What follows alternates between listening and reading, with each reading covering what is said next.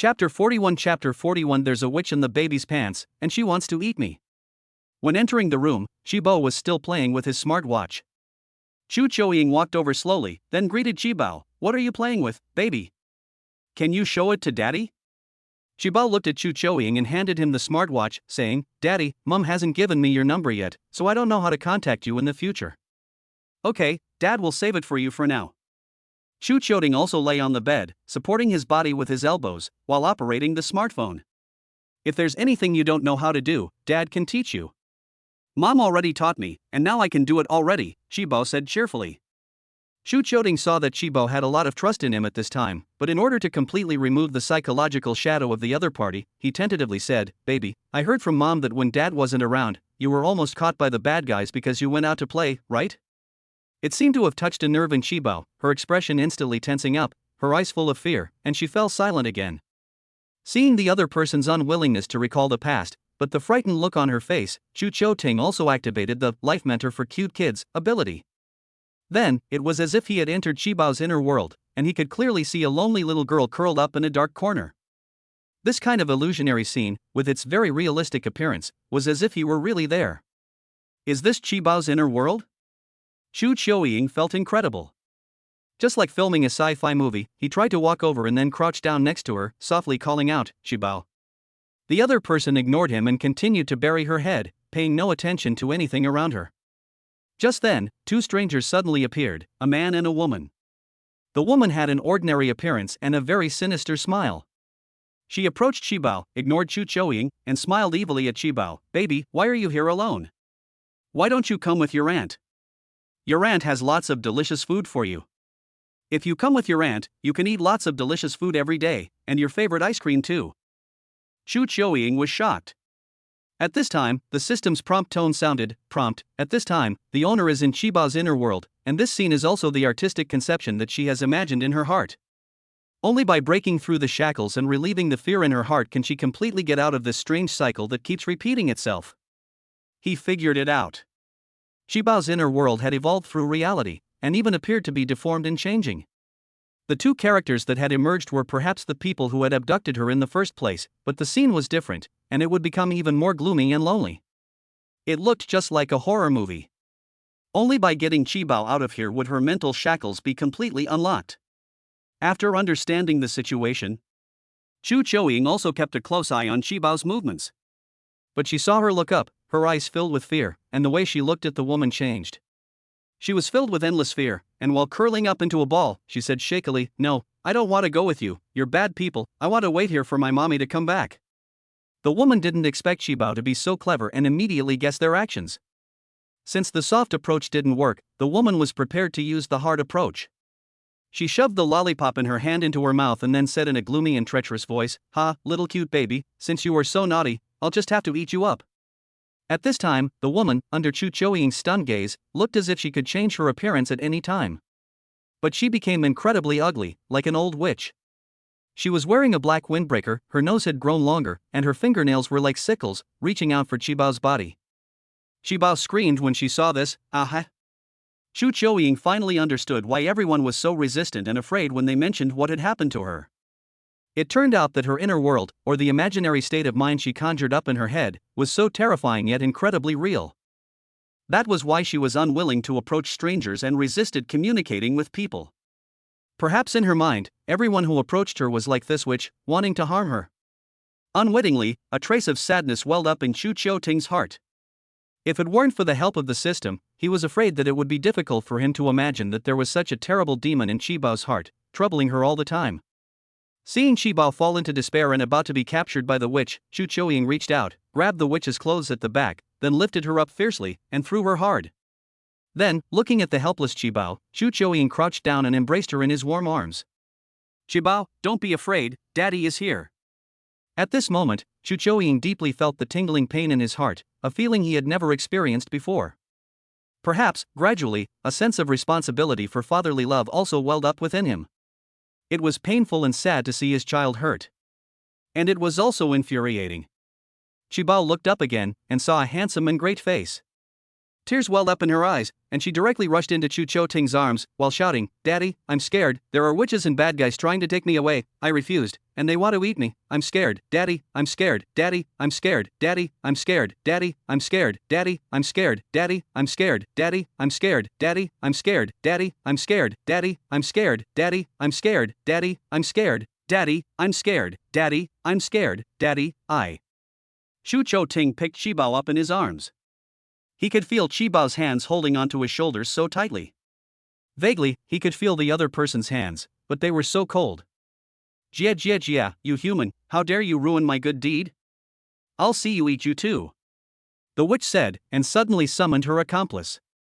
It was a man with a strange appearance. This was a monster that Qibao had imagined in his heart, and he didn't know how to describe it. Drooling, they looked at Qibao like delicious food. Dad, it's them, they want to eat me. I've been waiting for Mum to come, but she never showed up. Qibao looked at the two monsters, pointed with her tiny, childish finger, and then shrank back in fear. Chu Choying, however, was unafraid. Although it was Qibao's inner world, it was incredibly real. He knew that only by personally killing these two monsters in Qibao's nightmare could he completely dispel the gloom in her heart. Wiping away the tear stains on Qibao's face, Chu Choying smiled with a face full of sunshine and said, "Don't be afraid, baby.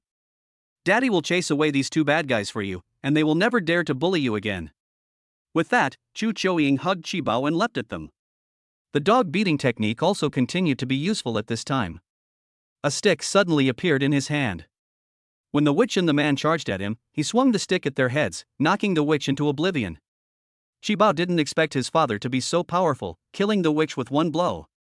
As the witch disappeared after a mournful cry, Qibao's big, tearful eyes shone with a strange light. "Dad, the witch is gone, Dad is so awesome." The man, after seeing his accomplice destroyed, was scared and fled in a hurry. Shu Cho Ting knew that only by eliminating them all could he dispel Qibao's fear, so he immediately jumped high and directly caught up to the man. Then he swung his stick at the man's face again. Bang! The man's head spun 360 degrees from the blow, and he fell to the ground in a strange position, tongue sticking out. The scene was a bit comical, but it made Qibao clap his hands in approval. "Daddy is awesome. Daddy, you killed the bad guy, and he's sticking out his tongue, Coco Coco." As he listened to the sound of silver bells in his ears, Shu Choting stepped on the man with one foot and said in an imposing manner, "In the future, will you dare to bully my daughter?" "No, no, hero, spare my life." The man begged for mercy over and over again. But Shu Choting directly crushed the other man's body with a kick, and in a scream, the man followed in the footsteps of the witch. After the two monsters disappeared, the suddenly overcast sky suddenly became clear, with white clouds floating by, and the sun shining down, illuminating Qibao's body. She squinted with enjoyment. Shu Cho Ting could also feel Qibao's inner world, and it became warm and fuzzy. He knew that Qibao's dark clouds had completely dispersed, that she had been completely freed from her shackles, and that she would never be afraid again. "Qibao, from now on, Daddy will protect you," Shu Choying said with a firm face. "No one is going to hurt you." Qibao's eyes became bright and shining, and she reached out her young hand to stroke Shu Choying's face, while beaming from ear to ear. "Daddy, you're a big hero, I love you so much." Then, he gave Shu Choting's face a strong kiss, the sensation of which was so real. But Shu Choting knew this was Qibao's inner world, so he gave a slight smile and said, "Qibao, you don't need to be afraid anymore, because you have your father, your mother, and your sisters to protect you together. So you are not alone, understand?" Qibao nodded emphatically. Shu Choting's figure then disappeared into Qibao's inner world. When he came back to his senses, Shu Choying realized that although the whole process in his inner world had been very long, it had actually happened in the blink of an eye. Looking at Qibao again, he saw that the other person's expression had become completely different from just now. With a smile, he stared at himself very seriously and intently. With a faint smile, Shu Choying said to Qibao, "Baby, why are you looking at Daddy like that?" Qibao, however, threw himself into Shu Choying's arms and said with admiration, "Because Daddy is a hero. Just now, I was very scared, but you chased away the two monsters for me and said you would protect me, so I won't be scared anymore." Qibao's cute voice was full of great determination, which instantly made Shu Choting feel relieved and at ease. "Qibao, should we go apologize to Qibao?" Shu Choting knew that Qibao must also be feeling bad inside and needed Qibao to shake hands and make peace. But Qibao nodded vigorously and said, "Yes." Shu Choting gave a knowing smile, picked him up and said, let's go to Qibao's room and play, let's not go to mommy." Giggle, giggle, giggle. Qibao's laughter instantly spread throughout the house. And the system's reward prompt tone also fell into Shu Choting's ears. Chapter 42. Obtain an S-level super evaluation and sleep in the same bed with your first girlfriend. Ding, congratulations, Master, you have solved the greatest difficulty and fear in Shibao's life. Rating S-level, receive 2 million yuan in rewards, and begin to multiply. Ding, double success, receive triple cash reward, already distributed to Master's account. Ding, activate special honor, Great Hero. Chu Choying hugged Shibao and walked towards Shibao's room, listening to the system's prompt sound, but not slowing down his pace. But the excitement inside him was unparalleled. After he had removed the gloom in Shibao's heart, the reward rating he received reached S-level, and the triple bonus caused by the critical strike made his account funds instantly exceed 10 million yuan. This was unthinkable before. With a cash balance of more than 9.3 million yuan, just looking at it made people feel emotional. Now there was no way he could spend all the money. He could be considered a member of the car-owning, house-owning, savings-having class. All of this was also thanks to the impression that Menghua had made on him. Chu Chou-ting felt happy inside, he had become a qualified father. Looking again at the special bonus effect of the Great Hero, when you are by the side of cute children, you will give them great courage at all times. Whenever they encounter difficulties, they will become strong and try their best to overcome them as long as they think of you, and they will not fear difficulties. The effect is also valid for Lu Mingli. This is really interesting. Chu Chou-ting laughed to himself, this is even better than gaining abilities himself. Indirectly influencing the children through his own domineering aura and giving them courage is also what the children need most right now, and Chu Chou-ting is happy about it. Now, he is looking forward to the system's endless rewards. After arriving in Sibao's room, he heard Sanbao still comforting Sibao. Don't cry, Shibao is definitely not angry with you, or shall we go to Chibao's room now? With mommy here, let's go comfort Shibao, okay? Sibao. At this moment, the voice of Chibao's mother, Naiming, sounded. Chu Chou-ting walked in with her, and when Sanbao saw them, he ran over with a surprised face. Dad, I was comforting Sibao, she was crying, so please comfort Sibao. When they got to the bed, Chu Chou-ting put Shibao on the bed, then opened his arms wide, ready to let Sibao lean into his arms. However, Shibao suddenly took the initiative to walk over, took Sibao in her arms, stroked her little head like a big sister, and comforted her. Sibao, sister, I'm sorry, it was Chibao's fault just now. Please don't be angry with me, Shibao knows she was wrong. Chu Chou-ting's face broke into a smile. It seemed that there was no need for him to comfort her himself. Sibao was choking back tears, with teardrops hanging in the corners of her eyes, as she sobbed, Shibao, it was my fault for burping. Are you not angry anymore? Burp. As she spoke, she continued to sob, so that her words came out in fits and starts, making Chu Chou-ting unable to help but laugh out loud. It was really funny. Sister, it wasn't your fault. It was Shibao who was naughty and ignored you, so it was Chibao's fault. The two of them even took the initiative to admit their mistakes. Chu Chou-ting saw that if they continued like this, it would never end, so he chimed in, you two are not wrong. It's those bad guys who are wrong. In the future, no bad guys will bully you again. So, Shibao still needs Siba, and you are still the best babies. Let's shake hands and hug to make up. The two cute babies looked at Chu Chou-ting, then glanced at each other, and they all grinned and laughed. Sanbao saw this and ran over to join in the fun. I want a hug too. We are the best sisters, giggling. Seeing their sisters hugging together in friendship, Chu Chou-ting was deeply moved. This is all thanks to Lu Mingli's good teaching. She has kept their relationship going and they are able to consider each other's feelings. After they made up, the few cute babies who heard the commotion also peeked in from outside the room, sneaking around. Chu Chou-ting looked at them and waved his hand, saying, come in, all of you. Daddy will make something delicious for you in a little while. Wow, Daddy, what's delicious? I want some too. Are there any strawberries? At this time, Shibao and Sibao had also returned to normal. Shibao's personality had become much more cheerful, and he was chatting and laughing with everyone. He was also very happy about this, and while hugging Lu Bao in his arms and holding him between his legs, he beamed and said, you can all have whatever you want to eat. Daddy will make it appear in a little while. In addition, I have another announcement to make. When he said this, Chu Chou-ying noticed that the expressions of the children had become serious and curious. Chu Chou-ying smiled and continued, in the future, no matter what happens, you must never have conflicts with each other. Even if there are, I hope you can all love each other. Because of what? Chu Chou-ting asked himself and answered, you were all born together by your mother with great difficulty and at the cost of her life. You have the closest blood relationship with each other, and you even have a mutual understanding with each other. This is something that neither your mother nor your father can compare to, so you must cherish each other and love each other, understand? Understood. Dad, we are all very good. Yes, Shibo is our favorite little sister. At this time, Lu Mengli entered the house and did not see the figures of Chibo and Chu Choying. She heard some loud noises coming from Sanbao's room and walked over to the door without entering. She heard Chu Choying say those words. Standing in the doorway, her hair still unwashed, she saw the young children gathered around Chu Choying, saying confused things. In this life, the thing she was most proud of, and also the thing she had done most correctly, was giving birth to them. Even though she had sacrificed a lot. Whether it was their studies, their family, or their future. They have gained more than they have sacrificed. From the moment Chu Chio Ting appeared, this feeling became even more pronounced. A family that is happy and harmonious together is more important than anything else. Chu Chio Ting noticed Lu Mingli and smiled at her. He then said to the children, "Look at the door, your mother is here. Go up and give her a hug and tell her thank you for all her hard work, okay?" The children were very obedient. At Chu Ting's command, they all rushed into Lu Mengli's arms again, and then shouted, "Mom, you've worked hard."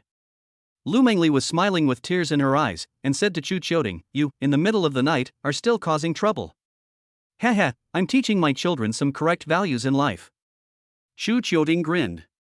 Lu Mengli also noticed that Qibao seemed to have recovered, and he even shook hands with Sabai to make peace, so she was relieved. She was originally thinking about comforting them after the bath, but now it seems that Chu Choying has taken care of it. "My dears, thank you." Lu Mengli also bowed her head and embraced Qibao in her arms, saying, "You are all very good, and I am proud of you." Chu Ting also stood up and took Xibao's hand, saying, "Let's go, Daddy will take you out for a midnight snack." Lu Mengli was surprised. She didn't expect Chu Ting to do something like this late at night. After all, it was almost 1 a.m. But seeing that the children didn't seem sleepy, and coupled with today's special circumstances, she cooperated. Fortunately, Chu Ting also brought all the ingredients, so the refrigerator was still full. She made the kids another meal of relatively easily digestible food, as well as milk and eggs. Together with some fruit and vegetables, it wasn't a big meal, but the kids were very happy with it. The family didn't gather around the table, but sat on the floor in the hall, with a carpet spread out. The coffee table was full of food and drinks, and from time to time, the sound of the kids' silver bell-like laughter could be heard. It wasn't until after 2 o'clock that Chu Choying and Lu Mingli arranged for them to go to sleep. That night, Qibao did not sleep with Liuli, but with Xibo instead, as if to continue fostering their relationship. Before going to sleep, the children said to Chu Ting with a smile, "Dad, you sleep with Mum tonight, she needs a hug too."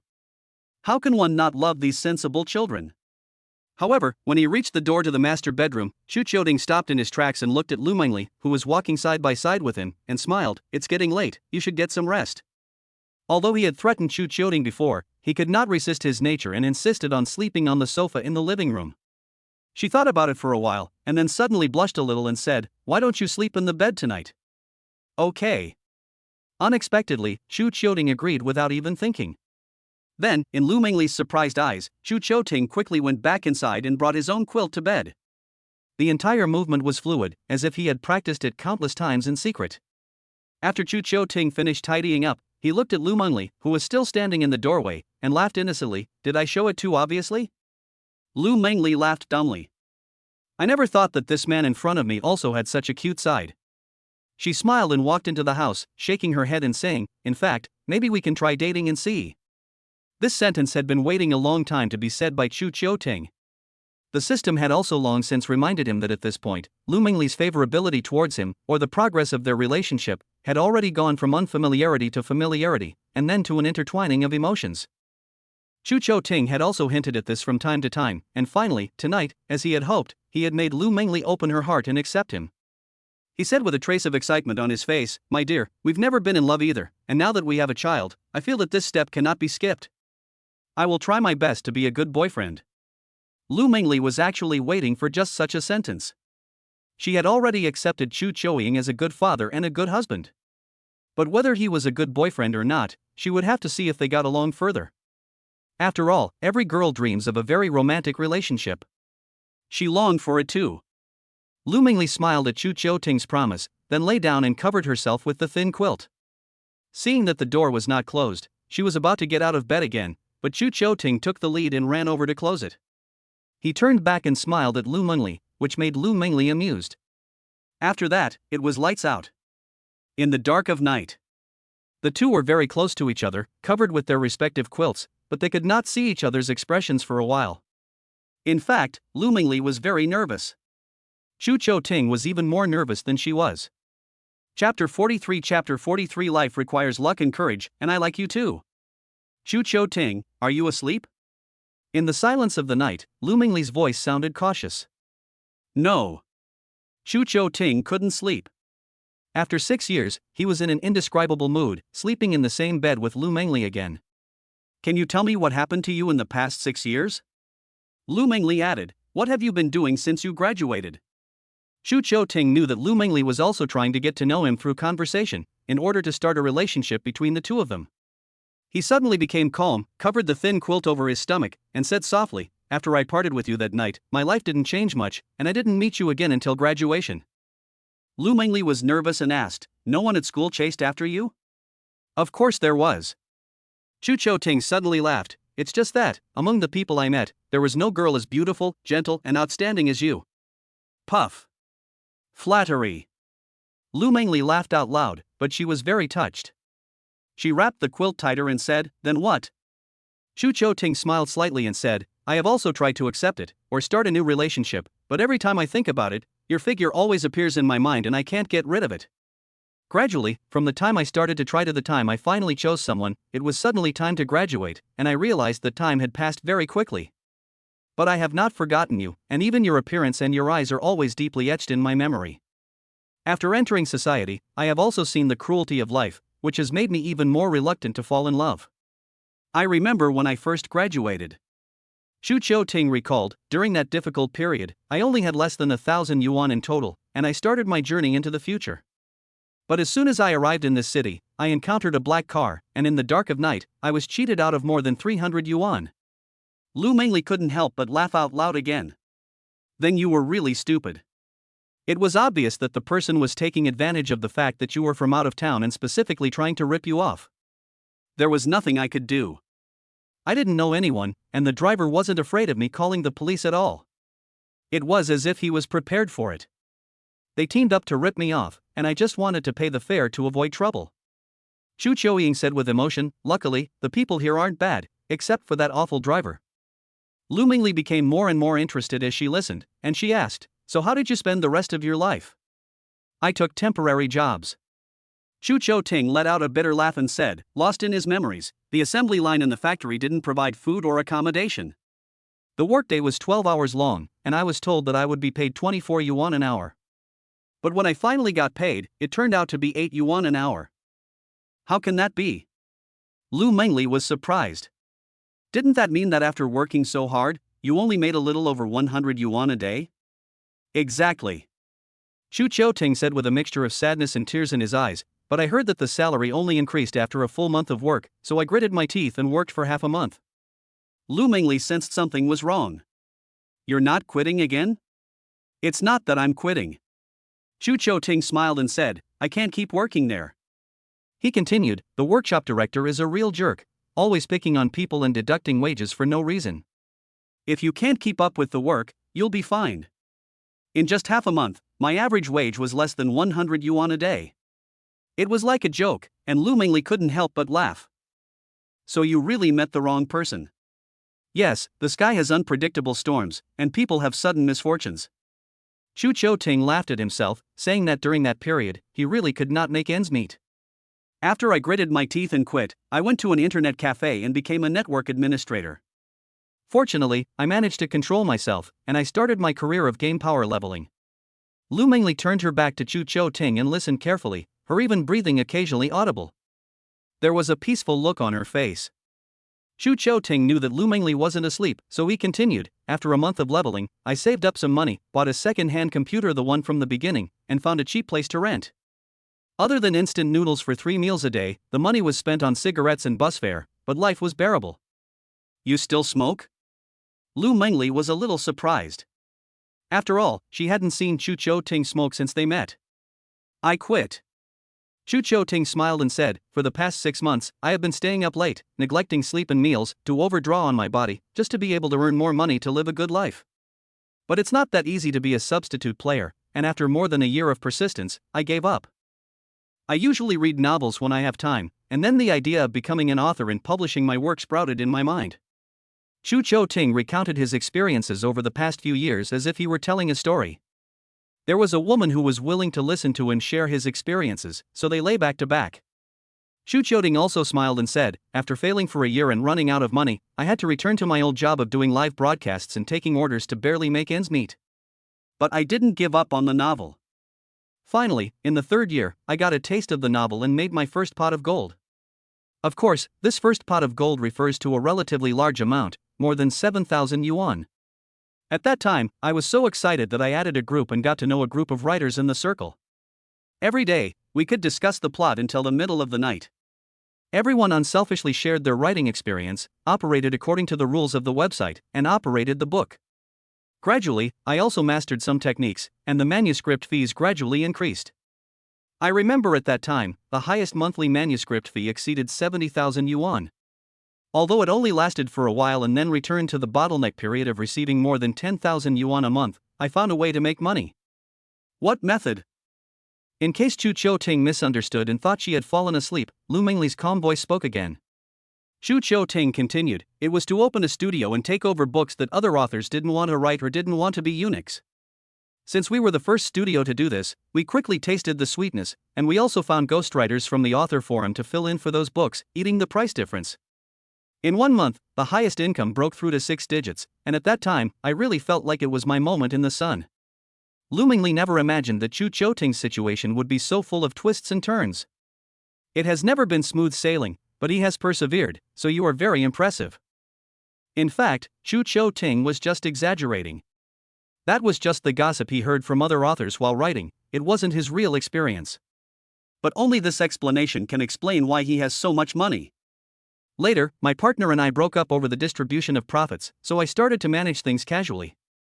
Chu Ting laughed again. "Perhaps it was just luck, but I got on well with my editor and learned that he was playing futures. He also let me try it. Unexpectedly, I made tens of thousands of dollars the first time I played, which made me feel that money came too easily." Lu Mingli speculated at this time, "And then you got scammed? How could it be so melodramatic?" I studied and pondered it myself again. Although I lost money, I generally made a profit, and my savings at that time reached 6 figures.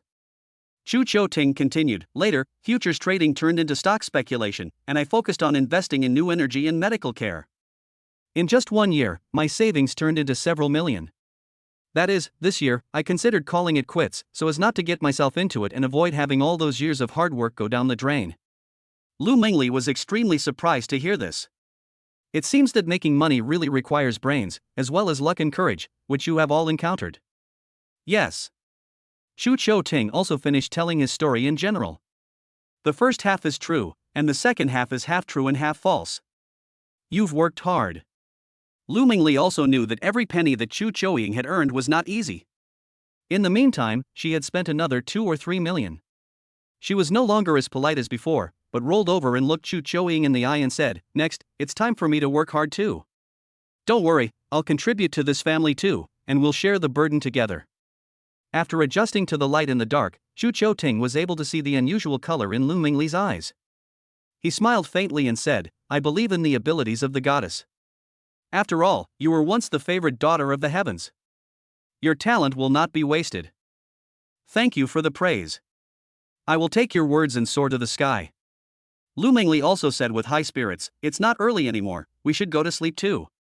Good night." As she said this, she did not turn her body sideways, but lay flat on her back and closed her eyes. From the side, Chu Ting could see a faint smile on Lu Mingli's quiet face. He thought for a moment and said, "Mingli, let me say this again, if you have time this weekend, let's take the kids on a picnic." "Great." Lu Mingli readily agreed. "For so many years, I haven't taken the kids out to play properly. It's just that you're here, and the family can have some fun and relax. Then it's settled." Chu Ting grinned, and then his eyes unconsciously fell on her towering breasts. After so many years, Lu Mingli's figure has become more mature and plump. He swallowed, his heart pounding as he tried to reach out and put his arms around her waist. He thought Lu Mengli would kick him away and make him roll off the bed, and he was mentally prepared for that. However, after touching the other person's slender waist, Lu Mengli just trembled for a moment, tensing up but not saying anything.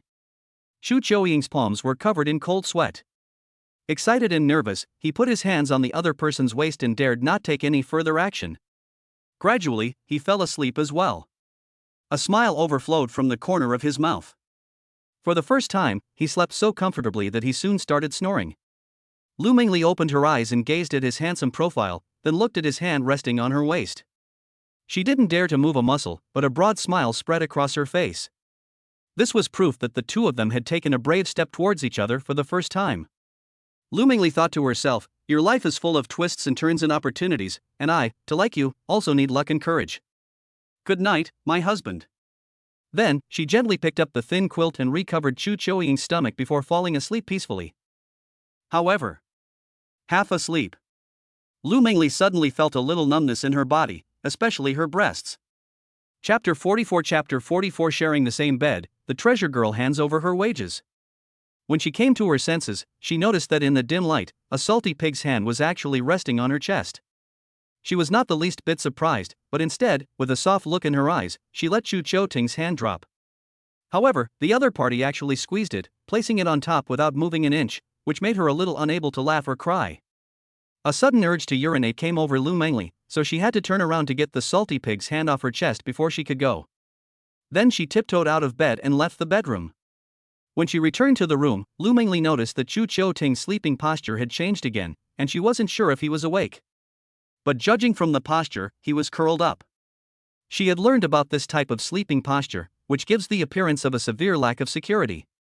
Lu Mengli didn't expect Xu Qiuting, who was already such a big man, to still act like a child. Her eyes became even softer. After getting back into bed and lying down, Lu Mengli glanced at the time. It was just after 4 a.m., and she continued to close her eyes and fall asleep. However, she once again felt a heavy object hit her, and the unscrupulous sexual harassment began to embrace her waist again. Fortunately, it didn't go any further, and it was quiet after it touched her waist. "Mengli, I will definitely love you twice as much." Just as Lu Mengli was about to fall asleep, she heard Xu Qiuying mumbling in his sleep, and a sweet smile spread across her face. She lifted her hand and patted the back of Xu Qiuting's hand, and soon fell asleep as well. Until the morning. The alarm clock went off. Lu Mengli opened her eyes, but found that Xu Qiuting's figure was missing by her pillow. It was only 6:30 in the morning, and she didn't expect Xu Qiuting to wake up so early.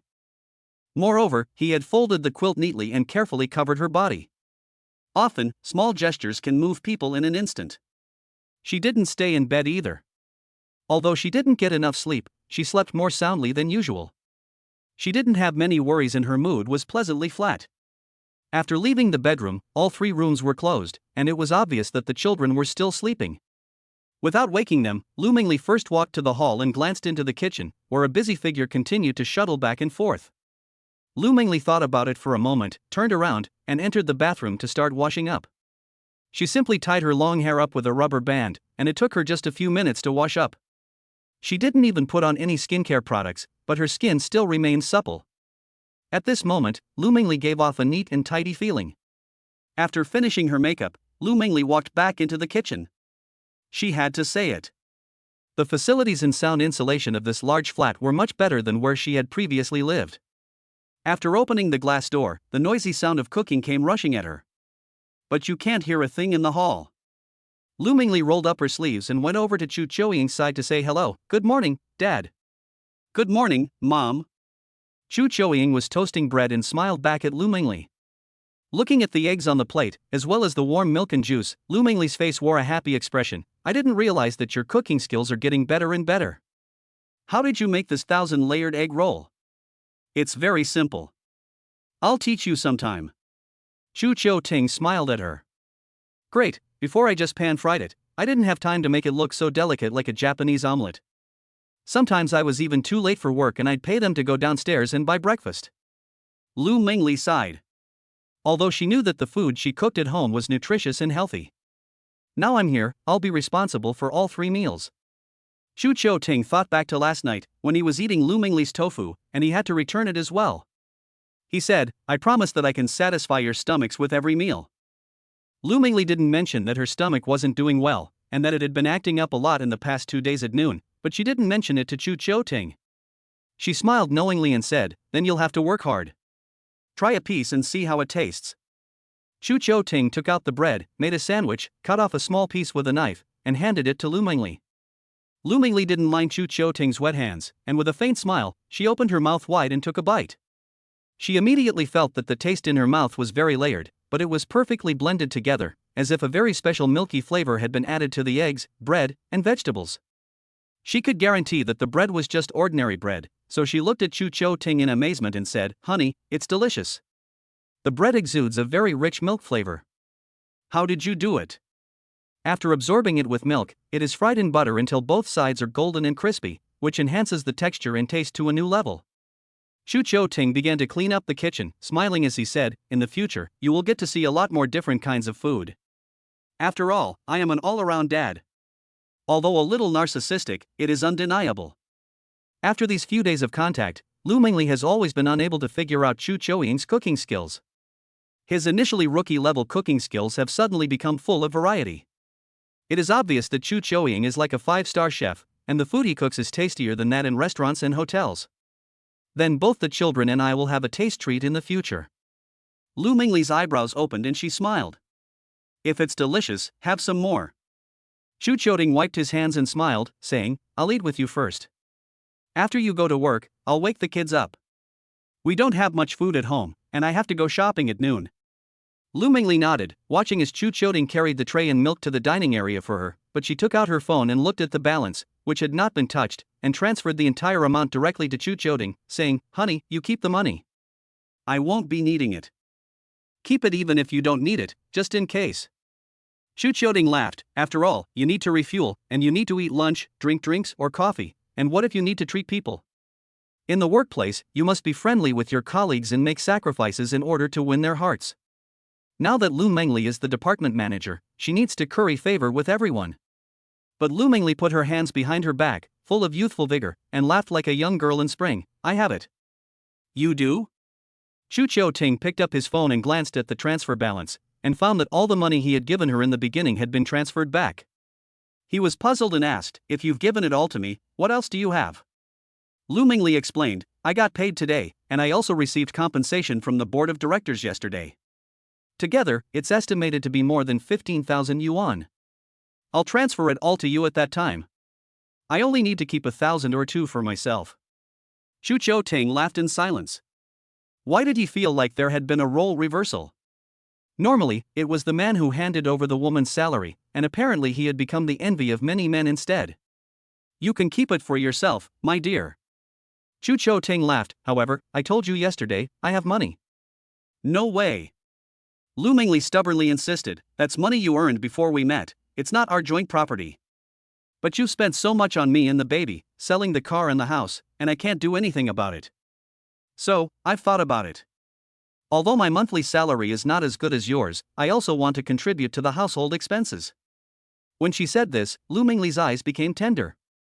I can't let you do everything and spend the money. That would make me a very incompetent person and would seem selfish. Chu Chou-ting hadn't considered so much. He just wanted to make up for them now. It can be seen that Lu Mingli's eyes carry a touch of determination and expectation. Chu Chou-ting nodded in understanding and said, that's fine. I'll keep the money. Don't worry about family matters. Also, if you don't have enough money, just ask me for more. Don't be stubborn like you used to be. Do you understand? Perhaps it was because their feelings were so deep that Chu Chou-ting and Lu Mingli had indirectly broken through the emotional barrier last night. So he also had the little gestures that men do with girls. He reached out and lightly touched the tip of Lu Mingli's nose, causing her to blush immediately. Chu Chou-ting, however, smiled and said, after all, we are now family, and I will also be a qualified boyfriend and love you again. Lu Mingli also remembered the nonsense that Chu Chou-ting had said last night. She could finally let go of the burden of becoming an adult and became like a little woman, shyly nodding and saying, okay, I will let you know if it's not enough. Eat quickly, or the taste will be worse when it gets cold.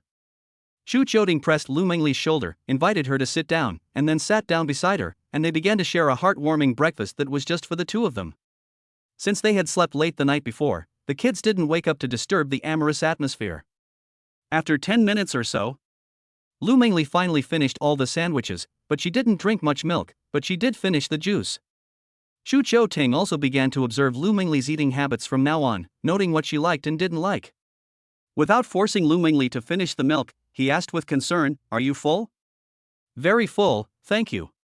Lu Mingli patted her tummy and said, "Let me clean up, you go rest." Looking at the time, it was only 7 o'clock, and Lu Mingli still had time to go to work, so he nodded and said, "Okay, I'll go wash up, and you can just put it in the automatic dishwasher and go change your clothes." "Okay," Lu Mingli nodded in agreement. The two then began to divide up the work. After Chu Qiuting finished washing up, he came to the dining area and didn't see Lu Mingli, so he knew she was in the bedroom. Xu Qiuting also took this opportunity to open an exquisitely packaged box from a pile of unopened packages and take out the clothes that he had not yet given to Lu Mingli. After arriving at the door, Xu Qiuting knocked on it and whispered, "Mingli, have you changed your clothes yet?"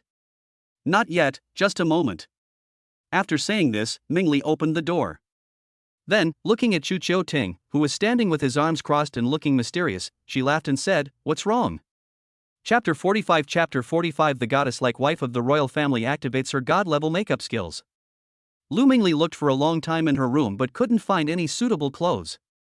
She was just an ordinary employee at the company at the beginning, so she was relatively casual in her clothing. When she returned with Han Shueme last night, the latter reminded her specifically that she would have to pay attention to her clothing after becoming a department manager.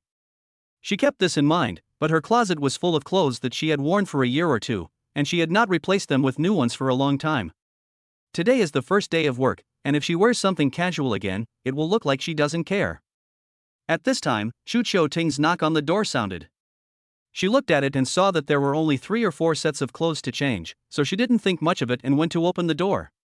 She saw Xu Qiuting standing in the doorway with his arms crossed, as if he was holding something, waiting for her. "What's wrong? You're being paranoid?" she asked with a smile. Xu Qiuting didn't make a big deal of it, and simply took out the new clothes in his hands and said, "Here, I forgot to give them to you last night. Now try them on, I'm not sure if they fit." Looking at the brand new clothes, which were beautifully packaged, there were 3 sets in total. Lu Mingli was surprised. "When did you buy them for me?" "A few days ago, I bought them with the kids." Xu Qiuting laughed and said, "But I got delayed by the move." Lu Mingli didn't expect Xu Qiuting to give her such a big surprise. She opened the door and said, "Come in first." Xu Qiuting nodded, and after walking into the back with the clothes, he placed them on the bed. Then he glanced at Lu Mingli's closet and said, "When I was packing my luggage a few days ago, I noticed that you had relatively few clothes, so I bought you 2 sets. He said, and then picked up a suit. "As for this one, I learned that you were going to be promoted to manager on Valentine's Day, and I didn't have anything to celebrate with you. So yesterday, when I took the kids out to eat at a buffet, I passed by a clothing store and thought you could use it, so I bought one for you. Now try it on." Lu Mingli discovered that Xu Qiuting's emotional intelligence was even higher than she had imagined. Whenever she needs something, he can always think of many comprehensive things for her at critical times and solve many of her problems for her. "This suit must be very expensive, right?" Lu Mingli said with a face full of emotion. Xu Qiuting, however, laughed and said, "Not expensive." Then he added, "Even if it is expensive, as long as it looks good on you, then it's worth it." "Thank you." Lu Mingli smiled and said, "I'll try it on." "Okay." Xu Qiuting nodded, but did not take any action. Seeing that Xu Qiuting was still in the room, she found it a little difficult to say, "That child's father, could you go out for a while?" "Oh, right." Xu Qiuting gave a naive smile, realized that it was inconvenient, and hurriedly left the room. Watching his awkward appearance, Lu Mingli laughed, "What a straight man." However, when she spent time with Xu Qiuting, she felt very comfortable and there was no pressure.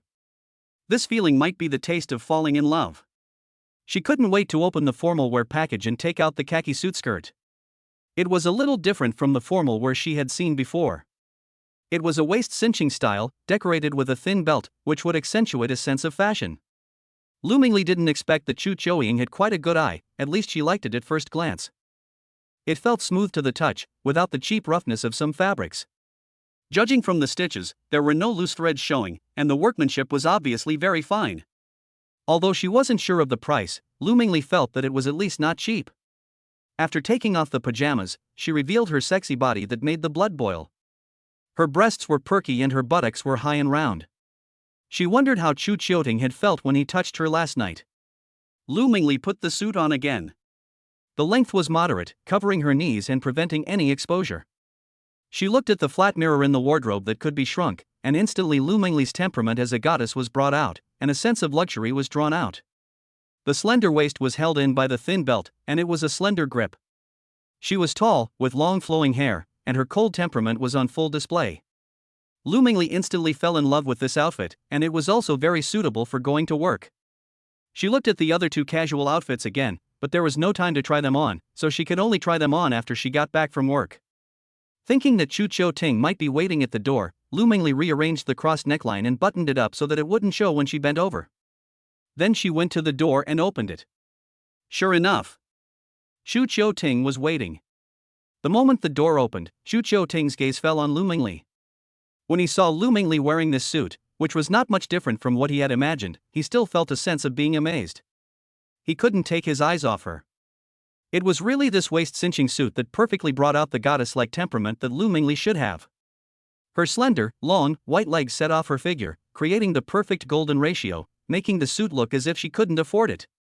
In fact, this suit also cost Chu Chioting more than 5,000 yuan, which could be considered a bit of a luxury. The thin belt is draped around the waist, serving as an embellishment. The neckline is crossed, slightly accentuating her flawless breasts. Seeing that Chu Chioting was mesmerized, Lu Mingli blushed and secretly gloated. So, what do you think? It looks good, and you have the full queenly air. Chu Chioting came back to his senses and gazed at Lu Mingli's delicate face, which was not made up with any rouge or powder. He was immensely satisfied and said, "It'll pull in the full aura when you wear it out, and definitely get a high rate of return." Lu Mingli, however, giggled. "That's not so exaggerated." "It's definitely not exaggerated." Chu Chioting giggled. "After all, who can make their child's mother look beautiful? She was once a school beauty and goddess. I don't think it's just this outfit that looks good, you'll definitely look stunning in any other clothes too." "Okay, if you keep praising me, I'll be too proud." Lu Mingli glanced at the time again and found that almost half an hour had passed since she changed her clothes. Hurriedly picking up her bag, she said, "It's almost time, I have to go to work, let's chat again tonight."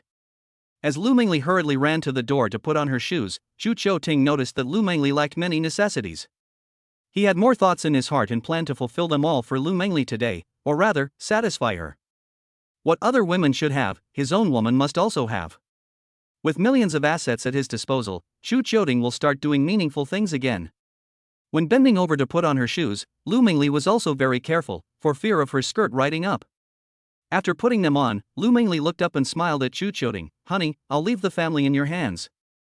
I'll go to work first. Call me if something happens." "Okay." Chu Chioting made a gesture and said, "Be careful on the road." "Okay, bye." Lu Mingli opened the door, waved to Chu Chioting and left. In the hall, after the calm was restored once again, Chu Chioting's heart also became bright. As he was preparing to get his phone to do some online shopping, Herbal woke up. Rubbing his sleepy eyes, he said in a baby voice that indicated he hadn't yet woken up, "Daddy, where's Mommy?" "I just went to work." Chu Chioting walked over and picked her up, saying, "What's wrong, do you miss Mommy?" "No, Mommy is like this every day, sometimes she's gone when I wake up." Herbal said matter-of-factly, "It's just that I need to go pee."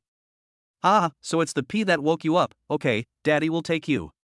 Chu Chioting said, and he carried Herbal to the bathroom, put her on the toilet seat, and said, "You go pee first, Daddy will go reheat breakfast for you."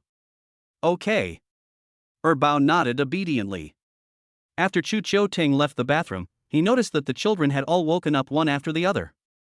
It was fortunate that there was no need to serve them reheated food. However, as he walked to the door of each room, he saw that the children were all just waking up, rolling around in bed, some still clutching their pillows, their hair disheveled and unkempt as they played. Silver bell-like laughter rang out in the room, but it gave a feeling of being full of vitality and exuberance. "Wake up, my darlings. After breakfast and a quick wash, Daddy's going to take you out shopping." Chu Chioting coos. "Yes. Let's go shopping." "Daddy, what are we buying? Can we have some too? I want to buy high heels." Wobo says, full of mischief. Chu Chioting laughs, "My dear, why do you want high heels? Do you want to grow taller quickly? But Wu Bao shook her head and said, Daddy, no, I want to buy them for mommy. She added, I see other mommies and aunties wearing nice clothes and high heels when they go out, but mommy always wears flat shoes. So I want mommy to look pretty too. Chu Ting squeezed Wu Bao's little face. The little girl's thoughts were exactly the same as his own. My baby is so good, she's already thinking about her mother. Daddy promises you, let's go shopping today and buy a present for mommy, okay? Yes. The adorable children cheered. Then, it took about an hour. Chu Ting enjoyed washing the children, feeding them and brushing their hair. But tying their hair wasn't easy, and Chu Ting had to work hard for a long time before it looked halfway decent. Ding, congratulations to the owner for taking care of the cute baby, rated B, and awarded 10,000 yuan. It is now being doubled. Ding, doubled success, awarded 5 times the critical strike cash reward, already distributed to the owner's account. Ding, activated skill, advanced makeup. Ding, the system has detected that readers are not yet satisfied. More must be added. Chapter 46, the cute baby's trip attracted much attention, and the brat bullied her about to death. Chu Ting was surprised. He was a man, but he had unexpectedly acquired makeup skills. After putting it all together in his mind at the moment, he had reached a proficient level in makeup techniques. Looking at the ponytails on the cute kids' heads, Chu Ting instantly felt embarrassed. Just like suffering from obsessive-compulsive disorder, Chu Ting said to the cute kids again, babies, daddy will redo your hair. This time, trust daddy, I will make it look beautiful. The children were not impressed by Chu Ting's skills. After all, they had seen it yesterday and they had seen it now, and it was not much different from a bird's nest. But they did not mind, and they did not care about beauty or ugliness. They were satisfied as long as they had something to eat and something to play with. Good, Daddy, you have to make it pretty this time. Daddy, you can't even do it as well as I can, he. Then Daddy, can you do a bun? Chu Ting walked over to the children and laughed, of course I can, it's so easy. At this point, for Chu Ting, it was a piece of cake. He started with the bao and made a double bun. The amount of hair on the children was amazing, and it was very supple, so Chu Ting didn't even need to use much rubber band to finish. It was very firm and shaped, delicate and small. And it only took a very short time, less than 2 minutes. The children looked at De Bao's double ball hairstyle and instantly became envious. Dad, I want De Bao's ball hairstyle too. Dad, yours looks better than Mom's. Can you do a twisty plait? The children were full of wonder and asked him more questions. But for Chu Ting, there was nothing he couldn't do. Second Bao, how about we try a double twisty plait? Chu Ting said proudly. Yes. Second Bao was more than happy. Then, under the watchful eyes of the cute kids, Chu Ting began to braid her Bao's long hair. He grasped her Bao's hair and braided it with great skill, and it was quickly done. Compared to the time Lu Mingli spent doing it herself, the style was more delicate and beautiful. With a pink barrette for decoration, her Bao's spirit and energy instantly became different, and she was even more cute and charming. Then Chu Ting went on to create various hairstyles for the other cute kids. He did ponytails, high ponytails, half-up hairstyles, single side plaits, Neza-style top knots, etc. He quickly finished all the hairstyles for the 7 cute kids in less than half an hour. Each of the cute kids ran to the mirror to check their hairstyles and were very satisfied. Kiki, Daddy, you're amazing, you're even more dexterous than Mummy, they said. Dad, can you do my hair every day from now on? I'll look the best. Chibao's Neza hairstyle is very cute and adorable, and the small and delicate look is very playful. Chu Choying smiled and said, of course it's okay, as long as the babies like it, Dad can tie your hair in different styles every day. The cute kids jumped up happily. Ding, congratulations, the owner has received a rating of B for his hairstyling and has been awarded 50,000 yuan. The reward has been doubled and the doubled amount has been awarded, and has been paid into the owner's account. This time there was no critical strike, but he was still very happy to receive an additional 50,000 yuan. I'm afraid no one would have thought that taking cute kids could make you a multi-millionaire.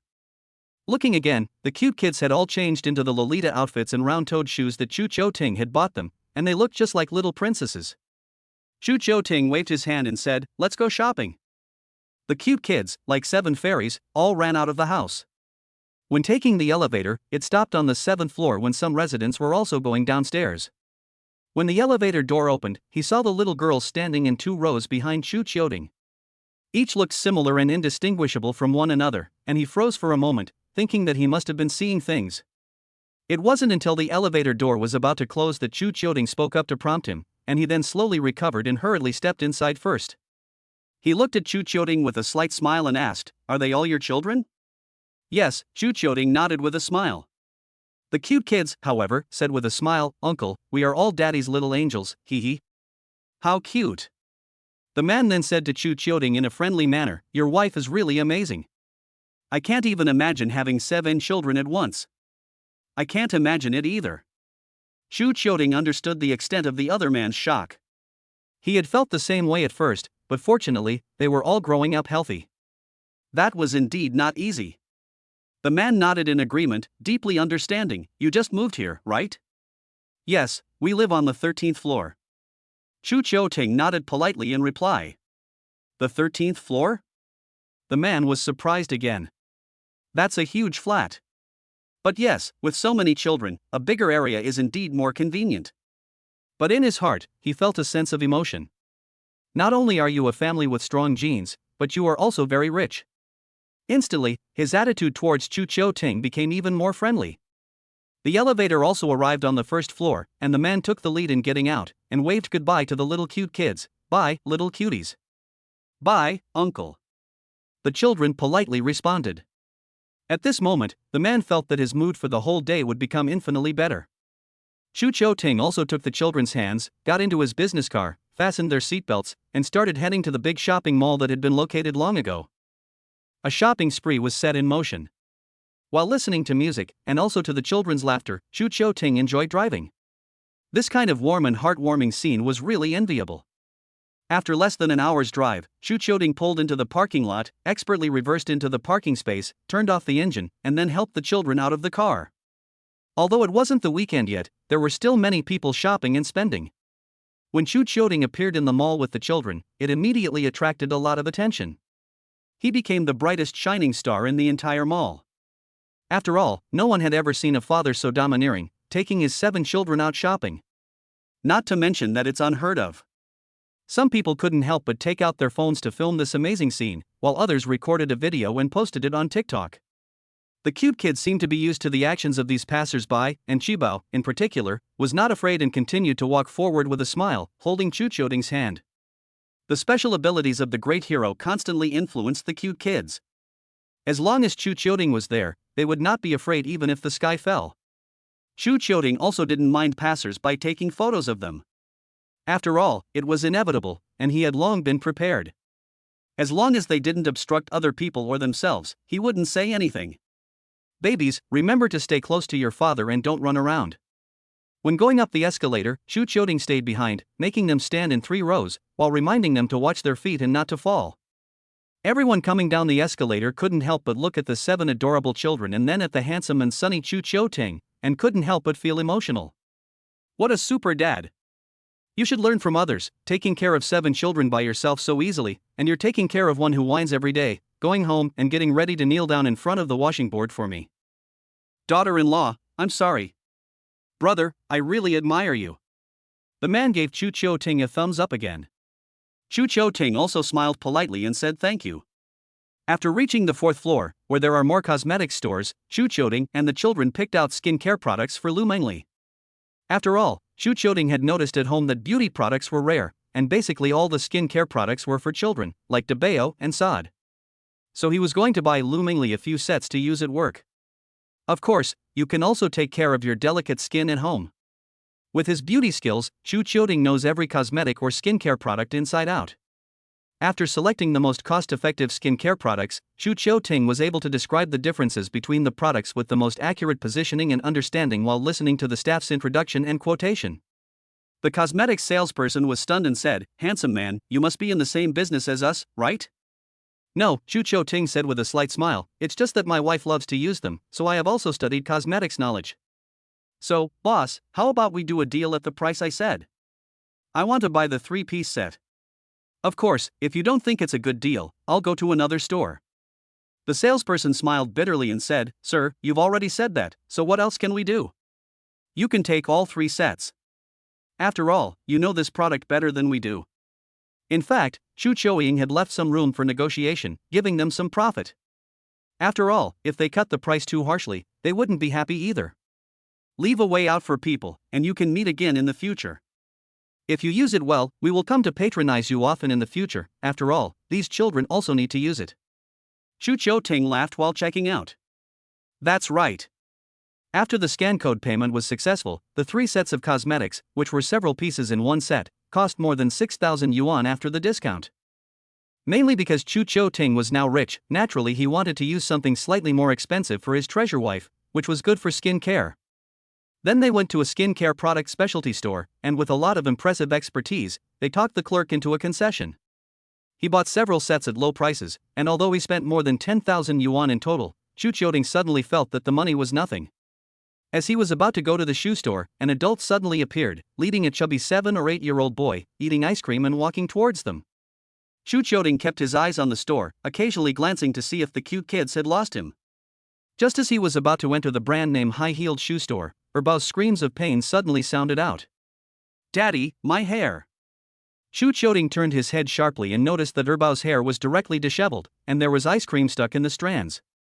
He was looking at a fat, pig-like brat, who was holding the pink butterfly barrette that had been snatched from Erbao's head in his greasy hands, and shouting triumphantly. Chu Ting's face instantly turned dark and could drip water. "Bullying my baby, you're looking for death." Chapter 47. If cute kids don't show their temper, do they take us for porcelain dolls? Nightly benefit. The brat was still giggling, grabbing the hair clip but suddenly dropping it on the ground and stomping on it, having so much fun. "Dad, they look alike, they must all be robots in disguise, I want to pinch their faces." Saying that, they started to get physical, and the dirty, salty pig's hands were about to rub against Erbao's body. While Erbao was dodging, Chu Choying grabbed it, then broke it with a forceful twist. The child cried out in pain, "My hand, Daddy, someone's bullying me, oh, oh, oh,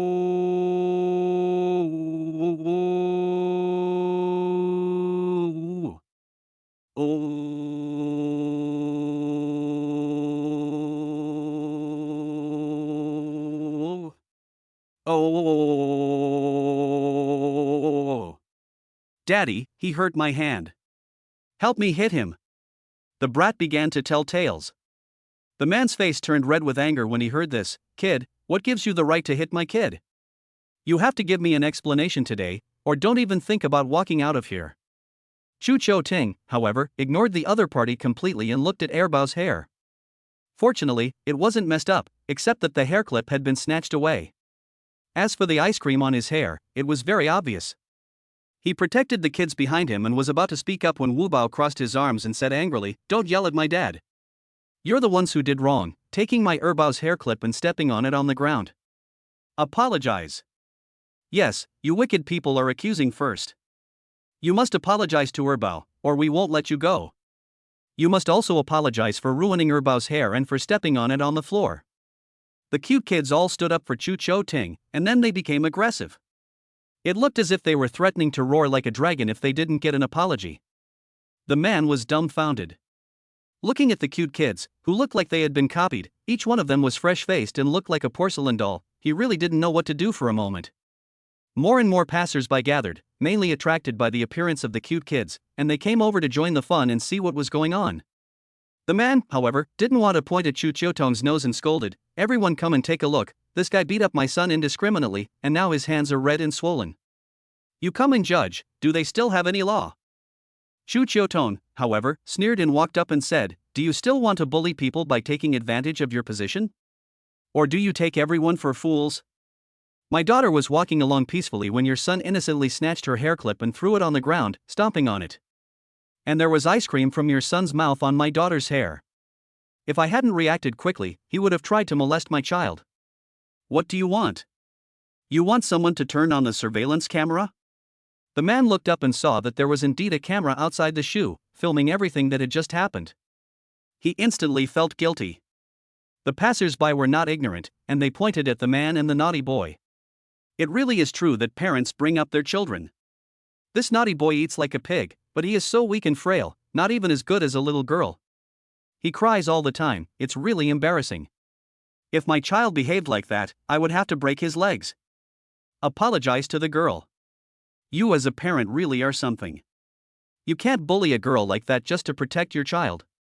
We all saw it, it was your son who started it, he deserves to get beaten. At this point, the man's yelling not only didn't have the desired effect, but he was instead being scolded by the passers-by. The cute kids continued to hold their heads high with pride, and shouted at the naughty kid, "Apologize quickly and pay for my Erbau's hair clip. That was a hair clip my dad bought me, and now you've broken it, I hate you all. Erbau, don't cry. Let them buy you an exact replica as compensation.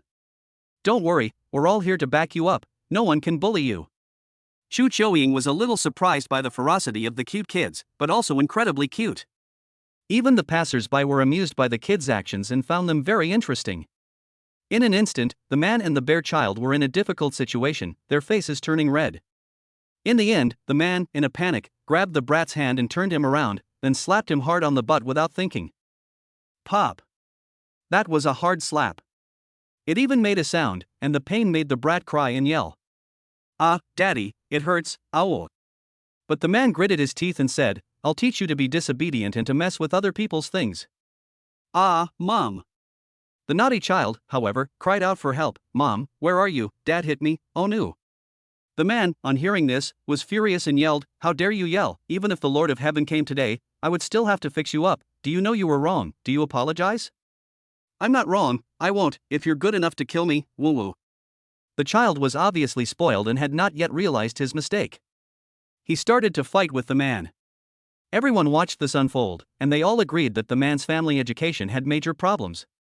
Chu Cho Ting, however, watched from the sidelines, eager to see what this father and son would get up to.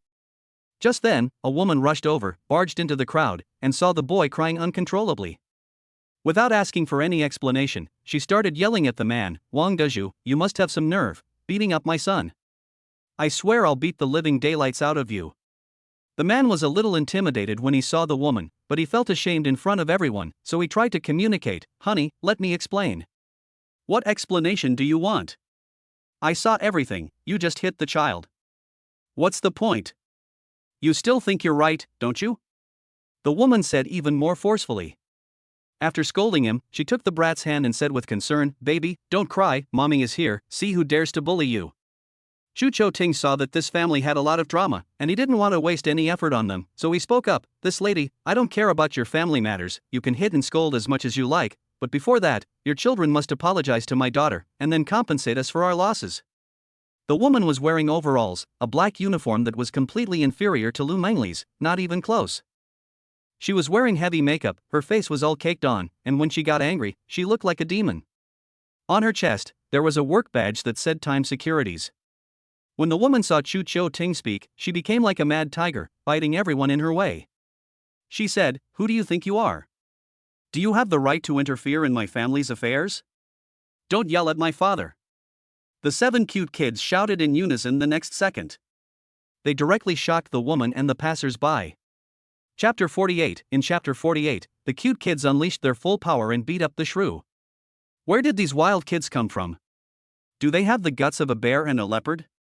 The woman, however, started to swear at them, "Do they have any manners?" Saying this, she led the brat forward and pointed at the cute kids, ready to strike. At this point, she was completely shameless and was about to raise her fangs in public. Chu Cho Ting saw that this shrew was completely unreasonable and immediately stepped forward to protect the toddlers. He grabbed her raised hand and shook her off in the same way he would deal with the bear children. "What do you want? Try moving my children?" Chu Cho Ting's eyes were cold and he warned with anger. However, the man took this opportunity to step forward, pushed Chu Cho Ting and said, "What are you doing? Are you hitting my wife?" The passers-by were just watching and pointing, but it was a bit of a tall order to get them to help. "Dad! How dare you hit my dad? Don't hit my dad, or I'll hit you." When they saw Chu Choting being pushed away, the children all rushed up anxiously and pulled at the man with all their might. The man was really angry and threatened, "Let go of me, or I'll hit you too." But the cute kids were not afraid at all. They grabbed the man's hands and clothes, and their small bodies carried great strength. They pounded on him as hard as they could, saying, "Let go of my dad, or I'll beat the shit out of you." "You're asking for it." The man was desperate. He raised his hand to slap them. His target was San Bao, who was closest to him. Seeing that he was about to be hit, Chu Choting finally lost his temper.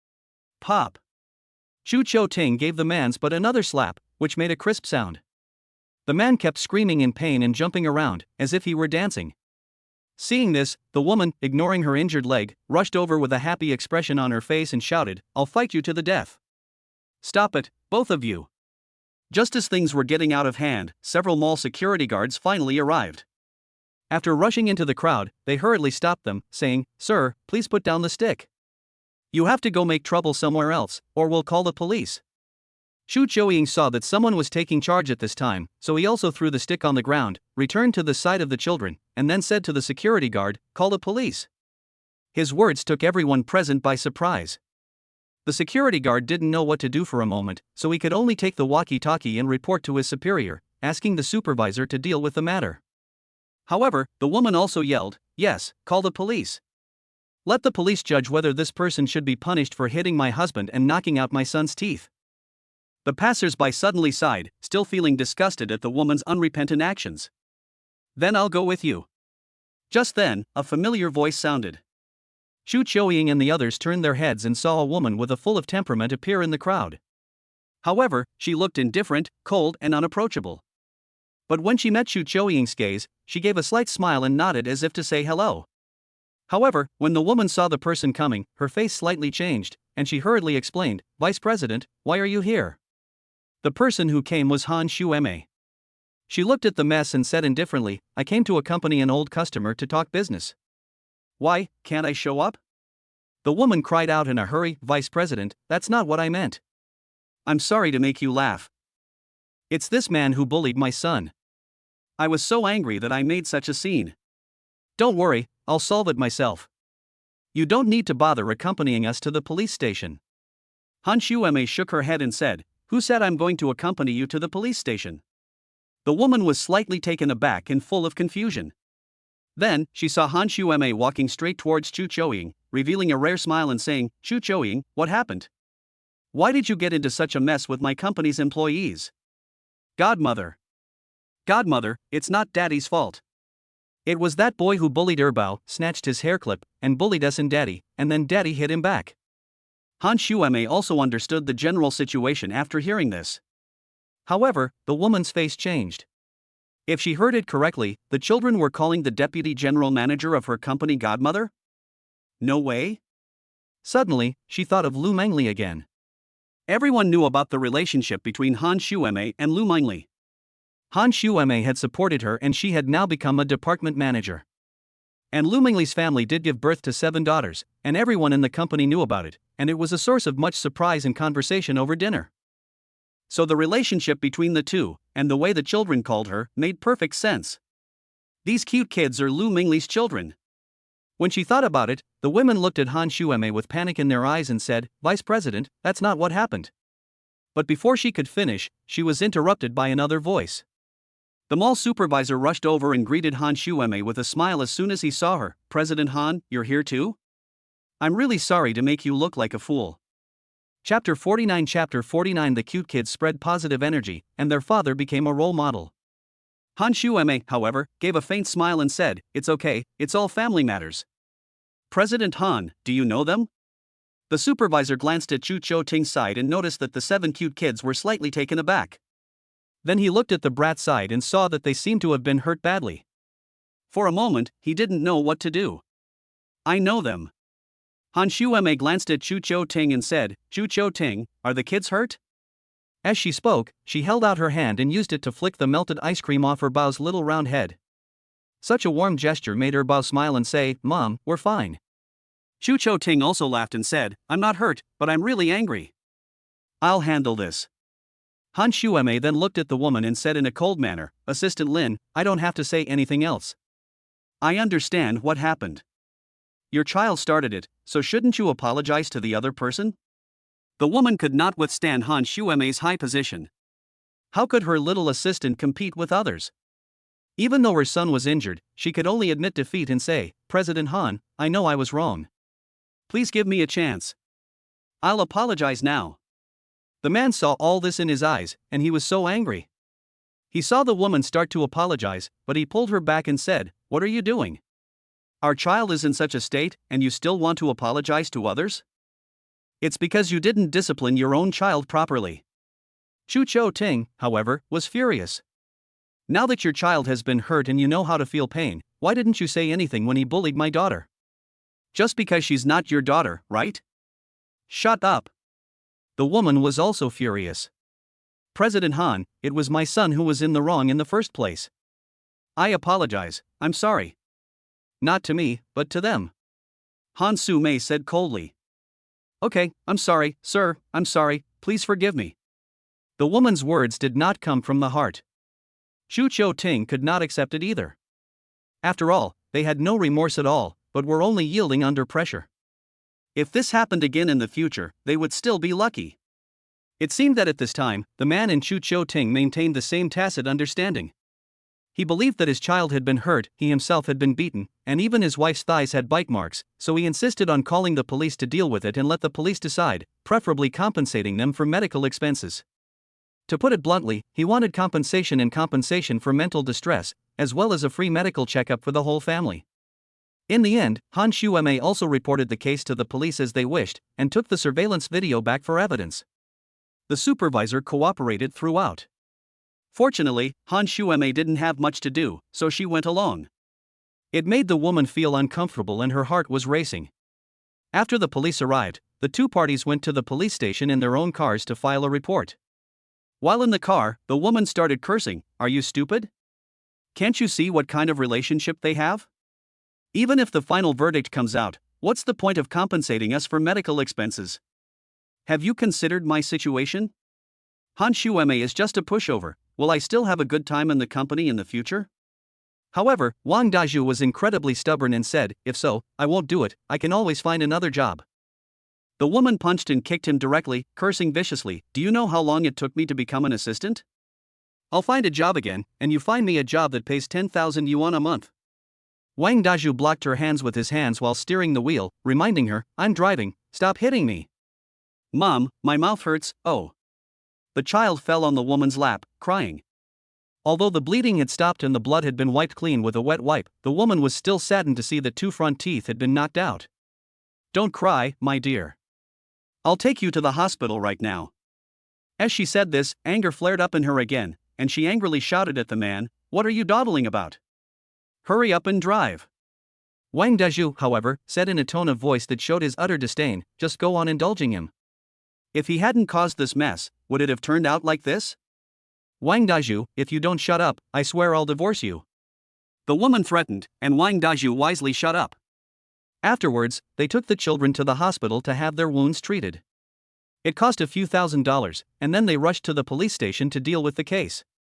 As for Chu Choying and the others, they had already arrived at the station and were accompanying the children to make statements. Han Shu-mei was waiting in the lobby. The police officers investigated and collected evidence from the surveillance cameras and finally came up with a preliminary result. When Wang Daju and his family arrived, they were called into a separate meeting room for discussion. The atmosphere became serious. The police officer looked at the woman and Wang Daju and said, "Mr. Wang, we have also watched the surveillance footage. Regarding this civil dispute, we have finally determined that your child started it first." Wang Daju listened in silence, but the woman became impatient. "No, comrade policeman, although my child was naughty and pulled someone's hair clip, it's not worth beating him up like this." The woman then took the brat by the hand and pointed at his mouth, saying, "You know that he just had his teeth replaced and now they are all knocked out. What are we going to do? This trip has already cost us thousands of dollars. Are we just going to let it go?" The police officer waved the woman to sit down, then continued, "We can understand how you feel, but Miss Lin, we also have to determine who is right and who is wrong based on the situation. Throughout the incident, Mr. Chu was acting in self-defense, protecting his child from harm." The police officer continued, "Whether it's your child, Mr. Wang, or you yourself, Miss Lin, you all have the suspicion of starting the fight, which is why they had to react defensively to protect themselves from harm. So, you all understand, don't you? I haven't accused you falsely, have I?" The police officer said, looking at Wang Daju, but the other party looked away sheepishly. However, even if they pretended not to hear, they could not escape final determination of responsibility. "As for the medical compensation and mental damages you keep talking about, it depends on the wishes of Mr. Chu and the children. If they are determined to sue you, then it is estimated that they will have to compensate Mr. Chu for some mental damages and other related expenses. Hearing this, the woman was dumbfounded and said incredulously, "No, officer, have you also been bribed by him? Why should we pay them back money?"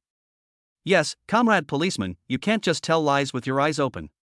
Obviously, we are the ones who were injured, so how did it become that they are the victims?" Wang Daju also became anxious and stood up, looking like he was about to eat someone.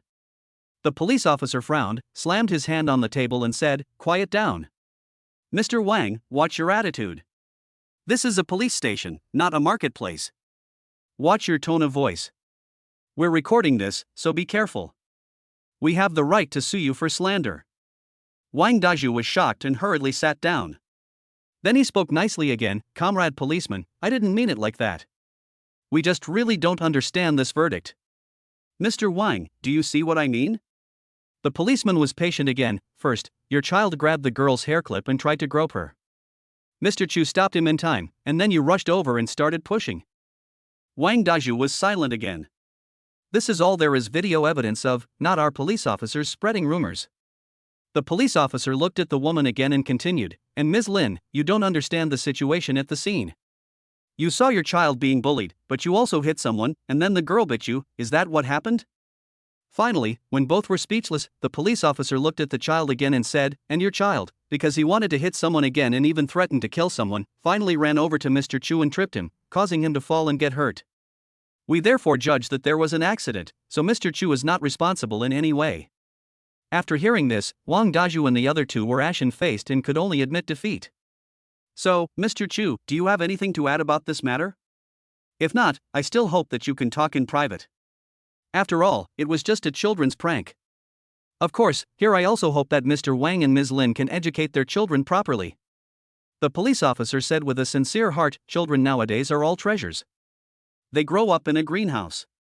I hope that when you realize your mistake, you will also always pay attention to the mental or spiritual health of your children, so as to prevent them from following the above path to crime." "We know we were wrong, officer. Don't apologize to me." The police officer laughed and said, "You need to ask Mr. Chu to forgive you. Comrade policeman, we don't need them to apologize either." Chu Choying saw that the two men were at a loss for words, but he smiled and said, "My child is fine too. The reason I'm troubling you is that I don't want to suffer from unwarranted calamity, and I need you to handle it and educate and criticize. Mr. Wang, you should learn from Mr. Chu and his children. They convey positive energy, know how to protect their family, and set a good example." The police officer praised them again, making Wang Daju and the others blush. In the end, a settlement was reached. Chu Cho-ting didn't want any apologies or compensation from them, and he shook hands with the police officer before leaving with the cute kids. Han Shueme, who was waiting in the lobby, sent a message to Lu Mengli while waiting for them to come out. She only stood up when she heard a noise, looked at Chu Cho-ting, who smiled at her, and let her guard down when she knew the result. Then she looked at Wang Daju and the others, who had followed behind her and came out a step behind, and her face turned cold again. At this moment, the woman was panicking to death. He took another big step forward and forced a smile on his face as he said to Han Shueme, "President Han, this is just a misunderstanding. We have already apologized to Mr. Chu and reconciled." Chapter 50 Baba is so powerful, he beat them up until they were all bruised and bloody. "I don't have anything to see." Han Shueme, however, walked towards Chu Cho-ting, continuing, "Explain to the Human Resources Department tomorrow."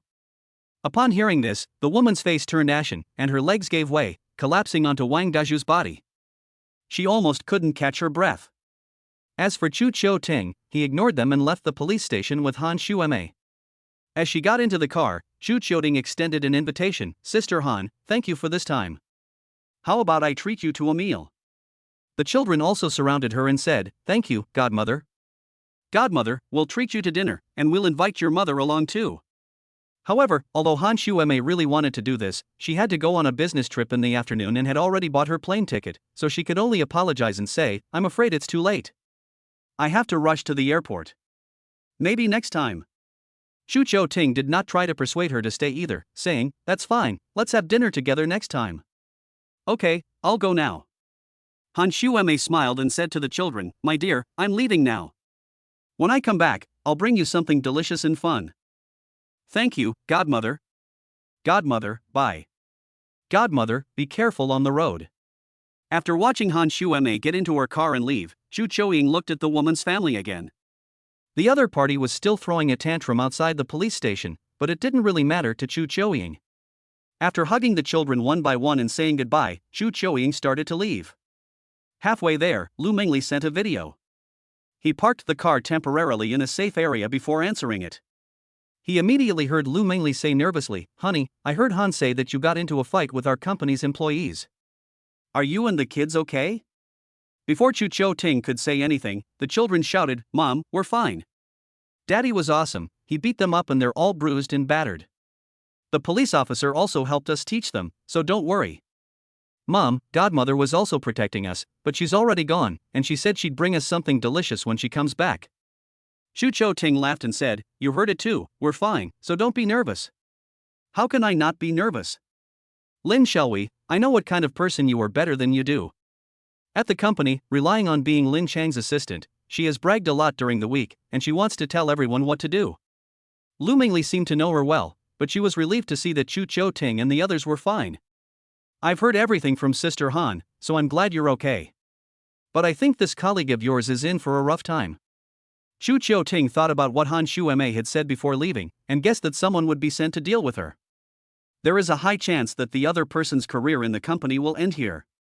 Han has already notified the Human Resources Department to handle this matter, and she should probably be fired. Lu Mingli did not feel sympathy for the other person either. After all, this is how it is in the workplace these days. In the beginning, with Lin Chang as her protector, Lin Xiaowei did whatever she wanted and looked down on everyone. Now that Lin Chang has fallen, she has also risen to power. Although she is not in the position of director, she is not someone that Lin Xiaowei, an assistant, can compare to. With one thorn out of the way, naturally it is good for Lu Mingli. As for in private, what Lin Chang and Lin Xiaowei are doing behind closed doors, Lu Mingli doesn't want to mention it, and the company colleagues all know it very well.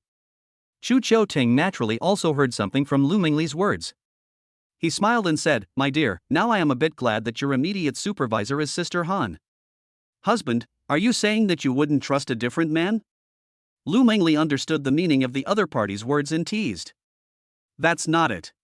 Chu Cho Ting still has a lot of trust in Lu Mingli. She gave birth to 7 cute children for him, and they have struggled to make ends meet all these years, without even a person to rely on. If she wanted to, she would have a bunch of men pursuing her in no time, but she is still waiting for him in the same place."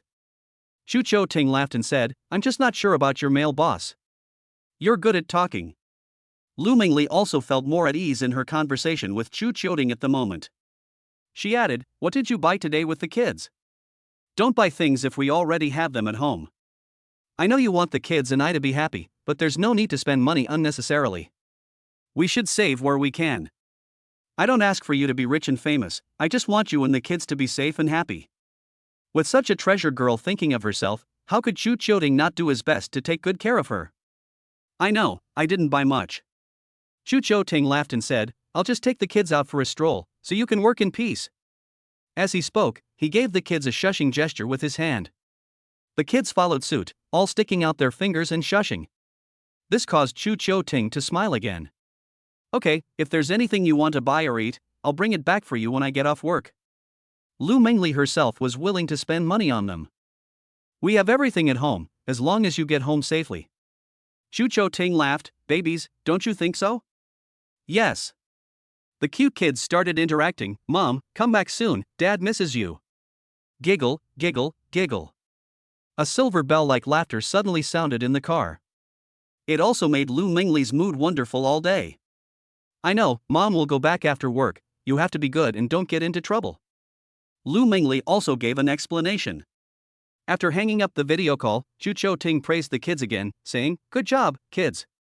How about I reward you with KFC later?" "Yes. Daddy's the best. Daddy, I want ice cream, too. My big drumstick, I want a big drumstick, hee ha hee ha. But before that, we still need to go buy something else for Mommy, okay?" Chu Cho Ting asked the kids for their opinion again. "Yes." They answered in unison. At this time, the system's prompt sounded again, ding. Congratulations to the owner for protecting the cute kids, rating A, and receiving a 300,000 yuan reward. Beginning to generate doubly ding. doubling successfully, receiving double cash reward, already distributed to the owner's account. Ding! Activating prop card, amulet. Chu Chou-ting almost dropped the phone in his excitement. Another 600,000 yuan was credited to his account, which he didn't expect, and he also received an amulet item, which was just the icing on the cake. There was no need to interpret the meaning, and everyone understood the function of the amulet. It is an invisible item that, when worn by Manghua and Treasure Girl, can protect them from any kind of damage for one time, and at the same time activate the protection mechanism, which will rebound the damage to the target. After reading the annotation, Chu Chou-ying's eyes were filled with joy. In this way, Menghua and Lu Mengli's safety is guaranteed even more. He immediately put the amulets on Menghua and Lu Mengli, regardless of distance. Menghua and Lu Mengli, however, were unaware of the protective mechanism. Chu Chou-ting, however, was able to observe their movements at any time and would be the first to know once danger was triggered. A smile could not help but appear at the corner of his mouth. Chu Chou-ting did not tell them and then started the car, heading to the mall to buy several pairs of shoes suitable for Lu Mengli. There were 3 pairs of high heels alone, for wearing to work and when hanging out normally. He also bought the children's shoes naturally. Now Chu Chou-ting is rich, naturally he wants to give the children the best. After returning home with a full load, he took the children to buy KFC, still the family bucket, and then went to the supermarket to buy food. When the children saw the king crab, they were afraid and curious. "Daddy, what a big lobster! The pincers are bigger than my hands," giggling. Chu Chou-ting, however, didn't even think twice and bought all 3 king crabs and other seafood. When the cart was full to overflowing and the kids were carrying bags, Chu Chou-ting left contentedly. After the trip, tens of thousands of dollars were spent like water, but Chu Chou-ting didn't feel a bit bad about it. However, as he was loading the ingredients into the car, the sky suddenly became overcast. A whirlwind also started to blow, messing up the children's hair. The children cried out, "Daddy, it's so windy!" There was a loud rumble, accompanied by flashes of lightning. The originally clear sky had suddenly become overcast, changing faster than a woman's mood. Chapter 51 Surprise your mother and be a happy eater. Chu Chou-ying quickly put the children in the car, and then looked at the people passing by. The raised dust blocked his view, and either that or the rubbish on the ground was also dancing. He also saw that several girls were wearing skirts, and they were all caught off guard by the strange wind, which blew them up directly and exposed them to the view of others. Fortunately, Chu Chou-ting did not linger, but closed the trunk and got into the car. At this time, Lu Bao shouted, "Daddy, my eyes hurt." "Daddy, Lu Bao has sand in her eyes and we can't blow it out," said Wu Bao anxiously. Chu Chou-ting hurriedly hugged Lu Bao from the back seat and placed her on his lap, saying, "Let Daddy take a look." "Dad, help me blow it out, it's so uncomfortable." Lu Bao desperately rubbed his eyes with his hands, but Chu Chou-ting stopped him. After moving his hands away, Chu Chou-ting saw that Liu Bao's eyes were red and swollen. Fortunately, he was skilled in medicine, so there were several ways to deal with it. The simplest and most direct way was to find the foreign object in the eye. "Don't blink, Lu Bao, and close the other eye," said Chu Chou-ting. Lu Bao obediently nodded, and then he pulled the eyelid of the other eye open. Upon closer inspection, he suddenly saw a small black object under the corner of the eye. This was the object that had blown into Liu Bao's eye and made her feel uncomfortable. Chu Chou-ting was also very decisive. He lowered his head and used his tongue to lick it. Although it felt very obscene and sloppy, this old-fashioned method worked very well. "This is what parents did when I was a child, and I suggest doing it with a parent, ha." Soon, his tongue felt a foreign body, and Chu Chou-ting licked it out directly. After he spat out the sand in his mouth, Chu Chou-ting loosened Lu Bao's eyelids again and laughed while saying, "Baby, now blink your eyes and see if it still hurts." Lu Bao tried blinking a few times and found that it really didn't hurt anymore. He immediately said to Chu Chou-ting in surprise, "Daddy, it doesn't hurt anymore, hee hee." "Wow, Daddy is so amazing. Daddy, I want some too." "Sanbao, stop it, you didn't get any sand in your eyes." Chu Chou-ting laughed and said, "When your eyes get sand in them, Daddy will help you get it out again." Then, "Daddy, I want to let sand get into my eyes." The second child was being naughty. Chu Chou-ting laughed. He really is a treasure, wanting to play with everything. Hoo hoo hoo. At that moment, the wind started to blow fiercely. Chu Chou-ting didn't hurry to drive, but picked up his phone and checked the weather forecast. He found that an orange alert had been issued in the area. He hadn't noticed before, but now that the typhoon was coming, he was really caught off guard. Tick-tock, tick-tock, tick-tock. With the wind lashing against the car window and heavy rain imminent, Chuchoting told his children to fasten their seatbelts and hurry home. The children also leaned out of the window and looked at the pedestrians on the road, exclaiming, "Daddy, that lady's skirt is blowing up, Coco Coco. Ha ha, look over here, and Uncle's wig has been blown away." Where, I want to see." They were startled, but they were not at all worried about the approaching typhoon. However, Chuchoting was very glad that he had bought a car, which made it convenient to travel. If he had to rely on his legs to take the cute kids shopping, he would probably be frazzled and flustered by now. After arriving home safely, Chuchoting parked the car in the underground parking lot and then took the elevator upstairs with a large amount of groceries. The kids also helped out a little, although it was just a small part, but they worked together, each holding an ear of a bag, shouting hey hey hey. Their innocence made Chuchoting feel content and happy all the time. After arriving home, Chuchoting began to pack the ingredients, storing them in the refrigerator one by one. The king crab could only be placed on the countertop, and he was going to kill it tonight to supplement the kids' diet. He was going to cook it in many different ways, and it was much tastier than crab. The children also helped to take out and organize the other things. "Dad, where do we put the stuff for Mommy?" the children asked. Chuchoting laughed and said, "If you want to surprise Mommy, you should hide it and wait until after she has finished eating to take it out." "Okay, we want to surprise Mommy. But where should we hide it?" "I know, let's hide it in my room." The children started looking for something to do again and had a great time playing. The house was always filled with laughter, but Chuchoting was holding his phone and sending a message to Lu Mangli. "Is it raining and windy where you are? The weather forecast says there's a typhoon. Do you want me to come pick you up?" Lu Mangli replied immediately, "I was just about to call you. Are you guys home yet? It's not raining very hard here, but there's a storm tonight. My company also received a sudden notice to prepare for early dismissal, so I'm just getting ready to go back after tidying up a bit. You don't need to come over, it's a hassle. I'll just drive myself and be careful." After seeing 3 messages in a row, Chuchoting directly spoke to her. "That's fine, I'm home safe with the kids, I'm going to cook now, you drive safely, call me if anything happens." "Okay." Lu Mangli replied with a cute emoticon. At this time, the two of them were getting closer and closer, which was exactly what Chuchoting wanted to see. He put down his phone and began to deal with the king crab. Thanks to his knowledge of fine cuisine, Chuchoting was able to perfectly prepare a king crab in 9 different ways. He chose the biggest ones, with the smallest weighing more than 6 jin and the biggest weighing more than 8 jin. At 798 yuan per jin, the 3 of them cost more than 17,000 yuan, which was incredibly extravagant. But for Chuchoting, what was the point of spending so much money when the cuteness of the kids was enough to make it all worthwhile? After all, relying on the rewards from the cute kids, he earned 600,000 to 700,000 yuan today, which is completely nothing compared to this. In order not to keep the cute kids waiting, Chuchoting began to deal with the largest king crab and immediately made the first dish. Crab meat salad.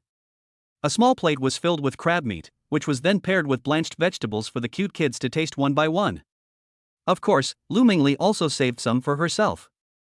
Then, while the kids were happily eating, Chuchoting made the second dish, steamed egg custard in a king crab shell.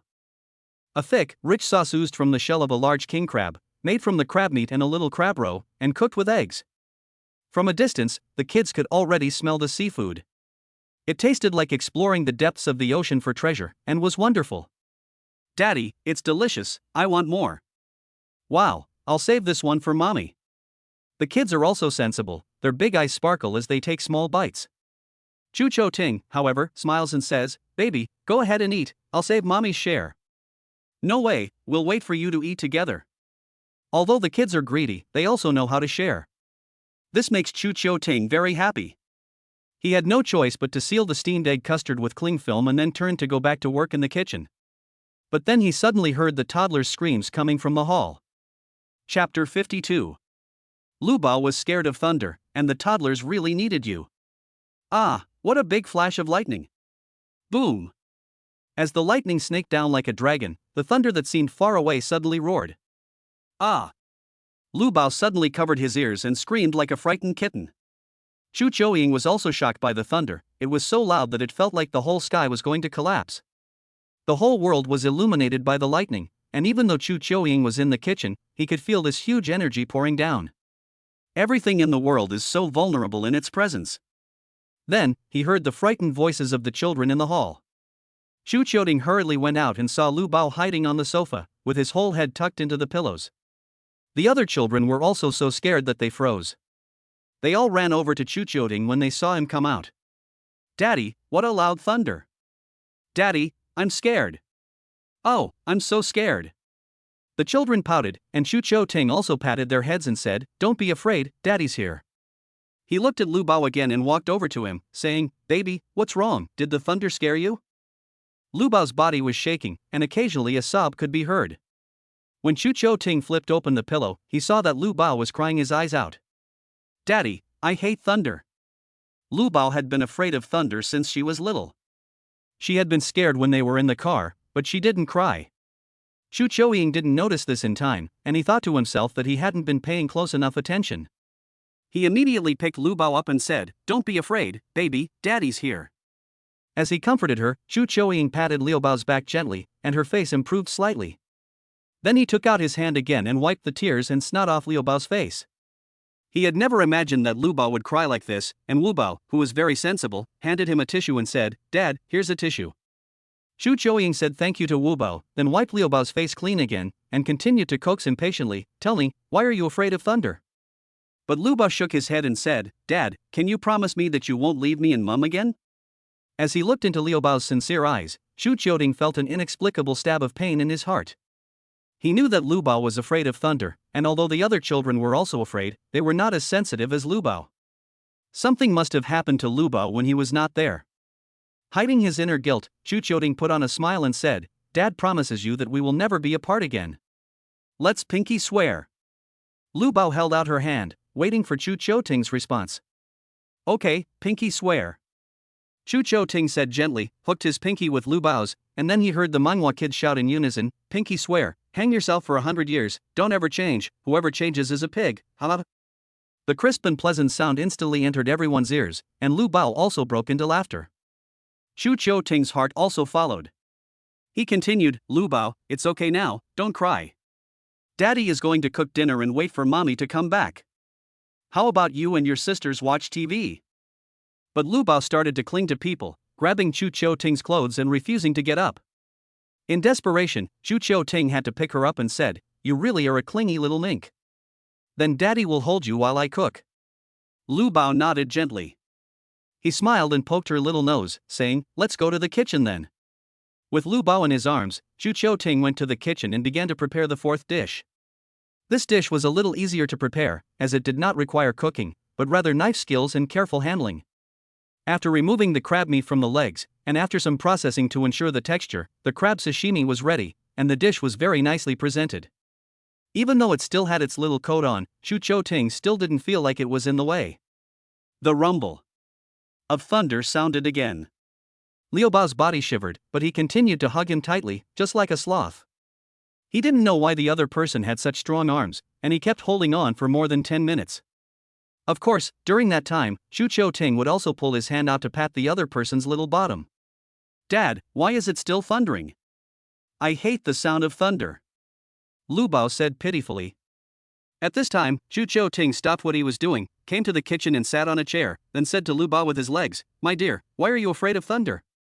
Lu Bao thought about it for a while, staring at Shu Qiuting with big watery eyes, but then inexplicably covering his ears and shaking his head desperately, saying, "I don't want it, I don't want it. I don't want it, I don't want it, I don't want it, I don't want it, I don't want it, I don't want it, I don't want it, I don't want it, I don't want it, I don't want it, I don't want it, I don't want it, I don't want it, I don't want it, I don't want it, I don't want it, I don't want it."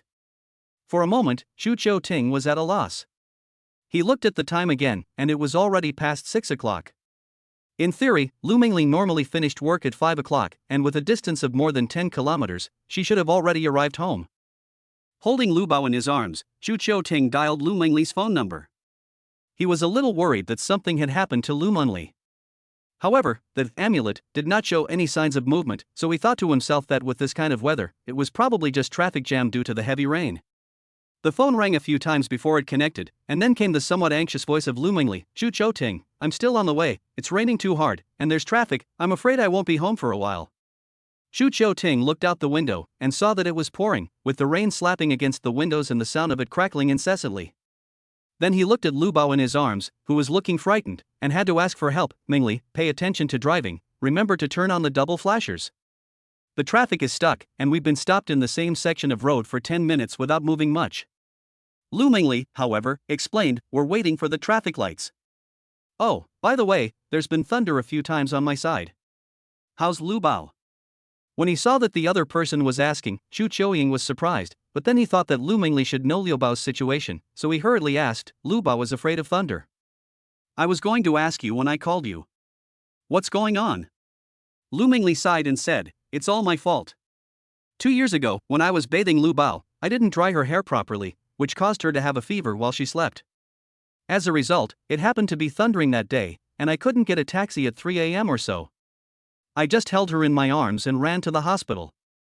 The rumble continued all the way, so she is still very sensitive to thunder. Whenever it thunders, she gets scared and hides. I guess she would have cried at a thunderstorm as loud as today's? Lu Mingli still understands cute children very well. Chu Qiuting nodded, in my arms, she cried like a tearful person. Hey, honey, the kids actually really need you. Lu Mingli told the reason. At that time, when I was holding her and going to the hospital, she kept saying in her mouth, where was Daddy? Did Daddy not want her anymore? Why didn't Daddy show up? Chapter 53, when Daddy became Superman and fought the monster, I was no longer afraid. Chu Qiuting looked at Lu Bao, who was burying her head in her arms like an ostrich. He finally figured out why Lu Bao had said those things just now. Lu Bao, Daddy will never leave you guys again, I swear. Lu Bao didn't say a word, just nodded vigorously. Honey, it's not your fault, it's my problem. Lu Mingli then blamed herself, it's because I didn't take good care of her. Chu Qiuying knew that Lu Mingli was also helpless, and if he had been there at the time, this would not have happened. He glanced outside at the pouring rain that was falling like hail, and still a little worried, he said, Mingli, do you want me to come and get you? No, I'm fine, you just stay home and take care of the baby. Lu Mingli, however, comforted, Lu Bao is emotionally unstable right now, so just stay with her. Rumbling. Thunder once again, Lu Bao screamed again, and her head shrank even tighter, as if she wanted to burrow into Chu Qiuting's body. I'll hang up first, it's about to turn green. Lu Mingli explained. But he was still uneasy, so after putting the phone down, he began to take care of Lu Bao. Baby, this is the thunder god punishing the bad guys. Lu Bao is so good, so we don't need to be afraid. Chu Qiuting patted Lu Bao's back and reassured her. Dad, when will the thunder god catch the bad guys? Lu Bao asked with watery eyes. It keeps thundering, and I'm just scared. Chu Qiuying knew that in order to solve Liu Bao's fear of thunder, he had to prescribe the right medicine. The only way was to enter her inner world, just like with Qi Bao, to find out exactly what was causing it. Life Mentor for Cute Kids, activated directly. In the next moment, Chu Qiuting, as if his soul had left his body, entered Liu Bao's spiritual world. This world was much darker than Qi Bao's initial inner world. Looking up at the sky, he saw dark clouds and heavy rain. It was as if a perfect reflection of the real world was imprinted in Liu Bao's mind at this moment. Chu Qiuting suddenly noticed two familiar figures, one of which was Lu Mingli. She was also there, but it was an image produced by his memories. In Lu Mingli's arms, she was holding Lu Bao, who was only 3 years old, and she was running a fever. Chu Qiuying could clearly see Liu Bao's hot face, red with fever, muttering something, I feel so bad, I want to poop. For some reason, even though they were more than 10 meters apart, Chu Qiuying could hear Liu Bao's weak voice. He couldn't help but shed tears. Lu Mingli was standing on the roadside, desperately trying to hail a taxi, wrapped in an umbrella, with Lu Bao wrapped in it. But the rain was so heavy that no taxis were passing by, and the few private cars that did not stop. The heavy rain had caused the road to flood, and Lu Mingli shouted, please help us, save my child. But the thunder drowned out her voice. The thunder drowned out Lu Mingli's voice, making it seem so small and powerless. Lu Bao, however, shuddered and said, Mama, what a loud thunder. I'm scared. The thunder rumbled on, as if immortals were fighting, never ending. Along with it came a huge electric snake that slithered down, illuminating half the sky. Mama, I see the snake. It's so scary, it's rushing towards us. Lu Mingli hurriedly reassured Lu Bao, that's not a snake, it's lightning. We're not afraid, it won't hurt us. But why is it getting closer? Lu Bao said fearfully, it's opening its big mouth and trying to eat you. He was about to cry. Don't cry, sweetheart, there's no snake, Mama's protecting you. Lu Mengli looked helpless but reassured him firmly. Mommy, where is Daddy? Has Daddy abandoned us? Why doesn't Daddy show up? Lu Bao continued. Lu Mengli trembled, and tears in her eyes could not be stopped. They mixed with the rain. Daddy hasn't abandoned us. Daddy has his own things to do, and he will be back soon. Lu Bao, be good, Mommy is here to protect you, we are not afraid. Seeing Lu Mengli crying bitterly, with a helpless and desperate back, Chu Ting's heart ached. At this moment, Chu Ting's body was also trembling, his fists clenched, and his eyes were wet. He also strode towards Lu Mengli, to get close to them, to tell Lu Bao, Daddy is here, to protect you.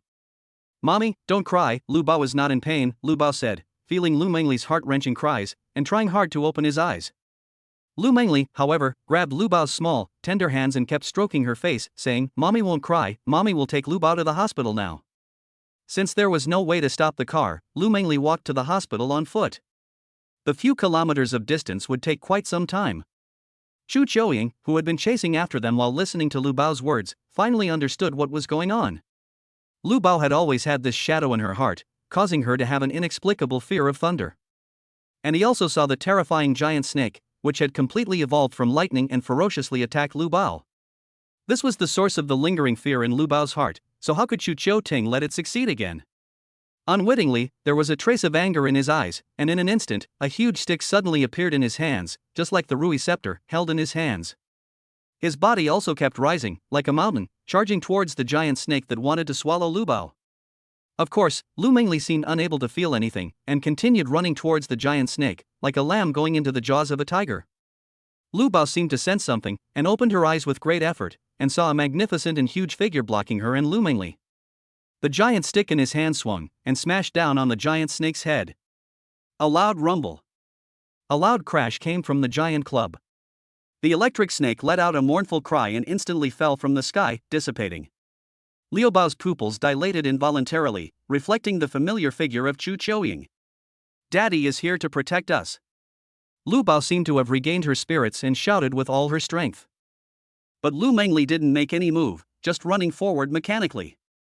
When Chu Ting turned around, Lu Bao also saw Chu Ting clearly, and he looked so sacred and great. Ba ba! Lu Bao called out. Chu Ting could hear him, and he returned to his normal size.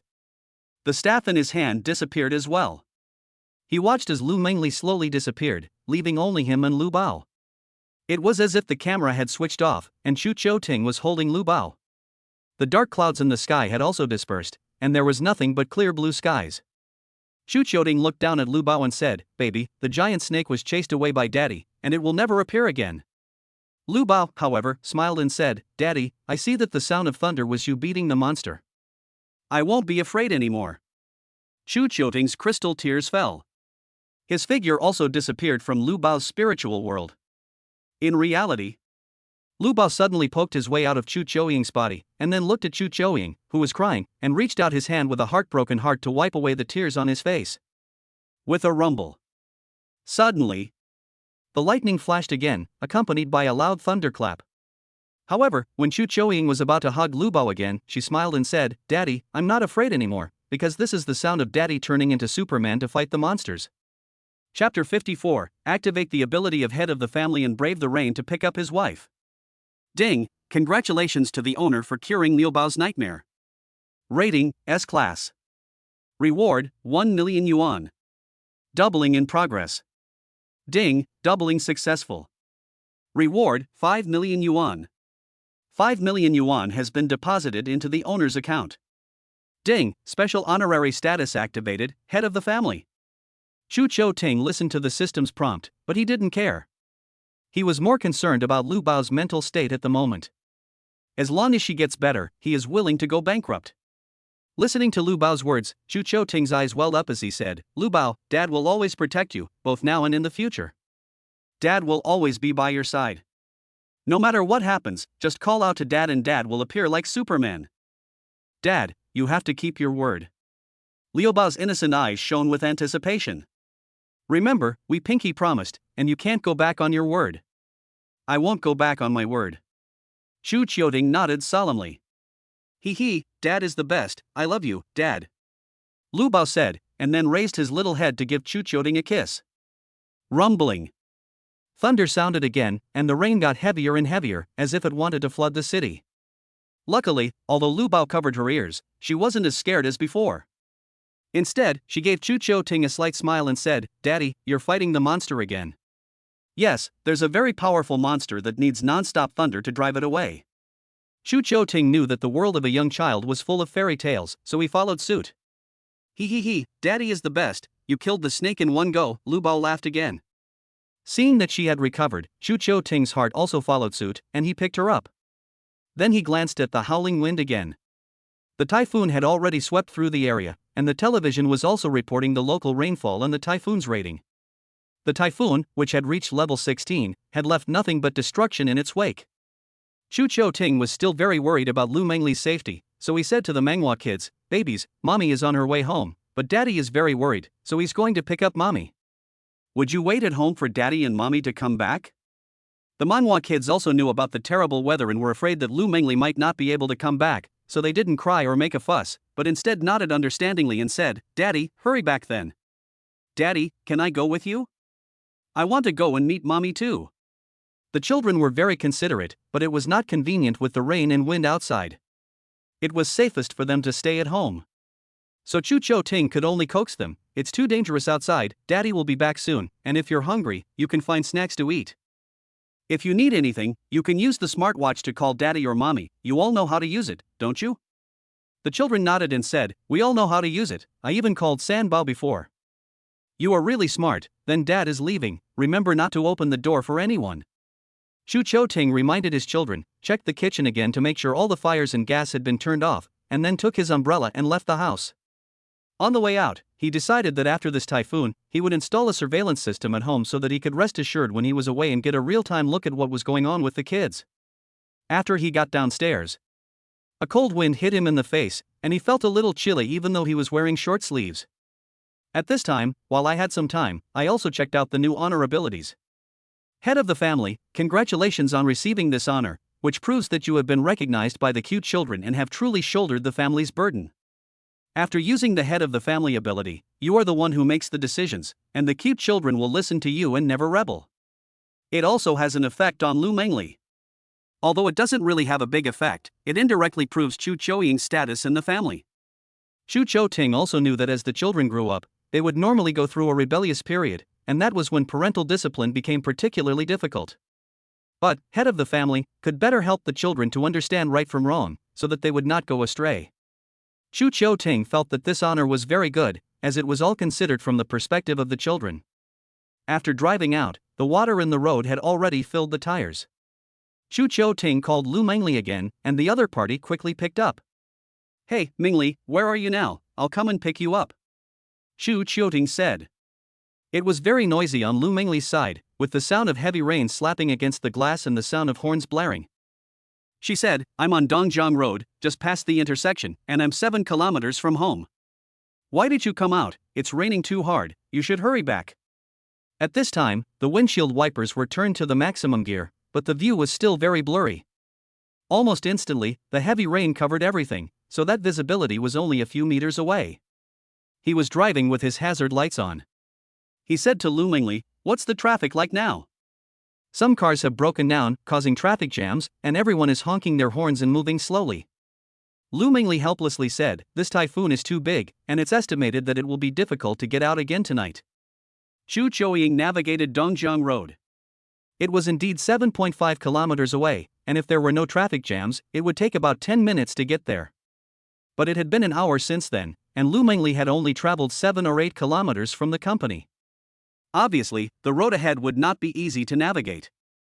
The navigation system also showed that the route was congested, with a red traffic light. It was estimated that it would take more than 40 minutes to reach Lu Mengli's location. "It's fine, I'll drive slowly. Send me your WeChat real-time location and we'll meet up." Chu Chou Ting knew Lu Mengli's driving skills, and with the rain making it hard to see, he was worried about problems. Even if he had to go at a snail's pace, he had to get the other person home safely. Lu Mengli's heart instantly warmed, but she was worried about her family's Menghua and said, "Honey, how are Lu Bao and the others? Are they okay?" "Lu Bao has been appeased and is fine." Chu Chouying smiled and said, "Don't worry, I've also made 2 dishes for them, so they can fill their stomachs for now." That's good, my heart was in my mouth just now, as long as Lu Bao is fine. Lu Mingli suddenly said again, honey, my phone is about to run out of battery and will turn off soon. I left in such a hurry that I forgot to bring the charger. Why don't you just wait for me at the intersection of Huaxi Road? The intersection of Huaxi is more than a kilometer from home, but Chu Chou Ting insisted, then I'll drive to Mianhe Road and we'll meet there. Lu Mingli thought about it and could only agree, okay. After saying that, she suddenly heard Lu Mingli scream, ah. Chu Chou Ting could also clearly hear a thud, as if the car had hit something. Chapter 55 A romantic embrace in the rain and a fiery kiss in the car. Chu Chou Ting was about to ask when he realized that the other party had hung up. Obviously. Lu Mingli's phone had automatically turned off.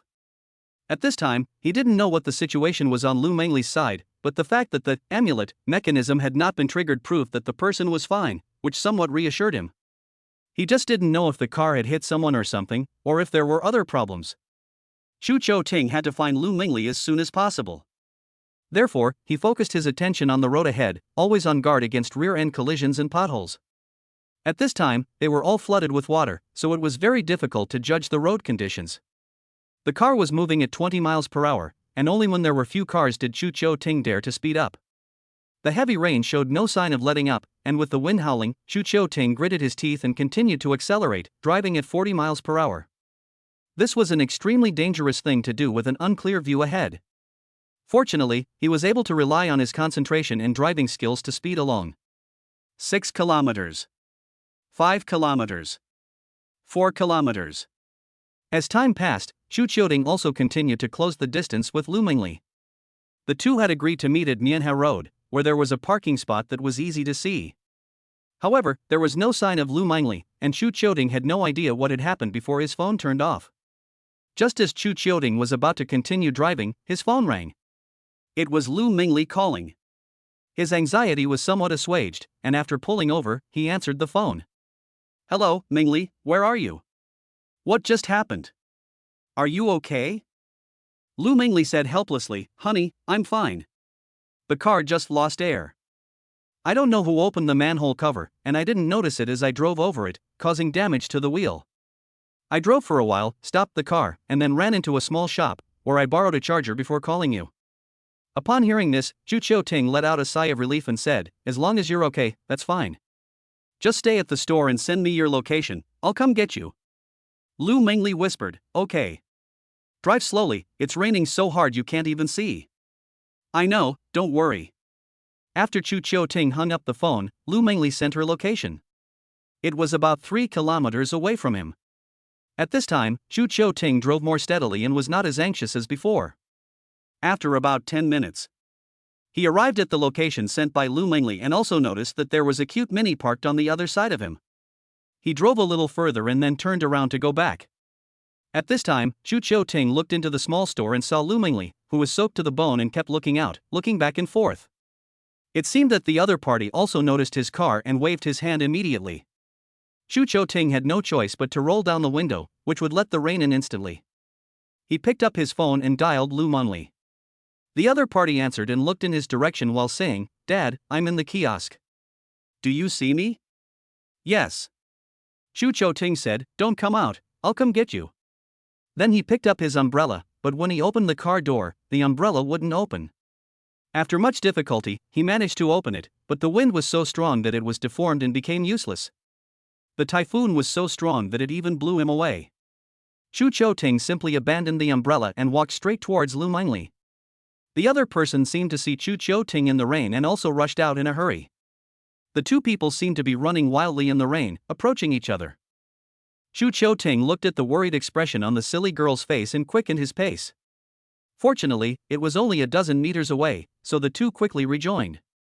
At this moment, Chu Chou Ting could no longer hold back, and directly held Lu Mingli in his arms, while drenched in the rain. He said, You silly girl, do you know how worried I was about you? Feeling the strong embrace of the person in her arms, her body, which had been a little cold, became incredibly warm. Although her face was slapped by the rain, Lu Mingli put on a smile and said, I'm fine now. After getting up again, Chu Chou Ting looked at Lu Mingli's drenched body. Fortunately, the quality was decent and it wouldn't show through the suit, so he smiled slightly and said, Let's go home. Great. Then, Lu Mengli actually held the high heels in her hand, walked towards the car with bare feet and holding the other person's hand. Oops. Lu Mengli suddenly twisted her foot and let out a cry. Chu Ting turned his head and looked, nervously asking, "Did you twist it?" "No, something is poking my foot." Lu Mengli frowned. Chu Ting looked at the other person's bare feet, with the rainwater flooding up to the ankles and his shoes soaked in the water, so he simply picked up Lu Mengli and carried her across his shoulders. Feeling Chu Ting's overwhelming boyfriend energy, Lu Mengli was very happy to put her arm around the other person's arm and laugh. "Dad, this is the second time you've carried me." Upon thinking about it, Chu Ting realized that it was indeed true. Apart from the one-night stand, the two had never been so intimate. However, as they got to know each other, their feelings for each other continued to grow. He felt a little guilty and said, "Then I'll hug you more from now on." Lu Mengli suddenly blushed, but instead of answering, she rested her head on Chu Ting's shoulder, as if she had found a place to lean. After returning to the car, both of them were drenched, but Chu Ting didn't mind the car getting dirty. Instead, he found a blanket that had originally been prepared for the cute babies and wiped Lu Mengli's head first. But being soaked to the skin didn't help much. When he came out, he didn't think he would get caught in the rain, so he started thinking. He turned on the air conditioning in the car to increase the temperature, while wiping with a paper towel. As he watched Chu Ting fumbling, Lu Mengli lifted the blanket and dried Chu Ting's hair and face. The two were very close at the moment, with only a fist's width between their faces. In an instant, the atmosphere became charged with sexual tension. The movements of their hands came to a sudden halt. Chu Ting's breathing became heavy, and he slowly leaned towards Lu Mengli's exquisite face. As if she knew what Chu Ting wanted to do, Lu Mengli did not dodge, but instead her eyes revealed a trace of nervousness, and her hand gripping the blanket tightened. Then she slowly closed her eyes, preparing to give Chu Ting a passionate kiss. Just as they were about to exchange a hot kiss, the phone rang. Lu Mengli opened her eyes abruptly, as if she had been caught red-handed, and looked at Chu Ting, who was also looking embarrassed. However, she then lifted her head and said, "You answer the phone first." Chu Ting looked at the number and for the first time regretted telling Menghua to call. But when he thought of Menghua having an emergency at home, he immediately picked up the phone and said, "Hello, Wu Bao, what's wrong?" "Daddy, have you and Mommy returned yet? We're so worried about you." Wu Bao's voice was full of concern. Chu Ting glanced at Lu Mengli, who was pretending to brush her hair. He laughed and said, "Daddy just got Mommy on the phone, and we're going back right now. Is everything okay at home?" "No, I just miss you." After Wu Bao had finished speaking, the other Menghua also shouted, "Daddy, hurry back, we miss you." Because the phone was on speaker, Lu Mengli could hear it too, and a smile instantly appeared on her face. She shouted to the Menghua, "Okay, Mommy and Daddy are going home now, you wait for us at home." After a few more words, Chu Ting hung up the phone. Afterwards, Lu Mengli looked at Chu Ting's eyes in a strange way, and she felt her heart racing as she said, "You." Just spit out a word, and Lu Mengli's eyes widened, her mouth instantly becoming blocked and unable to speak anymore. Chapter 56 After the kiss, the love song naturally intensified as the feelings grew. This kiss was very deep. Lu Mengli instantly closed her eyes and then responded. After the kiss, when they were about to suffocate, the two of them separated, and then Chu Ting breathed heavily, his head next to the other person's, and said, "Next time, don't make me worry so much, okay?" The deep voice had a magnetic charm, and it was so seductive that it made people's ears want to get pregnant. Lu Mengli also nodded with deep affection, saying, "It wasn't an accident, was it? Remember to keep your phone charged at all times so I can get in touch with you in the future." Chu Ting got up, then took the blanket and put it around Lu Mengli's shoulders, saying, "If you hadn't called just now, I was going to get out of the car and come look for you." It was clear that Chu Ting was really worried, and Lu Mengli's heart instantly warmed up. "I understand, I promise to let you get in touch with me at all times next time." Lu Mengli agreed. Chu Ting smiled and said, "Are you still cold?" The temperature in the car had been rising, and Lu Mengli shook her head and said, "No, I'm much better. Go home and take a hot shower, and I'll make you some ginger tea." Chu Ting is also a doctor, and he understands how getting wet can affect a girl's health, so he explained, "It's guaranteed to be delicious." "Okay," Lu Mengli said, not hating ginger and smiling a little. At this moment, she followed Chu Ting's words like a 3-year-old child. In her heart, she finally experienced a little bit of the feeling of being in love. At the moment, it was still pouring outside, and the typhoon was howling, but the scene inside the car was the opposite. Lu Mengli was driving alone and was scared, but she had a man by her side who was worth relying on, and her mood was incredibly relaxed. Listening to soothing music, the song Lover started to play, and Chu Cho Ting couldn't help humming along. Girl, whenever I start to be silent, you feel worse than I do, as if it's your fault. Girl, whenever I dream about the future, you feel more excited than I do. The mood of the song sounded as if it were a true portrayal of Lu Mengli, and Chu Choying sang it himself, giving her a feeling of being soothed by the breeze. An involuntary gentle smile appeared on her face, and she sat there shaking her head lightly, the youthful vitality of a girl on full display. It can be seen that all her cells are relaxing and she can uninhibitedly be herself. Chu Cho Ting gazed at the quiet smile on her face, carefree, which is exactly what Chu Cho Ting has always wanted to do. He also smiled contentedly, continuing to hum, as if expressing the emotions in his heart, speaking slowly. Lover, love but more, false words not spoken. Only with a true heart, silently loving me, the most precious touch, all in silence. Lu Mengli curiously asked, "What's the name of this song?" Lover. Chu Cho Ting smiled. It's very nice. Lu Mengli's gaze fell on Chu Cho Ting's face, her eyes soft and affectionate. Chu Cho Ting was kept in this gaze. Along the way, they faced the stormy rain, but it still did not stop their footsteps from returning home. Half an hour later. When the car entered the underground parking lot, the engine was turned off and they were ready to get off. They looked at each other again, disheveled and unable to help but smile at each other. We're home. Lu Mengli said softly. We're home. Chu Choying nodded, then got out of the car and went up the elevator. When they arrived at the door, Chu Choying entered the electronic door code to unlock it, while the Menghua kids inside were watching TV and eating fruit. Hearing the noise, they all ran to the door to greet them. The moment Chu Choying and Lu Mengli entered the house, they were greeted by the cheers of the Menghua kids. Daddy, Mummy, you're back. Wu Bao jumped into Lu Mengli's arms and exclaimed, "Oh, Mummy's body is dripping wet. Daddy's too. Daddy and Mummy have become drowned people," giggling. "I'll go get a towel for Daddy and Mummy." The children also know how to care for adults, and ran to the bathroom to get a towel. Chu Cho Ting and Lu Mengli smiled at each other and said, "Babies, Baba Mama is back, are you scared?" While saying this, they also looked at Lu Bao, but saw Lu Bao glued to Chu Cho Ting. While responding to Lu Mengli's words, he said, "Mama, I'm not scared anymore. Baba is fighting the monster, now the monster is gone." Along the way, the thunder indeed disappeared. Lu Mengli looked at Chu Cho Ting and wondered how Lu Bao's heart disease had been cured. At the beginning, she also spent a lot of effort, but it didn't work. She didn't expect Chu Cho Ting to cure it in a short period of time. In this regard, Lu Mengli's emotions for Chu Cho Ting have risen to a new level, and she feels that the family has indeed become different after he joined the family. The clothes on Chu Cho Ting's body were almost dry, but the children had been waiting for so long that their stomachs were already starving. The homemade king crab on the table had not been touched, but instead had been covered with cling film by the children to prevent the temperature from dropping. He could not express enough his gratitude to the children. "Daddy will go and cook for you now." Chu Cho Ting looked at Lu Mengli again and said, "You go and take a shower first, so you don't catch a cold." "You go first." Lu Mengli, however, demurred, saying, "You got caught in the rain too." "Let's all go together, Daddy and Mommy." The children giggled.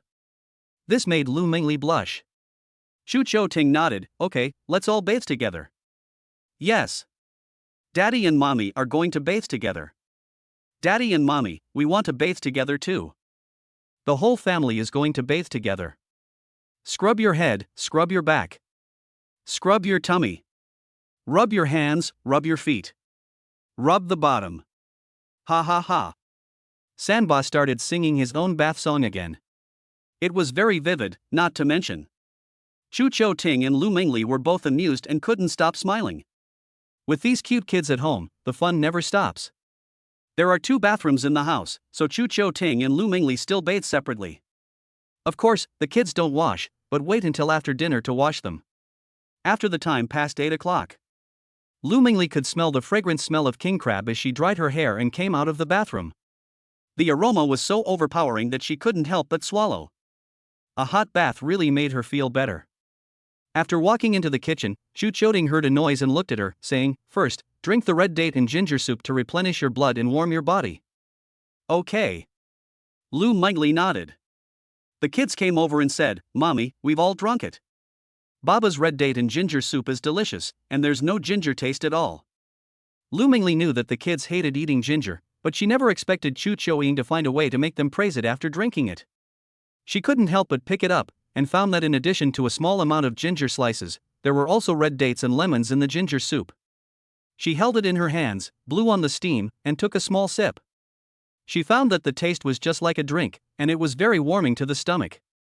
Chapter 57 A double surprise, an unforgettable night. Honey, how did you make this? Can you teach me? It's delicious. Lu Mingli asked with a humble attitude. Chu Choying laughed while cooking the king crab. Of course I can, it's very simple. Okay, then you can teach me when you have time. Lu Mingli took another sip, and instantly felt the cold in her body disperse a lot. Then she looked out the window and said, I wonder when this typhoon will pass. It's not going to be anytime soon. Chu Ting turned back and asked, You're not working tomorrow, are you? No. Lu Mingli smiled and said, That's good, I can rest at home with you and the kids. Chu Ting nodded and said, That's right, the kindergarten teacher also called. If the typhoon is still here in a few days, the school will start a little later, we'll be notified at that time. Good. Lu Mingli also made plans. If the weather is good this weekend, she will take the children for a barbecue and then drop them off at school. What do you think? Of course it's fine. Our family hasn't hung out together, so let's have some fun before the kids go back to school. Chu Ting readily agreed, his face full of anticipation. As soon as the children heard that they could go out and play at the weekend, they were over the moon. Yes. We're going to barbecue. I want to eat lots of delicious food. Seeing the children happy, they too felt a sense of happiness. When the food was ready, there was a fresh and delicious meal on the table. Chu Ting had really made the king crab 9 ways. Lu Mingli discovered that Chu Ting's cooking skills were endless.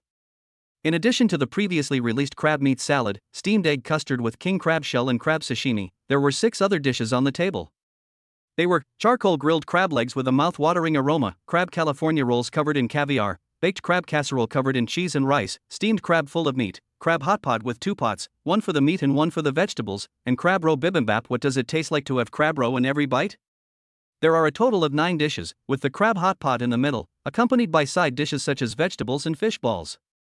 It's almost too extravagant. Lu Mingli couldn't help but exclaim, Honey, how much does this cost?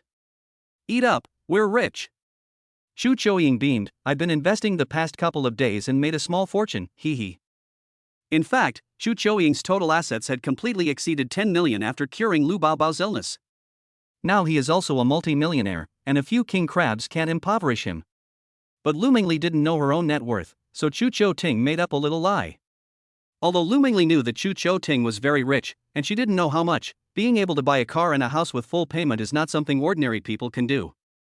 But she still cared. We can save if we can. I know you want to give me and the children the best, but we can be happy eating simple food. Chu Ting, however, understood what Lu Mingli had been through over the years, so he humbly said, Okay, then starting tomorrow we'll eat simple food. It's hard to go from luxury to frugality. Just as he finished speaking, the young children suddenly ran away.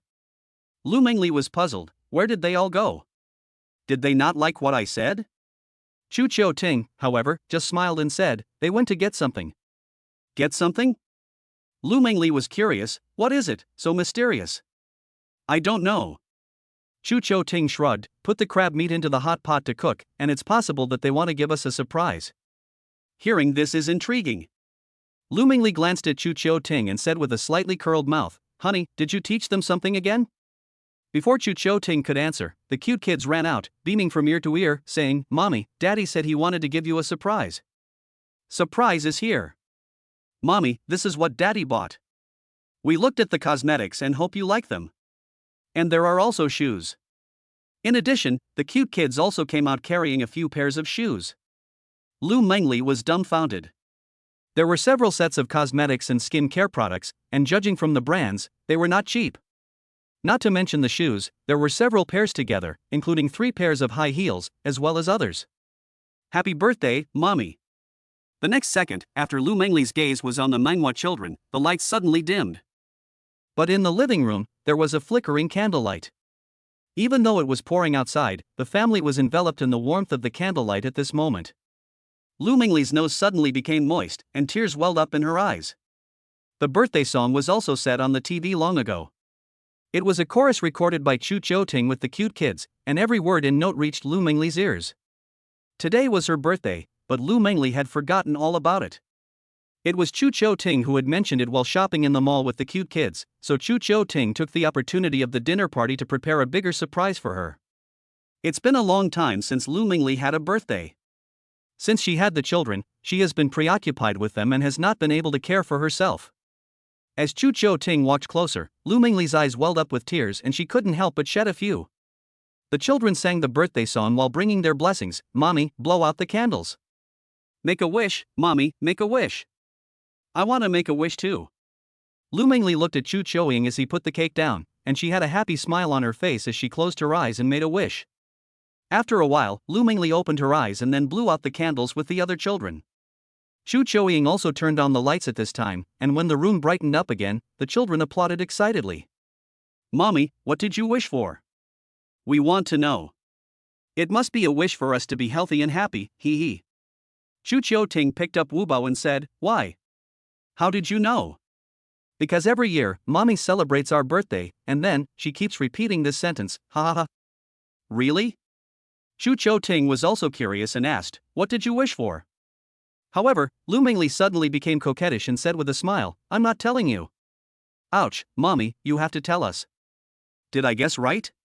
Mom must be embarrassed to say it. Amidst the children's coquetry, Lu Mingli couldn't resist the cuteness and finally surrendered, saying, okay, I'll tell you, so you all sit down.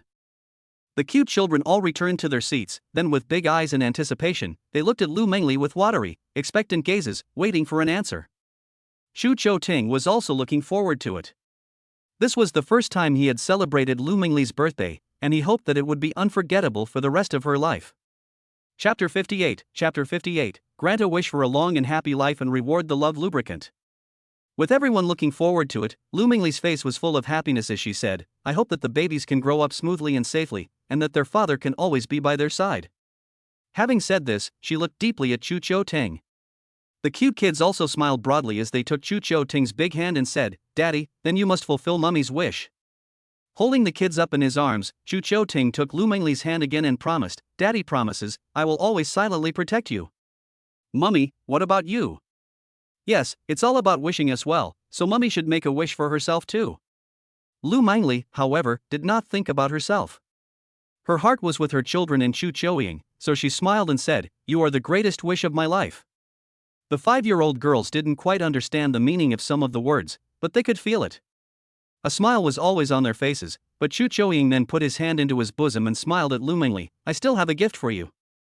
Wow, what is it, Daddy? A ring. De Bao shouted. This made Lu Mingli excited, but also a little nervous. She didn't expect Chu Ting to be so sudden and propose to her. What should she do? Should she say yes? Just when the atmosphere was getting to the point, Chu Ting suddenly pulled a trinket out of his arms. It wasn't a gift box containing a ring, but it looked like an ordinary hair clip. But this hair clip left a deep impression on Lu Mingli. Lu Mingli covered her mouth, then caught it when Chu Ting handed it over, incredulously saying, This is the hairpin I used at the beginning, how did it end up in your hands? Chu Ting laughed and said, When you left, it fell out of your bag, and I picked it up from the bed and kept it until now, thinking that one day I could hand it to you again. Lu Mingli didn't expect Chu Ting to have such a good intention and create so many surprises for her. Although it wasn't a ring, this simple gift was even more meaningful. I'll put it on for you.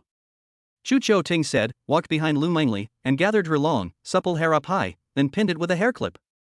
The technique looked very professional, and it worked the first time. At this moment, Lu Mingli noticed Mengwa's hairstyle again, and laughed and said, Honey, did you do their hair too?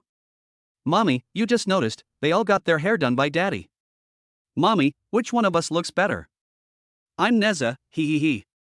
There are some hairstyles that Lu Mingli herself doesn't know how to do yet, but she never imagined that Chu Choying was so dexterous. Self-taught. Chu Choying sat back down in his seat and laughed, Am I a genius? Although he was a little smug, he didn't say anything, and Chu Choying did have some skills. Lu Mingli nodded and said, You are very talented, and you tie it better than I do. After that, I let my father tie my hair. It looks good when it's tied in a messy bun. Dad, can we eat now? Chu Ting laughed and said, Let's eat. My darlings, whatever you want to eat, I'll get it for you. At this time, the family of 9 formally began their meal, and even though it was windy and rainy outside, it did not affect their mood at all. The system's prompt sounded at this moment. Ding! Liu Menglia's happiness index has been detected to have increased to 80%, rating A, and she has received a cash reward of 120,000 yuan. The double effect has been triggered, and she has received a triple reward. It has been issued to the owner's account. Ding! Activate item card, Love Exclusive Lubricant. Chu Qiuting was stunned by the system's item card reward while eating. He could understand the cash reward, and the critical strike being triggered was worth celebrating, but what the hell was the Love Exclusive Lubricant? After discreetly picking up a piece of crab meat for Lu Mengli, Chu Qiuting looked it up. Love Exclusive Lubricant, delicious food needs seasonings, life needs regulators, and of course love also needs its own lubricant. Once used, the owner can reap even greater happiness. It is perfect for nighttime use and can promote a beautiful nightlife relationship between husband and wife. Sure enough. It's exactly as I imagined, astringent stuff. The system is really thoughtful. Perhaps the time is ripe, and Chu Qiuting plans to try it tonight. Lu Mengli, however, noticed that Chu Qiuting was smirking, and couldn't help but ask curiously, "What are you thinking about, smirking like that?" Chu Qiuting came back to his senses and hastily covered up, "No, I was just thinking that we can have so many children, and it's really the best gift from heaven to us. They are also the most precious gifts." Lu Mengli's face also broke into a smile, and she put the cooked food into Chu Qiuting's bowl and said, "And you are also an indispensable person in their lives. You are also." Chu Qiuting wiped his hands and raised his glass and said, "Happy birthday to you." Although there was no romantic mood, Lu Mengli was very happy. A meal. They ate until after 11 o'clock. The cute girls ate a lot, but they kept waiting for the birthday cake. They had picked it themselves, and it was covered in strawberries and other fruit. Lu Mengli knew they were greedy, but they had just eaten, so she let them digest a bit. The little girls were also very obedient, helping to clear the table together and doing as much of the housework as they could to share the load. After they had finished, the family went into the living room, sitting on the sofa or on the carpet. The heavy rain outside gradually subsided, and it seemed that the typhoon had passed. On the coffee table, a 2-layer cake was beginning to be cut up amidst the children's cheers. Then each one happily enjoyed a piece. Chu Qiuting noticed that Lu Mengli also liked sweets and ate a lot. Just when he really couldn't eat anymore, Chu Qiuting's phone rang. He looked at the caller ID and it was the property management company, so he answered it. The other person was very anxious on the phone. "Mr. Chu, the community is flooded. Don't go downstairs. There may also be a power outage tonight, so please prepare a power supply." Chu Qiuting said after hearing this, "I understand, thank you." "You're welcome, Mr. Chu. If you have time, you can also check the owners group. We will notify you there if we have any news." The property management company said again, "The typhoon is too heavy this time. Does your car have a basement? It's all flooded in there. Many people are rushing to drive it out. If you have one, we suggest you drive it away too." Chu Qiuting realized that things were getting serious as soon as he heard it, but he remained very calm and said, "Okay, thank you, I'll go down and take a look in a while." After hanging up the phone, Lu Mengli asked, "What's wrong?" The property management said that the community was flooded, and the underground parking lot was even worse, so if we have a car, we should move it, Chu Qiuting explained. Lu Mengli's heart skipped a beat as soon as she heard it. Chapter 59 Chapter 59 He is a hero who saves people from dire straits. Lu Mengli became nervous and said, "Honey, let's go downstairs and take a look. It would be terrible if the car is flooded." Chu Qiuting nodded and said, "You stay home with the kids, I'll go downstairs and take a look." "I'll go down with you," Lu Mengli said, not at ease. "No need, it's no big deal to move the car." Chu Qiuting laughed and said, "Don't worry, sometimes I'll call you." "That's fine." Lu Mengli nodded. Chu Qiuting also took the car keys and went downstairs, not taking the elevator. After all, the property management had also notified them that there might be a power outage, and it would be dangerous to get stuck in the elevator. He walked down the 13th floor. Fortunately, his physical fitness was relatively high, so Chu Qiuting didn't even catch his breath. Although the rain gradually subsided, he could hear the sound of the water flowing outside from the safe passage, just like the sound of waves. After he arrived on the first floor, he suddenly heard a loud noise, as if something major had happened. "What should we do? The entire garage is flooded, our car is going to be ruined. If you lose your car, you can get insurance to replace it, but if you lose a person, who will compensate you? He really had a big heart, and in this heavy rain, he still dared to move the car. He really doesn't care about his life. When Chu Choying arrived at the entrance, he noticed that the property management company had also rushed over. At this time, a dozen residents gathered together, looking utterly flustered. What's going on? Chu Choying walked up and asked. One of the residents tried to go in and move the car, but he hasn't come out yet. Property management, you'd better hurry up and send someone in to take a look. If we have to wait for the firefighters to come, I'm afraid someone will have already had an accident. It was only at this time that Chu Choying figured out what was going on. Just a few minutes ago, the property management company received a call from the owners saying that someone had died in the garage, so they hurried over to take a look. They were obviously the first to arrive at the entrance to the basement, but the rainwater had already flooded up to 2 meters high, so no one dared go in. The car was obviously completely submerged, but a man said that there were important documents in the car that must not get wet and that he had to go in and get them. It had been several minutes since he went in, but there had been no news. A woman kept crying next to him. While on the phone she said, "Hello, demon spirits? Why haven't you arrived yet? My husband is almost drowning. Please hurry and save him." Wow, wow, wow. In the woman's arms was a baby a few months old. Chu Choying looked at her and realized that she was the woman he had met at the elevator when he first moved in. Unexpectedly, the husband of the other party was trapped in the parking lot, and his life was still uncertain. "Young lady, don't cry, we have also called the police, and it will take time for the firefighters to arrive." The homeowners tried to comfort her. "The most urgent task is to continue calling your husband's phone to see if anyone answers." The woman, however, said with tears streaming down her face, "No one is answering, what should I do? Please save my husband, please." Chu Choying, however, asked the property management, "Isn't there a drainage system in the parking lot?" The property management was also anxious, like ants on a hot pan, and said, "It's raining so heavily that the drainage system simply can't drain the water away. Moreover, it is connected to the underground drainage pipes outside, and now even the drainage pipes are blocked, so all the water has flowed onto the road and naturally the parking lot is flooded." After understanding the situation, Chu Choying suddenly had a bold idea. Looking at the few-month-old child in the woman's hands, he suddenly thought of Menghua and Lu Mengli. If it were their own child, how heartbreaking it would be to lose their father at such a young age, and how would their family live in the future? Therefore, Chu Choying said to the woman, "Sister, don't cry. I'll go in and help save your husband. It's possible that he's not in any serious trouble, so just wait with peace of mind." Upon hearing this, the woman was so moved that she was about to kneel down on the spot and say, "Handsome guy, thank you. I'm kneeling down for you." The property management and other residents were scared, their faces turning pale. "Young man, don't you want to live? If the parking lot floods again, you won't be able to get out even if you want to. Don't be impulsive. We know you mean well, but this is no joke. Let's wait for the firefighters to arrive and talk about it. Yes, it's not worth it if someone else dies. We are not being selfish, but concerned." The woman also realized the seriousness of the situation at this time and immediately said to Chu Choying, "Handsome, everyone is right, I can't let you go in and take risks. I know you. If something happens to you because you saved my husband, what will happen to your children and wife at home? Listen to my advice and wait until the firefighters arrive. Whether my husband lives or dies is up to the heavens. I can't take your life for a joke anymore."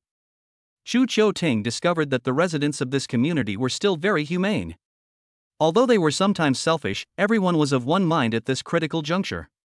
He knew that the firefighters would not be able to arrive for a while, and he was afraid that the rainwater outside the community was deeper, which would greatly affect the rescue progress. "Don't worry, I'm a good swimmer and I'll be fine," Chu Choying said with a smile. At this moment, the system suddenly sounded, "Ding." The system will be willing to help you as it has detected that the owner is trying to save someone. Ding. Congratulations, owner, you have acquired superb swimming skills. You have also received a pair of goggles and the navigation system in the parking lot has been activated. After the system's voice fell, Chu Choying suddenly noticed a small attribute panel appear in front of his eyes, just like the positioning and navigation on electronic technology. And it captured a faint red dot flashing in the parking lot. Chu Choying immediately understood what was going on. The red dot was the woman's husband, the father of the baby, and at the moment there were still faint signs of life. The system had accurately provided the other person's vital signs, which were counting down. If the person was not rescued within 10 minutes, there would truly be no way to save them. In his mind, the ability to swim like a god also appeared, surpassing the experience of a diving athlete. Even if he was underwater 10 meters, Chu Ting could hold his breath for half an hour, just like a fish in water. This, combined with the positioning of the navigation system, gave him full confidence in being able to rescue the person. Chu Ting wasted no time.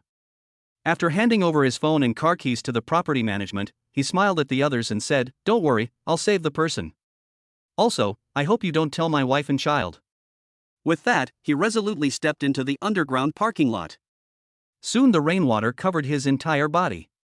As he went deeper, the water got deeper. Chu Ting also opened his arms and started swimming. He had already put on his goggles, which were invisible, to prevent the sewage from entering his eyes and causing harm. After the water level continued to deepen, it began to rise, almost reaching the ceiling. There was still about 50 meters to the trapped man's location, and Chu Ting continued to swim with his arms waving. At the moment, he was very agile. With the help of his god-level swimming skills, he was like a fish, quickly approaching his goal. 20 meters. 10 meters. 5 meters. After reaching the top of the target, Chu Ting dived headfirst into the water without hesitation. His entire body, including his head, was soaked in the rain, and he held his breath, with bubbles constantly rising.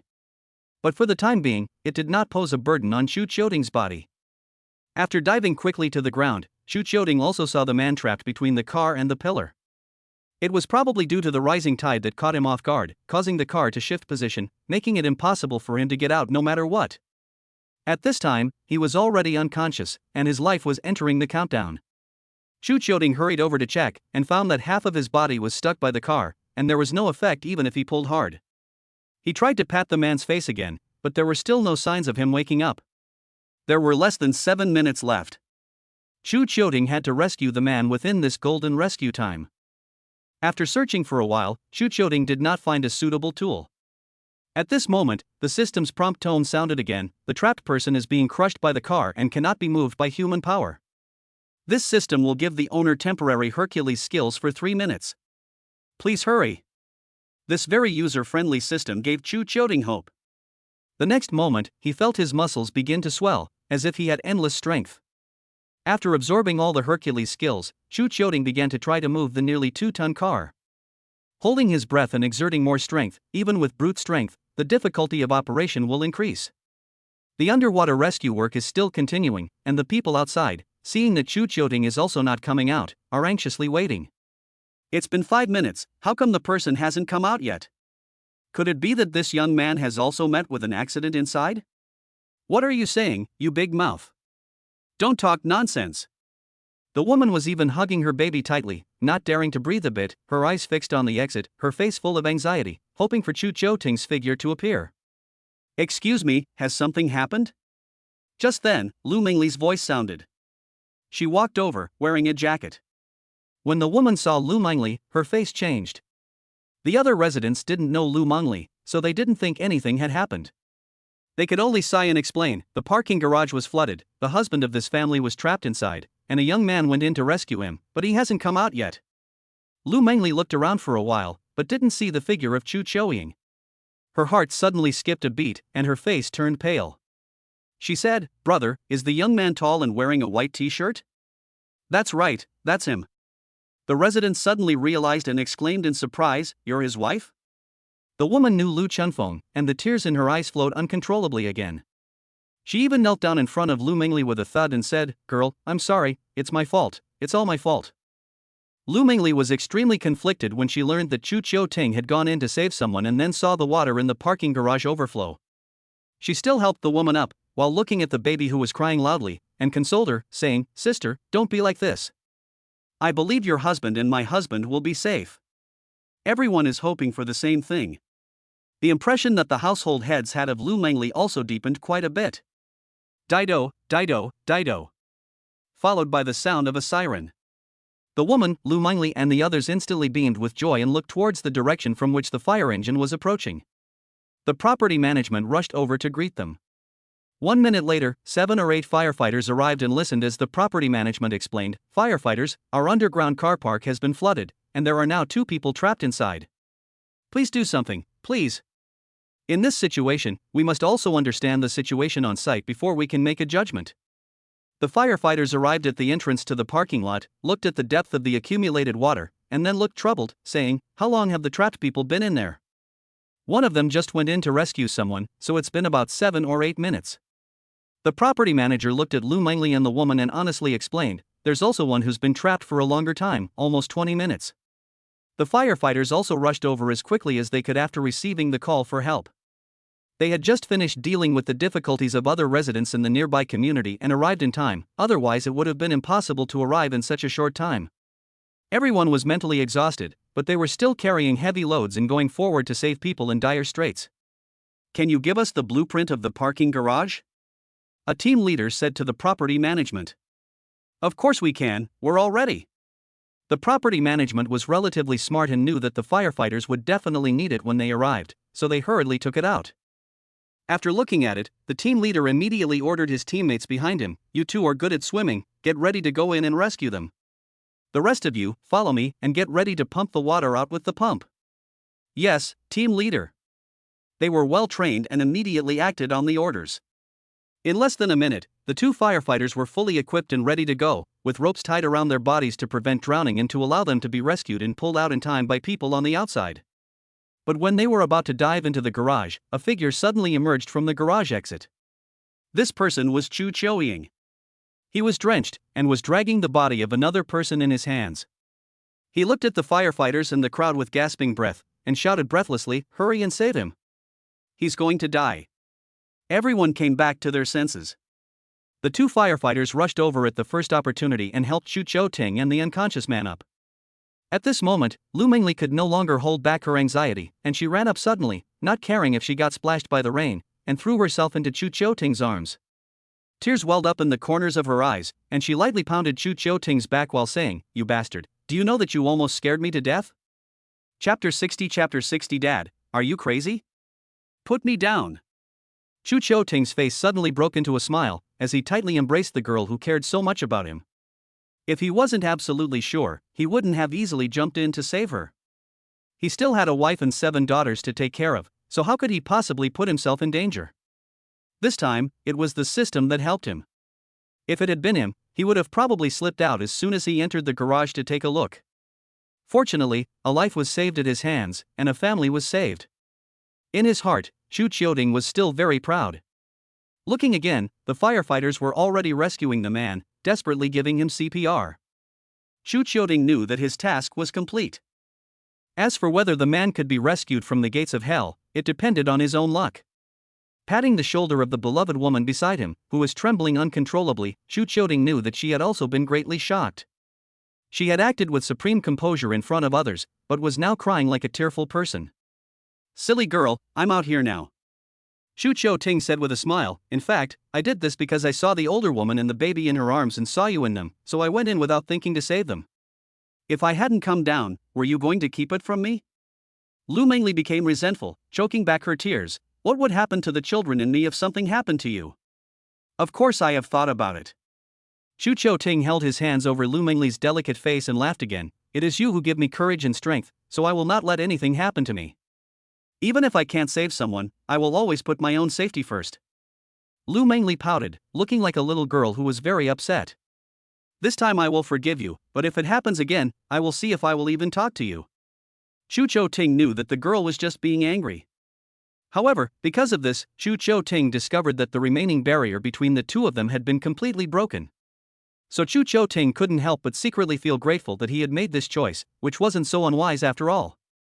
If he had known before that Lu Mengli would care so much about him, he would have gone in to save her without hesitation, even without the help of the system. Because, whenever he could do something to promote his relationship with Lu Mengli, he would do it. After all, he owed her too much and needed to do his best to make up for it. "He's awake." At this moment, the firefighter shouted. If he had played for a few more minutes, he would have been truly hopeless. The team leader was drenched in cold sweat, and his heart was still racing. The woman also saw the man coughing frantically and spitting out water. After his vital signs had recovered somewhat, the woman, still holding the baby, came directly to Chu Qiuting's side, without hesitation, knelt down on both knees, and said with tears of gratitude, "Thank you, handsome, you are the benefactor of our whole family. I thank you on behalf of the father of the child, thank you, oh. Lu Mengli looked at the woman, whose head was bleeding from the blow she had received, and saw that this was the second time she had known her to kneel down to herself and Chu Choying. Her heart ached a little. They were both women who had sacrificed everything for their families and husbands. Big sister, get up quickly, this is not allowed. Lu Mengli went up to help. Chu Choying also helped the woman up on the side, with a smile on his face, saying, Big sister, it's good that the person is fine. This is also Big Brother's own great fortune and great life. Now you should quickly go with Big Brother to the hospital. Although the person has woken up, they still need to be checked to make sure there are no after effects. The property management and the residents on the side also expressed their opinions one after the other. Young lady, this young man is right. Thank you for not being in a hurry. After all, we are all in the same community, and you can come to thank us at any time. But your husband is still very weak, so let's go to the hospital immediately for a checkup. Yes, I will go right now. Thank you all. The woman said, and bowed to everyone again, her gratitude fully expressed in her body language. The ambulance arrived just then, and of course the timing was just right, otherwise the firefighters would have had to escort them personally. At this point, the heads of households and property managers came forward, and they were also impressed by Chu Choying. They gave him a thumbs up and said, Young man, you're great. You're practically the hero of our community. We're so proud of you. Chu Choying accepted their praise and respect one by one. And your daughter-in-law is also a woman worthy of admiration. I saw her face change when she learned that you had gone in, but she still waited quietly outside. If it were any other woman, I'm afraid she would have started crying and making a scene. This is where a person's character lies, and your family is worthy of admiration. Lu Mengli suddenly blushed, feeling that everyone was exaggerating. The firefighters did not leave, they still had to pump the water out of the underground garage. The team leader stepped forward, then came to Chu Choying's side, and offered his hand, saying, Young man, thank you. Chu Choying was a little flattered. After all, the firefighters were the heroes worthy of everyone's admiration and respect. After shaking hands with the other person, he followed up by saying, It should be us thanking you. I will report to my superiors about your rescue, and you should be given a commendation. The team leader laughed with boundless cheerfulness, saying, This time, it was also thanks to you that the trapped person was able to be saved. If we had arrived later, I'm afraid it would have been too late to rescue them. The property management and the owners were also shaken up after hearing the news. It seems that it was right to let Chu Choying go in and save the person, saving a life and a family's happiness. Madam, your husband is a hero, and so are you. Thank you for your understanding. The team leader saluted Lu Mengli again. He did this because he understood that Lu Mengli had cooperated quietly after learning the situation, and this courage was worthy of recognition. The other firefighters also saluted, showing great respect. Chu Choying and Lu Mengli smiled at each other at this time. In fact, I didn't do anything, you are the ones who should be grateful. At this time, a property management staff ran from afar and shouted, Firefighting comrades, you have suffered. Here are some snacks I prepared, come and have some. The owner of the snack bar also came over with a box of bread and packaged chicken legs, saying, Everyone has worked hard, come and have some. After the firefighting comrades pump the water out, we will work together to tidy up the garage. The mood was filled with joy at that moment, and even though some people's cars were submerged in water, they were no longer so worried. Instead, Chu Choying told the others and then took Lu Mengli back to his home. They walked up the stairs holding hands, feeling the cold temperature of Chu Choying's hands, and Lu Mengli tightened her grip. Then, she noticed that Chu Choying's hand was scraped and bleeding, and she immediately felt heartbroken. Does it hurt? I'll get you some medicine to wipe it with when we get home. Chu Choying, however, shook his head and suddenly picked Lu Mengli up in his arms. He said, It doesn't hurt. Right now, I feel like I have endless strength in my body, and I want to carry you home. Ah! After Chu Choying's voice fell, and then sprinted up the stairs, Lu Mengli's screams followed, Dad, are you crazy, put me down. But Chu Choying didn't care, and ran with a smile on his face, while listening to the system's reward prompt echoing in his mind. Chapter 61 Wife, let's get married. Chu Choying's strength seemed endless, as he carried Lu Mengli all the way up to the 13th floor. He didn't look flushed or out of breath, and was full of energy. This was thanks to the continued effects of the Hercules. However, it seemed that Chu Choying was not yet prepared to let go of Lu Mengli. The other party looked at Chu Choying with a flushed face and said, Put me down quickly, you rascal. Ha ha ha, open the door. Shu Cho Ting, however, said with a smile, "This is the third time I've hugged you. I said the same thing on the bus before, that I wanted to make up for the 6 years of absence." Although it was a little embarrassing, Lu Mengli was incredibly satisfied inside, and entered the code into the smart security door before opening it. She asked Shu Cho Ting, "You went up 13 floors in one go, and you were still carrying me, aren't you tired? Do you want to squeeze my muscles?" Shu Cho Ting's mouth hung a trace of a devilish smile, which made Lu Mengli's heart flutter. "Stop it, the kids are watching." After Lu Mengli opened the door, all the cute kids were staring at her with smiles on their faces.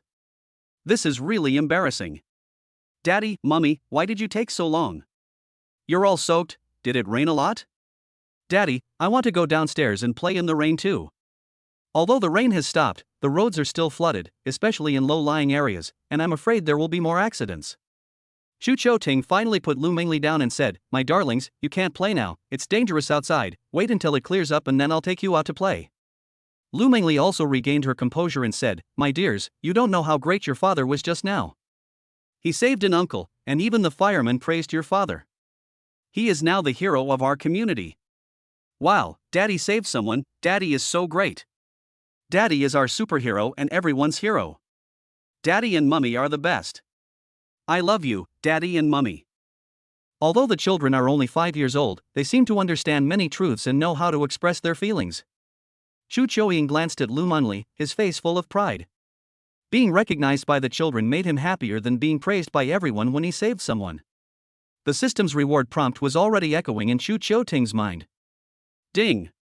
Congratulations, Master, for heroically saving a life and providing a good role model for the cute kids. They also regard you as a superhero. You have received a B-level rating and a cash reward of 350,000 yuan. Starting to generate multiples. Ding! Multiple successes. Congratulations, Master, for a critical strike. You have received a 7-fold reward and a final income of 2,450,000 yuan, which has been deposited into your account. Ding activates a hidden skill, Binding Hercules, which can be used permanently. In addition, the system will repair the flooded commercial vehicle, upgrade it comprehensively, and increase its security level to the highest level. You can control the commercial vehicle online just by opening the attribute panel. A series of prompts sounded in Shu Choying's mind. This time, regardless of the amount of money, it was by far the most rewarding. The unexpected joy was that not only was his business car undamaged, but it had been comprehensively repaired and upgraded by the system. Opening the properties panel, the business car was presented in it, along with detailed information. Shu Choying was dumbfounded. In terms of the car body alone, it was made from materials such as high-strength steel, aluminum alloy, titanium alloy and ceramics, and was completely new. The doors are 8 inches thick, the chassis armor is 5 inches thick, and it can withstand attacks from all kinds of armor-piercing bullets and bombs. The beast wheels are reinforced with Kevlar and the wheels are designed with special steel rims, so even if all 4 wheels are destroyed, it can still drive normally. The car has also been specially treated on the fuel tank, which is an absolutely flame-resistant fuel tank with top-notch explosion-proof performance. Not to mention ordinary impacts, even armor-piercing bullets and bombs cannot pose a threat to it. The entire vehicle uses a sealed cabin system, which can prevent attacks by biological and chemical weapons and also prevent contamination by radioactive substances. Even if the interior is contaminated, it can be quickly ventilated through an independent internal air circulation system. After reading it, Shu Choying exclaimed in awe, "System, you are leaving no room for error in protecting the safety of the children. You are their real father." The external protection has already reached the top level in the world, and I'm afraid it doesn't belong to the highest level in the country. And the internal configuration also left Shu Cho Ting dumbfounded. In the event of an accident, the car can enter autonomous driving mode, and is also equipped with an intelligent communication system and an oxygen supply system, which can rely on intelligent contact with the outside world to raise the alarm. It can be said that the safety level is pulled to the full, which can ensure that no harm will be caused inside the car. At this moment, his mood was incomparably beautiful. And the assets have also reached more than 16 million. Previously written as 100 million mistakes caused, has been modified, and the seafood allergy of DeBeo has also been modified, changed to fungi. Also thank you Baozi for correcting it, Xiao Xiao. As for Hercules, Shu Cho Ting has already experienced it. A 2-ton car, or under the pressure of rainwater, the weight will increase geometrically, but it still moved away hard, and his hands were unharmed. This skill became permanent, which Chu Qiuting did not expect. He came to the side of the cute kids and kissed each of their faces, saying, "Thank you, my dears, for your praise. You are also Daddy's pride." Seeing that Chu Qiuting had only spent a few days getting along with the cute kids and having fun together, Lu Mingli was also deeply moved. She had waited for 6 years, and it was worth it. This man is becoming stronger and stronger, and also more and more secure. "Daddy, you're all wet, go take a shower or you'll catch a cold. Mommy is also soaked." In the midst of the children's concern, Chu Qiuting and Lu Mingli smiled at each other. "Okay, Daddy will go take a shower, so should you go to bed?" It was almost midnight after all this excitement. It's not good for the kids sleeping in waking times to get later and later. Luckily, the kids all listened and immediately went to their rooms to sleep. They gave up all 3 rooms to the kids, but Shibao had a better idea. They could sleep in each room in turn, and the other kids didn't mind. After all, the king-size bed was big enough for 2 more children to sleep on. It was obvious that they were very sensible and had given up the master bedroom to Lu Mingli and Chu Qiuting, hoping that their parents would be happy. "After you've had a bath, Daddy will put you to bed," said Chu Qiuting with a smile. But the cute kids refused. "Daddy should tuck Mummy into bed. No one has ever done that for Mummy before, so you have to do a good job. We've grown up now, we can go to bed on our own," they said, and went to their own rooms. Their sensible words made Chu Qiuting feel as if a little sun had risen in his heart, warming him to the core. Lu Mingli had already gone into the room, and after rummaging around for a while, she discovered that his pajamas and clothes were even less than her own. Unfortunately, she had prepared a set of clothes and pajamas for Chu Qiuting, but she had not taken them in the minicar, so she could only let him wear his usual clothes for the night. After handing them to Chu Qiuting, Lu Mingli also took the pajamas and went into the bathroom to wash her body again. After all, she had been wet in the rain, and a hot shower would be more comfortable and prevent her from catching a cold. Of course, the 2 of them washed separately. After all, there were 2 bathrooms. After Lu Mingli finished washing, she put on her pajamas, but did not wear underwear. She didn't even blow dry her hair before going into the kitchen to make ginger soup for Chu Qiuting. Although it wasn't as delicious as Chu Qiuting's, it was her way of showing her affection. After Chu Qiuting came out, he saw Lu Mingli blow drying her hair in the bathroom and couldn't help but knock on the door and then push it open. Lu Mingli glanced at Chu Qiuting and then said, "I made you some ginger soup, drink it quickly." However, Chu Qiuting suddenly walked over, put his arms around the other person's waist from behind, and in the midst of Lu Mingli's limp body, he whispered in her ear, "Wife, let's get married." Chapter 62 Reliving the feeling of love with a treasure girl. Lu Mingli's hand suddenly paused. She raised it high, and let the hairdryer blow her long hair in midair. She had been waiting for this moment for an unknown period of time. Finally, she had waited for Chu Qiuting's proposal. Seeing Lu Mingli in a daze, Chu Qiuting felt a little nervous, excited, and anxious.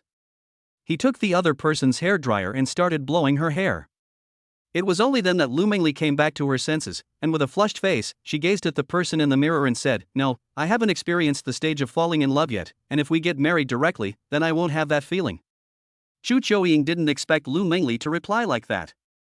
But on second thought, it seemed that she had mentioned more than once that she wanted to fall in love with him, get to know each other, and then consider the next step.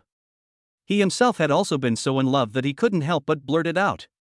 Seeing that Lu Mingli had this wish, he naturally said with satisfaction, "Wife, then I'll take you back to the feeling of being in love." With that, he turned off the hairdryer and then once again put his arms around Lu Mingli's waist, lowering his head to kiss her red lips. Mm.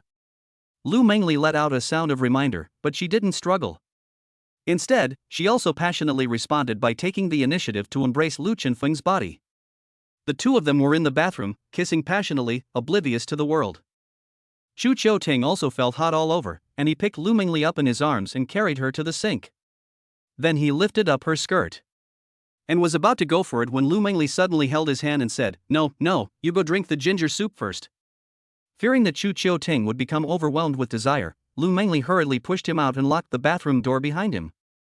Then she returned to the wash basin, looked at herself in the mirror, her cheeks flushed, and her heart pounding. She had never felt like this after she had given Chu Qiuting her virginity. The memory was still fresh in her mind, and she felt incredibly hot all over. Just like a kitten that has been caught stealing food, she wanted a second helping after having had the first. It's just that she had been holding back before.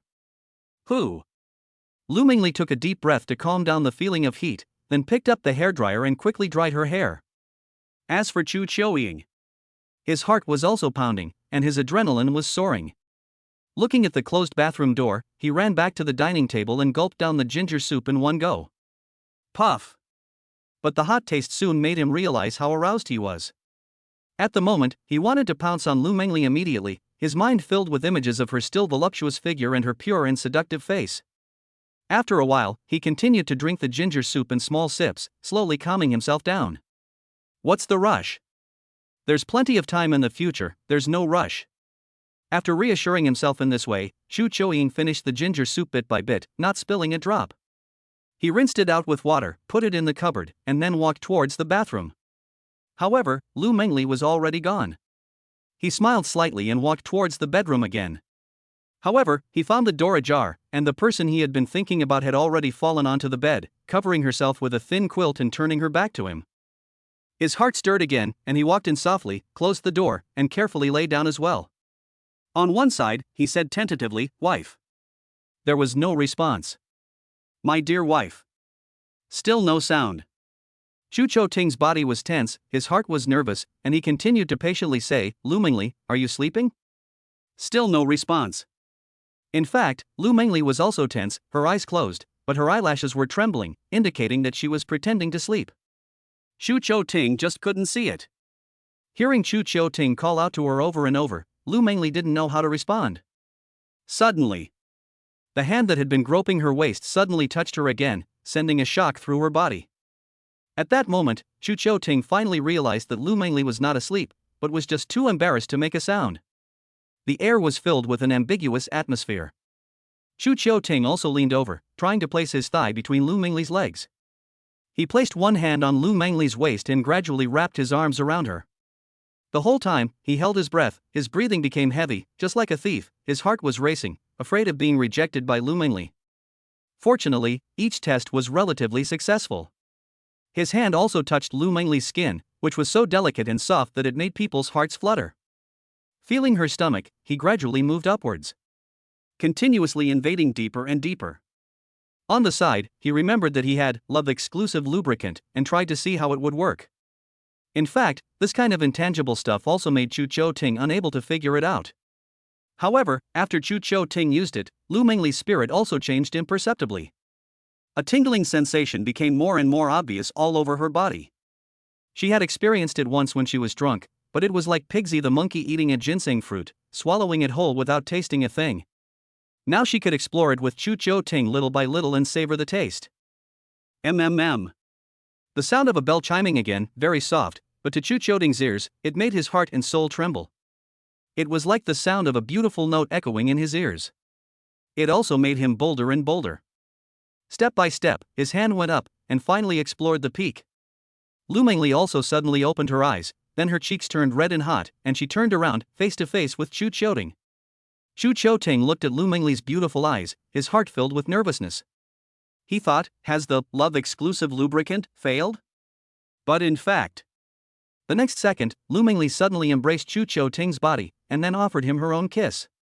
Xu Ting's eyes widened in disbelief, but soon his entire spirit, soul, and being were wrapped up in the taste of love. He forgot to think, forgot to be nervous, and immediately responded. He even wrapped his arms around the other person's waist, leaning his whole body against one hand, and then pressing down on Lu Mengli's body, oblivious to the world as he took what he wanted. When both of them couldn't breathe anymore, they separated, and then Lu Mengli looked at him with a dazed expression, tenderly gazing at him, wrapping her hands around his neck, and breathlessly said, "You're my man." Xu Ting also responded deeply, "You're also my woman, and no one can take you away." MMM. Lu Mengli nodded emphatically. After that, Xu Ting bowed his head again and entwined with her. The two of them were venting their thoughts from the past 6 years. The emotional warmth and spiritual connection made this night infinitely beautiful. Chapter 63 Wife, do you still want to have children? Then let's have 10 more. A happy person is a cheery person. Xu Ting woke up at a little after 5 in the morning. He looked at the weather outside. Although the typhoon had passed, it was still overcast. The drizzle was still falling, very dense. But his mood was sunny. He looked at the person in his arms and saw the beauty of her collarbone and the smoothness of her delicate skin. After a night of excitement, Xu Ting didn't expect that he was still as virile as ever, and had exhausted Lu Mengli. Why don't you sleep a little longer? Lu Mengli opened her eyes for a moment, then closed them again, her arms wrapped tightly around Chu Chou-ting as she whispered.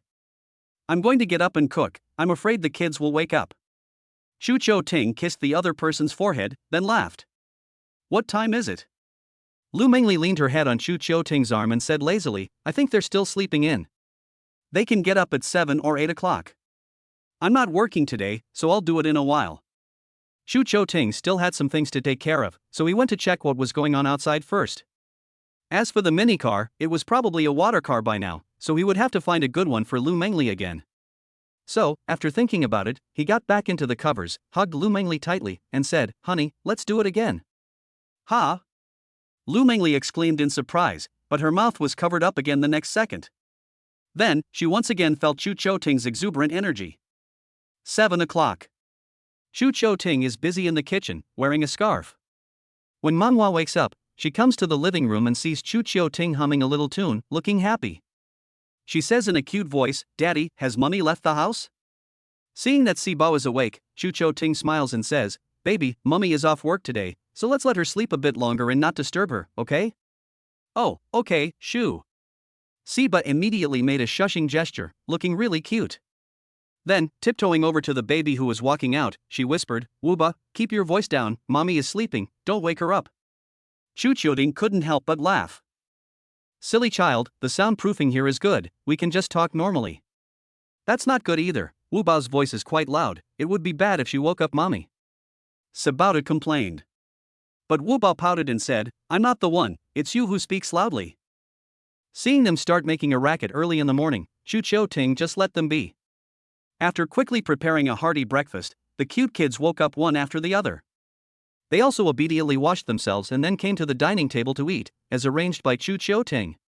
After they finished eating, it was past 1:30. Chu Chou-ting told them to play in the living room, while he went out to see that the rain had finally stopped. When he walked into the room, Lu Mengli had already opened her eyes and was holding her phone, as if she was sending a message to someone. Chu Chou-ting didn't ask, but smiled at her and said, You're awake. I'm going out to take care of the minicar. I've already made breakfast. Do you want me to bring it in and feed you? No, I'll get up and eat in a while. Lu Mengli put down her phone, stretched, and then, like a little girl, said coquettishly, Daddy, give me a hug. At this point, the two had a closer relationship, inseparable.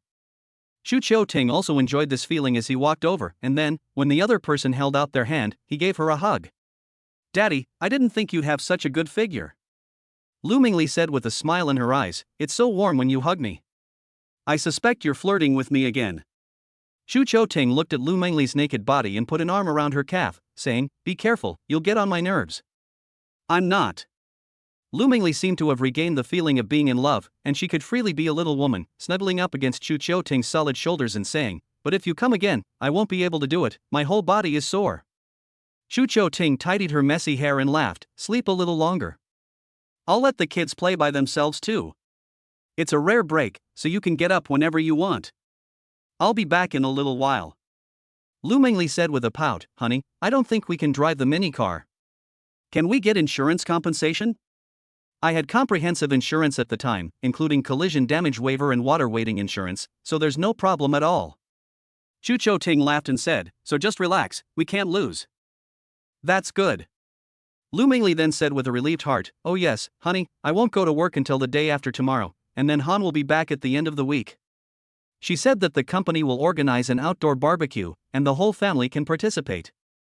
I was thinking about whether you want to go with the kids. Chu Chou-ting had originally planned to take Lu Mengli and the kids out to play together, but he didn't expect to also run into an activity organized by the company. He laughed and said, You've just become a department manager, and this is the time to take the lead, so I and the kids will definitely go with you. Of course, I also know some of your concerns, so after this company-organized activity, we can still go out and play with the kids alone in the future. Chu Chou-ting's words reached the heart of Lu Mengli, and she realized that Chu Chou-ting still understood her very well. She suddenly smiled and kissed Chu Chou-ting more intimately and said, Honey, thank you. Ha ha, it's nothing. I should have fully supported your career. Chu Chou-ting laughed and said, When the time comes, you should show off our children in front of your employees. They will never embarrass you. Lu Mengli didn't mind this. She just wanted her children to have fun. Han Jie also felt that this was a rare family dinner for the company, and it would also be a good opportunity to introduce you and the children to the people in the company, so that no one would ever think of taking advantage of you again. Lu Mengli also said honestly. If one director leaves, there will be countless more. In the workplace, there are also many power and sex deals. The higher the position, the more people will be eyeing it. Chu Chou-ting suddenly said domineeringly, whoever dares to hit on you, I will make them eat their words. And if the company gives you trouble in the future, you just quit. Your husband can support you. Lu Mengli was moved again. A smile spread across her face as she said, honey, I know you're very capable, but I also want to do well and share some of the burden for you. After a pause, she suddenly blushed again. What if one day, you accidentally get me pregnant again, won't the family burden be even heavier? Let's also make a long-term plan. Chu Chou-ting's heart stirred. Wife, you still want to have children? Then let's have 10 more. Chapter 64, adding spice to the nightlife with the baby wife, the curiosity of the cute kids is overflowing. Seeing Chu Chou-ting get excited, Lu Mengli hurriedly explained, don't be happy just yet. Although I'm willing to have more children with you, that can only happen after we get married. Before we get married, we have to remember to use protection when we're having sex. Although it has to be after marriage, Chu Chou-ting doesn't mind. After all, under normal circumstances, after having 7 cute kids, people would choose not to have any more. But his wife agreed, which Chu Chou-ting never expected. After all, if he wants to become richer and richer, he has to rely on the cute babies to contribute, and naturally the more the better. Currently, the super doubling effect is 7 times. If there are 10 more, wow. Chu Chou-ting doesn't even want to think about it, soaring to 17 times, then casually rewarding an S-class, you can get tens of millions of income at once, and if the critical strike is doubled, breaking 100 million is easy. The skills will definitely also greatly increase the rewards. He has already tasted the sweetness of money and skill item cards, so naturally the more the better. Of course, my husband is buying TT on the takeaway app right now. Chu Chou-ting said with a smile. Lu Mengli blushed with shame, but she didn't stop him. Instead, she pouted, take it easy. We just did it in the morning. Save it for tonight. Chu Chou-ting grinned evilly, honey, I've also found something good. Do you want to take a look? What good things? Lu Mengli became curious and stretched her neck to take a look at the screen of the phone. After seeing it, her face instantly turned red and she could have dripped water. You're so bad. To add a little spice to our nightlife, let's buy it all and have some fun? Chu Chou-ting became more and more excited as he spoke, and it might be even more exciting. Lu Mengli had actually already appreciated Chu Chou-ting's abilities, and now to come back with something even more exciting, she didn't know if she could take it. As long as you like it. In the end, she blushed and reminded him.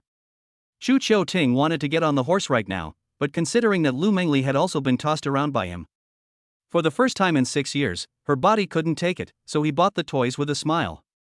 He also bought a set of black silk along with it, and while smiling at Lu Mengli, he said, honey, I also bought you a pair of stockings. Your long legs will definitely make people's noses bleed when they wear them.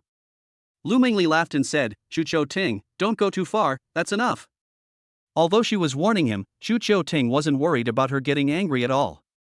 Instead, after the purchase was complete, he lowered his head and kissed Lu Mengli hard. My dear wife, I'll be going out now, you go back to sleep for a bit, and I'll come back at noon to help you regain your strength. Chu Chou-ting got up, feeling refreshed and spiritually satisfied. Be careful, come back early, and call me if anything happens. Lu Mengli said sweetly. Okay. Chu Chou-ying agreed readily. When they arrived in the living room, the children were watching TV and eating fruit. Chu Chou-ying was very relieved and said, children, if there is anything you want to buy or eat, I will bring it to you when I go out later. In the past few days, Chu Chou-ting has bought a lot of ingredients and snacks, and they are all piled up on the coffee table, so they don't lack anything.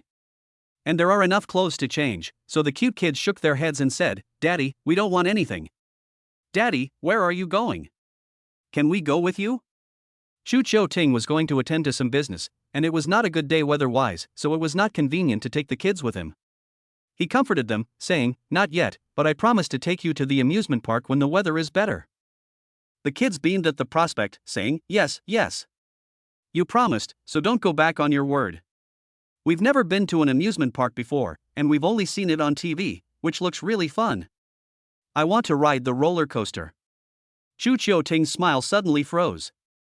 The cute kids have never been to an amusement park before? He couldn't help but feel a pang of sadness in his heart again. He knew that with Lu Mingli's financial situation at the time, and the conditions for travel, it was indeed not very convenient. So he came even more spoiled to their side, picked up the 4 treasures and said, "Daddy promises you, I will never go back on my word. How about this weekend? Mommy also has the day off, so let's go out as a family. Daddy, when are we going back to school? In fact, the school year is about to start, in just a couple of days." Xu Qiuting still needs to call the teacher personally to ask, so he first told the kids, "This weekend, our family will go to a barbecue with mommy and godmother, and then to an amusement park. Daddy will arrange the time to make sure you all have fun." Seeing that Xu Qiuting had promised, the cute kids were even more pleasantly surprised. "Daddy, we're going to have a barbecue this week, and we'll have godmother there, too. Will the policeman come, too? Our family can finally go out and have fun, so happy." Seeing the children's joyful faces, Xu Qiuting also accompanied them while waiting for the takeaway to arrive, saying, "Uncle Policeman has gone on a mission, so he can't come, but Mama and I will stay with you. We'll dress you up nicely, and then you can go play with the other children." The children began to look forward to it. Xu Qiuting also personally called the kindergarten teacher. When the call was connected, the other party politely greeted him, "Hello, Mr. Chu." "Hello, teacher. I'd like to ask, has this typhoon affected your school?" Xu Qiuting asked, regarding the time for children to register for school, has it been postponed? "Mr. Chu, we have just received notification that the registration period may be postponed by 1 or 2 days, and it is estimated to be next Monday." The teacher replied, "The kindergarten was also flooded by the rain, and some equipment was damaged. It is being repaired urgently." "I see. No problem. I was just asking. When the school is repaired, please let me know." Xu Qiuting politely said, as he didn't want the children to miss the start of the school year. "No problem, Mr. Chu, we will definitely notify you, and we promise it won't be too long." The teacher also politely said, "In addition, our school also deeply apologizes for the delay in the start of the school year due to the school's problems. We hope to gain your and the children's understanding." "Ha, this is a natural disaster and human calamity, there is nothing we can do." Xu Qiuting laughed, and the teacher, "You are busy, so I won't disturb you from working." "Okay, Mr. Chu, goodbye." After hanging up the phone, Xu Qiuting knew what was going on in his heart. After a while, the delivery boy finally arrived. Fortunately, the merchant's confidentiality was very good, and the delivery boy didn't know what was being delivered. With a large bag of takeaways, Xu Qiuting walked into the house with it. The cute kids were all curious. "Daddy, what is that in your hand, something delicious?" Chapter 65, Buying a Maserati with a single throw of the dice, the treasure girl's spring has come. Xu Qiuting didn't know how to explain for a moment, and after thinking for a while, he said, "This is something for mommy." "Oh, okay. Daddy is so good to mommy."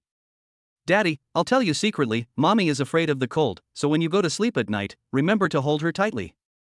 Xu Qiuting hadn't noticed this before, and he didn't expect the cute baby to remind him.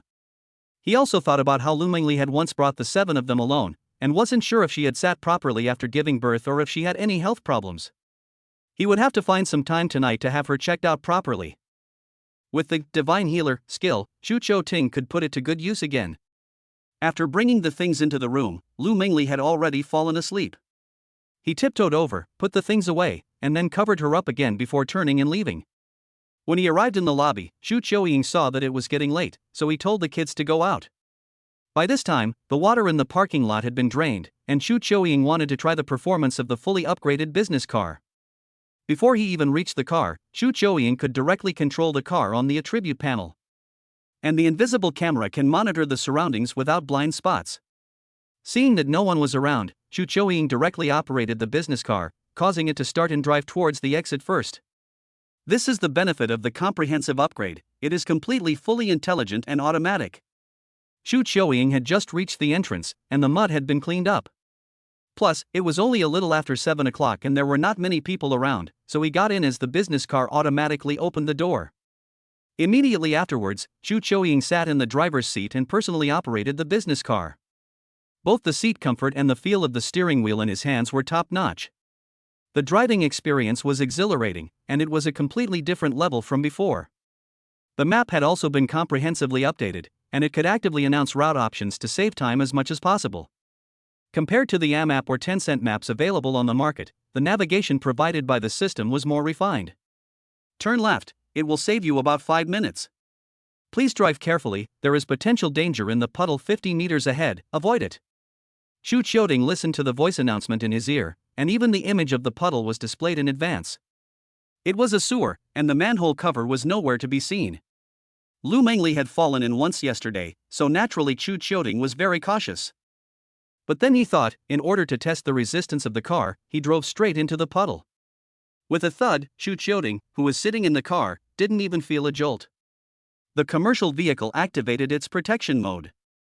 Upon detecting the potential danger under the puddle, the wheels were raised slightly and the vehicle drove straight through. Not even a scratch occurred, as if it were walking on flat ground. Xu Qiuding was secretly impressed. The performance of this car is truly extraordinary. Looking at the surrounding stores, they have also been flooded by the floodwaters. Many people are cleaning up the garbage and draining the water in front of the door. It was as if the end of the world had come yesterday. These businessmen are afraid that they have suffered heavy losses in this typhoon. Fortunately, Xu Qiuding does not have a physical store and does not need to go to work, so he was lucky to have escaped unscathed in this typhoon and was blessed with a lot of system resource rewards. After arriving at the place, Xu Qiuding looked at the mini car that had been baptized by the typhoon, which was now in a complete mess as if it had been soaked in mud. In addition to his car, dozens of other cars were also stuck in the water in various streets. The destructive power of nature was imaginable. If they hadn't taken out insurance, I'm afraid they would be crying themselves to death at home right now. He suddenly thought of the man he had saved yesterday, and wondered if he had overcome the crisis. Sitting in the car, Xu Qiuding called the insurance company and told them about the condition of the car. At this time, he had purchased comprehensive insurance, so the insurance company had no way to shirk its responsibility and could only follow the contractual process to make compensation. Fortunately, it was only a car worth tens of thousands of dollars, and the insurance company could compensate for 95% of the loss, while the car would have to be owned by the insurance company. Xu Qiuding naturally had no objection, and after telling the other party the address, someone came to tow the car.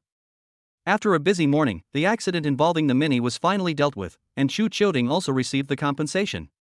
Without the Mini, Xu Qiuding knew that it would be inconvenient for Lu Mengli to go to work, so he planned to get her a more high-end sedan. At this point, she was at least a department manager, so buying a Maserati shouldn't be too much. With tens of millions of assets in his hands, a Maserati is still affordable. If you're going to buy it, buy the best. After finding a Maserati 4S store online, he realized that there was one in his local area. Xu Qiuding called the store while driving. I saw on your 4S store's official website that there is a Maserati GTMC. Has it been reserved? Hello sir, this car has just arrived, so it has not been reserved yet, said the salesperson politely. Excuse me, sir, do you want to buy this car? Yes, please book it for me. I'll go over there right now and if it's possible, I'll drive it away today. Xu Qiuding said very decisively. The salesman was also meeting such an overbearing customer for the first time. Moreover, the owners who could afford a Maserati were either very rich or very important, so the service attitude was also very professional. No problem, sir. May I ask if this is your personal number? The salesman politely asked again. I'll register you here first. Yes. Xu Qiuding said again, I will be there in about half an hour. Is your store still open? It is still open. Our store is not affected by the typhoon, so you can come directly to the transaction, sir, the salesman explained. Xu Qiuding promised and hung up the phone. He followed the navigation system and drove as fast as he could on the road, which was in relatively good condition. Everywhere he went, it was like a scene from a natural disaster, with the rain flooding the area and causing havoc. After about 35 minutes, Xu Qiuding also arrived at the Maserati 4 store. He found that the other party's store was located relatively high, and the waterproofing measures were also very good. The road surface was clean at the moment, as if nothing had happened. After getting out of the car, Xu Qiuding walked towards the store. At this time, a female salesperson in a professional suit was waiting at the door. The standard high heels and black stockings, coupled with the curvaceous figure, really attracted attention. But when Xu Qiuding saw the other person's appearance, he was a bit taken aback. Unexpectedly, it was an acquaintance. And when the other person saw Xu Qiuding, he also shook for a moment, and finally called out uncertainly, Are you Xu Qiuding? Chapter 66 For the sake of you, my husband, I don't even want my best friend anymore. Chu Ting also didn't expect to run into someone he knew both well and not well in this place. He didn't know her well because they had only met once, but he did know her well because they had drunk together. I didn't think you'd remember me. Chu Ting grinned, and his thoughts were suddenly drawn back to the days on the university campus. Back then, everyone was carefree and not forced by life, but now everything was different. Everyone had a family and a job. How come I don't remember that it was you who stole Lu Mengli away in the first place? Qin Xiaoyan, at this moment, completely forgot that the other person was a guest and said angrily, "Are you the person who just called me and wanted to buy a Maserati?" Xu Qiuting could also see Qin Xiaoyan's angry expression, and he smiled wryly, "It's me. Come in first." Chen Xiaoyan no longer acted politely, but instead was full of resentment. However, Xu Qiuting did not care. After all, when he first heard Lu Mengli's explanation, Chen Xiaoyan was her best friend and bestie from college. It was also because of her that he was blessed to meet this treasure girl, Lu Mengli. After all was said and done, he still had to thank the other party. And she was angry for a reason, as she could tell that she cared deeply about Lu Mengli. After entering the store, Xu Qiuting looked around and found that every series of Maserati was available. The other salesperson was also a woman, and when she saw Xu Qiuting come in, she rushed to serve him tea. After all, she had noticed at the counter that Xu Qiuting had come in a Mercedes-Benz business car, so his status was naturally not ordinary. And he had come to the store to buy a Maserati, so he was definitely wealthy. But seeing that Qin Xiaoyan didn't seem to be very enthusiastic, after serving Xu Qiuting with tea, she muttered, "Hey, Swallow, is this someone you know?" Chen Xiaoyan went to get the car keys and came back with a not-so-friendly expression on her face, "Not really." After that, she came up to Xu Qiuting's side and said, "Don't you want to see the car? Come with me." Xu Qiuting followed after taking a sip of water, while watching the other person's tall figure. Compared to Lu Mengli, however, there was still some gap. The other person came to a white Maserati, and the exterior was still very impressive. The very perfect body curves outline a figure like a beauty, fusing elegance, power and a sense of technology to give the vehicle a strong visual impact. No wonder girls like it, and according to market research, most Maserati owners are also basically women. "Here, this is the car you want." Chen Xiaoyan seemed to have some misunderstanding about Xu Qiuting, so her attitude was indifferent. "If you want to pick up the car now, I'll go through the formalities for you right now, but you'll also have to get the money ready." Chen Xiaoyan. Xu Qiuting, however, smiled slightly and said, "I feel that you have a misunderstanding about me." "A misunderstanding?" Chen Xiaoyan didn't care about the business at the moment. After all, compared to Xu Qiuting hurting Lu Mengli and not kicking him out, it was considered to be tolerating it. "So tell me, what is the misunderstanding?" Without giving Xu Qiuting the chance to speak, Chen Xiaoyan questioned again, "When you contacted me the other day, I was quite surprised, but looking at you, you drove a Mercedes-Benz business car, and now you've bought a Maserati. So, which girl are you going to drive?" Xu Qiuting finally understood at this moment. Chen Xiaoyan was obviously standing up for Lu Mengli. But he was also puzzled. When the two of them communicated on WeChat before, their attitude wasn't like this. Could it be that she heard something from the grapevine? "I'm very curious about this, Chen Xiaoyan. Why have you suddenly changed your attitude towards me so much?" Xu Qiuting was helpless and decided to ask her clearly before telling her the good news. "After you contacted me, the more I thought about it, the more I felt that something was wrong, so I relied on the connections I had at school back then and even asked my ex-boyfriend to find out about you." Chen Xiaoyan became more and more angry as she spoke, and she never expected that you bastard had spent the whole night with Lu Mengli, and then she dropped out of school for no reason. "I was thinking about sending you a message to scold you, but I felt that it was all from back then, so I didn't care. Now you've done well, you've come to me voluntarily, so give me an honest account of what happened between you and Lu Mengli back then. Why did you force her to drop out of school, and even abandon me, your best friend?" The more she talked, the more agitated she became, and a haze of moisture appeared in her eyes, as if she were about to cry. Xu Qiuting finally figured out what was going on. He glanced at the tissues on the small table next to him, and handed one to the other person, saying, "Actually, what I didn't tell you was that when I contacted you before, I found Lu Mengli." Chen Xiaoyan took the tissue and, just as she was about to wipe away the tears in the corners of her eyes, she suddenly froze as if she had been electrocuted. Then she roared, her voice becoming shrill, "What? You met Lu Mengli? Where is she now?" "She's living with me now." Xu Qiuting no longer hid anything, "I came to buy the Maserati to drive her around." Chen Xiaoyan froze in place, as if her computer had crashed. The salesman on the side saw that something was wrong and hurried over to try to persuade Chen Xiaoyan, but Chen Xiaoyan suddenly shook off the salesman's hand and said to Chu Qiuting, who had suddenly changed his attitude, "Chu Qiuting, are you with Lu Mingli? Is it true or not? Why would I lie to you?" Chu Qiuting smiled helplessly and said, "If it's not okay, can I give her a call?" "Go ahead, call her now." Chen Xiaoyan got excited. "If you're lying to me, I'll break your legs today." From this brief encounter, Chu Qiuting also recognized Chen Xiaoyan's character. She was simply a little spicy hot wife.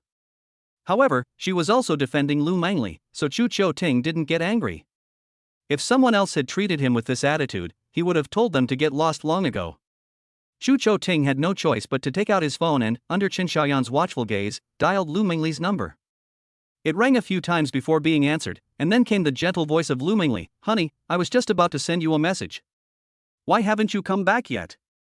Is there a problem with the car?" The familiar voice she hadn't heard in 6 years made Chen Xiaoyan cry with joy. Without giving Chu Qiuting a chance to speak, she exclaimed, "My dear sister, oh my, it really is you, Lu Mingli. I'm Chen Xiaoyan, and I'm here with Chu Qiuting." However, there was suddenly no movement on the phone. Chu Qiuting quickly placed the phone to his ear and explained, "My dear, I'm at the 4S shop and I ran into your best friend Chen Xiaoyan. We had a misunderstanding and I need to call you to sort it out." The voice of Swallow Lu Mingli choked up. "Swallow, are you doing well? Honey, what misunderstanding do you have with Swallow?" "I'll explain to Swallow," Lu Mingli added with some excitement. "Okay, it's better if you explain to her, otherwise she'll break my legs," Chu Qiuting joked, while handing over the phone. His words made Lu Mingli burst out laughing, and then after Chen Xiaoyan answered, she said as if catching up with an old friend, "Swallow, now Chu Qiuting is the baby's father, so don't bully him." Chen Xiaoyan was shocked again. She never expected that both Chu Qiuting and Lu Mingli had children. She was full of jealousy and said, "My dear sister, you really are. I don't know what to say. For your husband, I don't even want to be your best friend anymore." Chapter 67. In order to win the treasure girl's smile, a 3 million luxury car was given away. This is a long story. I didn't expect you to be in this city too. Lu Mingli sighed. "Where are you now?" "I work at a 4S store." Chen Xiaoyan glanced at Chu Qiuting and explained, "Your husband came to order a car, and we just happened to bump into each other." Speaking of which, her tone also slowed down a bit. "Originally, I was still fighting for you, but now Chu Qiuting is driving a Mercedes-Benz and buying a Maserati, so I thought he was picking up another young girl and preparing to win a beautiful woman's smile. I never expected that in the end, the clown would be me." Chu Qiuting just giggled away on the side.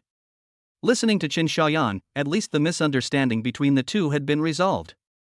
But Lu Mingli was surprised. "You work at the Maserati Force store? Chu Qiuting wants to buy a Maserati?" No matter how ignorant she was about cars, she knew how expensive this car was, much more expensive than a Mercedes-Benz commercial vehicle. She immediately persuaded her, "Swallow, don't sell it to him, he's crazy." However, Chen Xiaoyan suddenly beamed. "Mingli, I can't promise you this. Regardless of how much commission I get, just the fact that he's buying you a luxury car is a form of compensation. He should be allowed to buy it. Am I right, Mr. Chu?" Chu Qiuting laughed helplessly and said, "Of course, with my wife's current status, driving a Maserati is completely no problem. Buy it now." "Kiki, Mingli, your husband still seems to be very generous." "Then I'll stop talking to you for now, let's get together later," Chen Xiaoyan said, and returned the phone to Chu Qiuting, waiting for him to make things clear with Lu Mingli. "Hey, honey, I'll talk to you later when I get back, gotta go." Chu Qiuting also knew what Lu Mingli would say, so he didn't let her continue. Lu Mingli, however, impatiently said, "Chu Qiuting, you are not allowed to buy it. It's so expensive. The previous Mini was pretty good." This time, Chu Qiuting did not listen to her.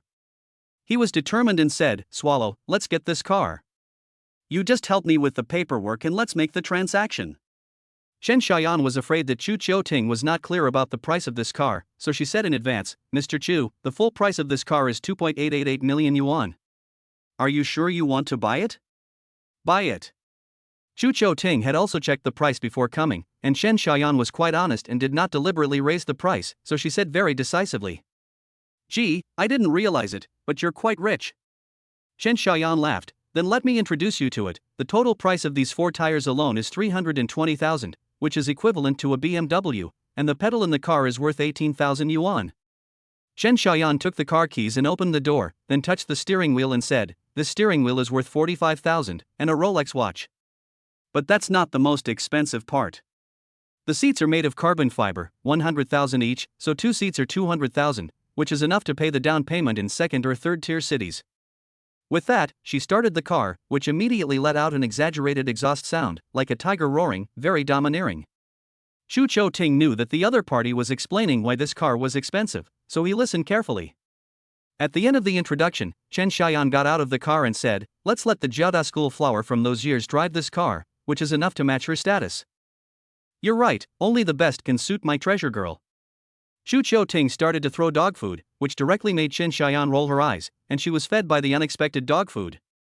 "Fine, let's go sign the contract and make the deal." Chen Xiaoyan came to the reception desk in high heels, wiggling her hips, and then asked Xu Chouting to sit down first. She poured him a glass of water and said, "Are you going to ask someone to drive it away later?" Xu Chouting thought this was nonsense. "I can't drive 2 cars by myself, so I'll definitely ask one of your salespeople to help me drive it back." Suddenly, he reacted, and the corner of his mouth curled up slightly.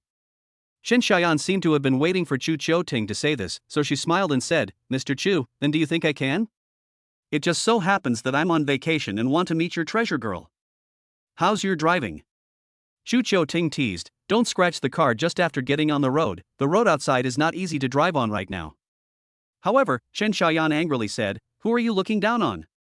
I have been driving for almost 5 years, and the BMW in front of the door is mine. Do you think I want to drive your car?" When entering the store, Xu Chouting did notice the BMW coupe. Although its value was lower than that of the Maserati, it was also a luxury car. "Okay, I'll ask Sister Swallow to give me a ride." Xu Chouting laughed. "I'm not even charging you a service fee, just because I like your wife." Chen Xiaoyan was also a little excited at the moment, and quickly signed the contract with Xu Chouting. Then Xu Chouting paid the full amount directly and couldn't wait to say, "Lin, I'll go off work first today, and I'll come back tomorrow." Lin didn't expect Chen Xiaoyan to know such a wealthy man, and judging from her attitude, they seemed to be good friends. So Lin immediately smiled and said, "Xiaoyan, it's fine, there's not much to do anyway, so you have fun." "That's for sure." Chen Xiaoyan said proudly, "After all, I'm going to meet a good sister I haven't contacted for many years, so I'm sure I'll have a great time." Xu Chouting knew that Chen Xiaoyan's happiness was not fake, so he took the lead in walking out of the Force store.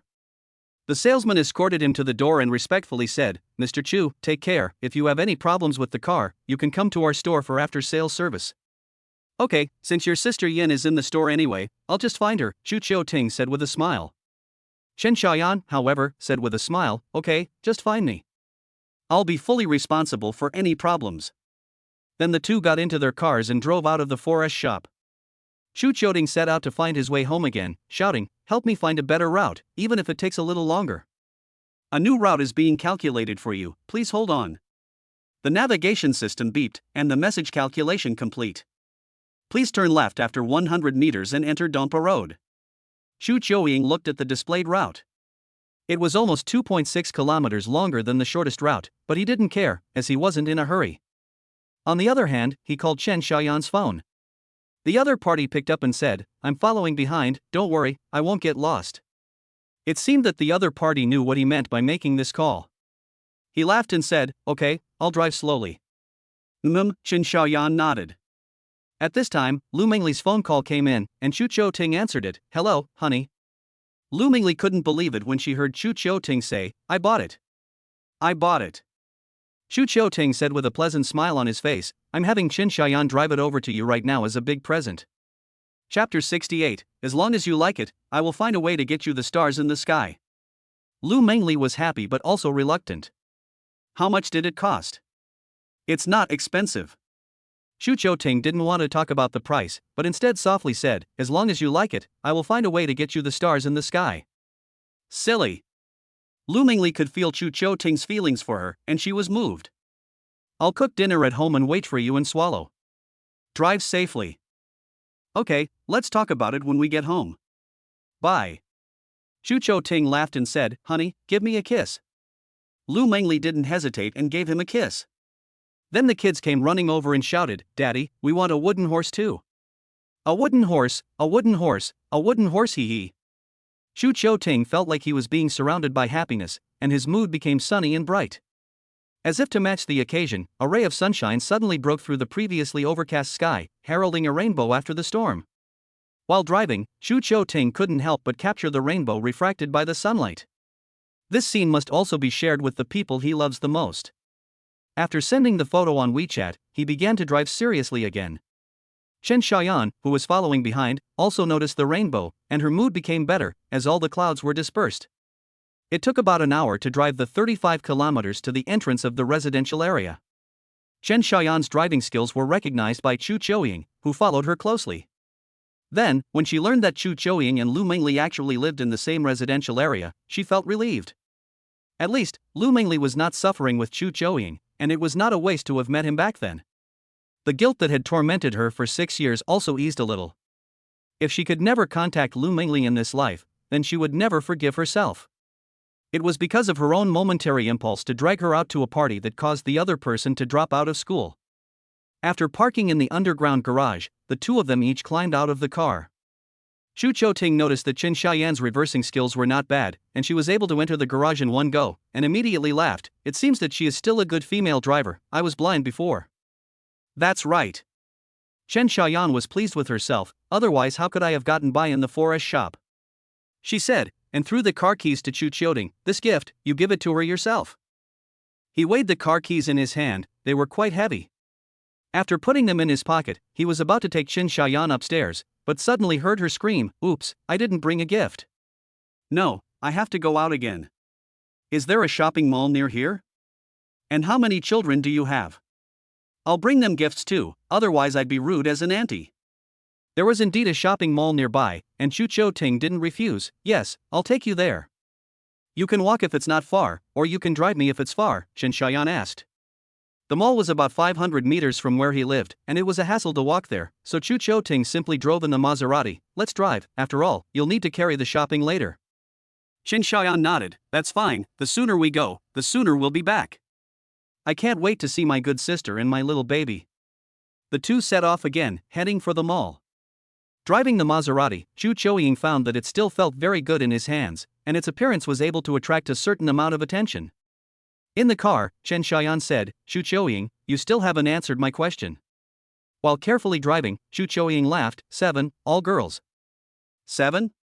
Chen Xiaoyan was so shocked that her eyes nearly fell out. Are you sure you got it right?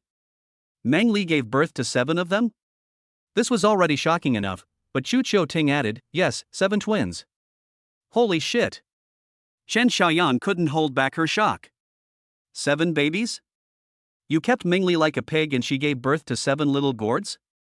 At this point, Chen Xiaoyan reacted, staring at Chu Qiuying with a scrutinizing look and said, "Back then, did you do something to Meng Li?"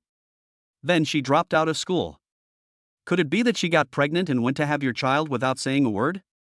It has to be said that Chen Xiaoyan is a clever woman, and she found the truth through clues. Chu Qiuying didn't hide it and nodded, but didn't explain too much. The children are already 5 years old, and I'm preparing to send them to kindergarten.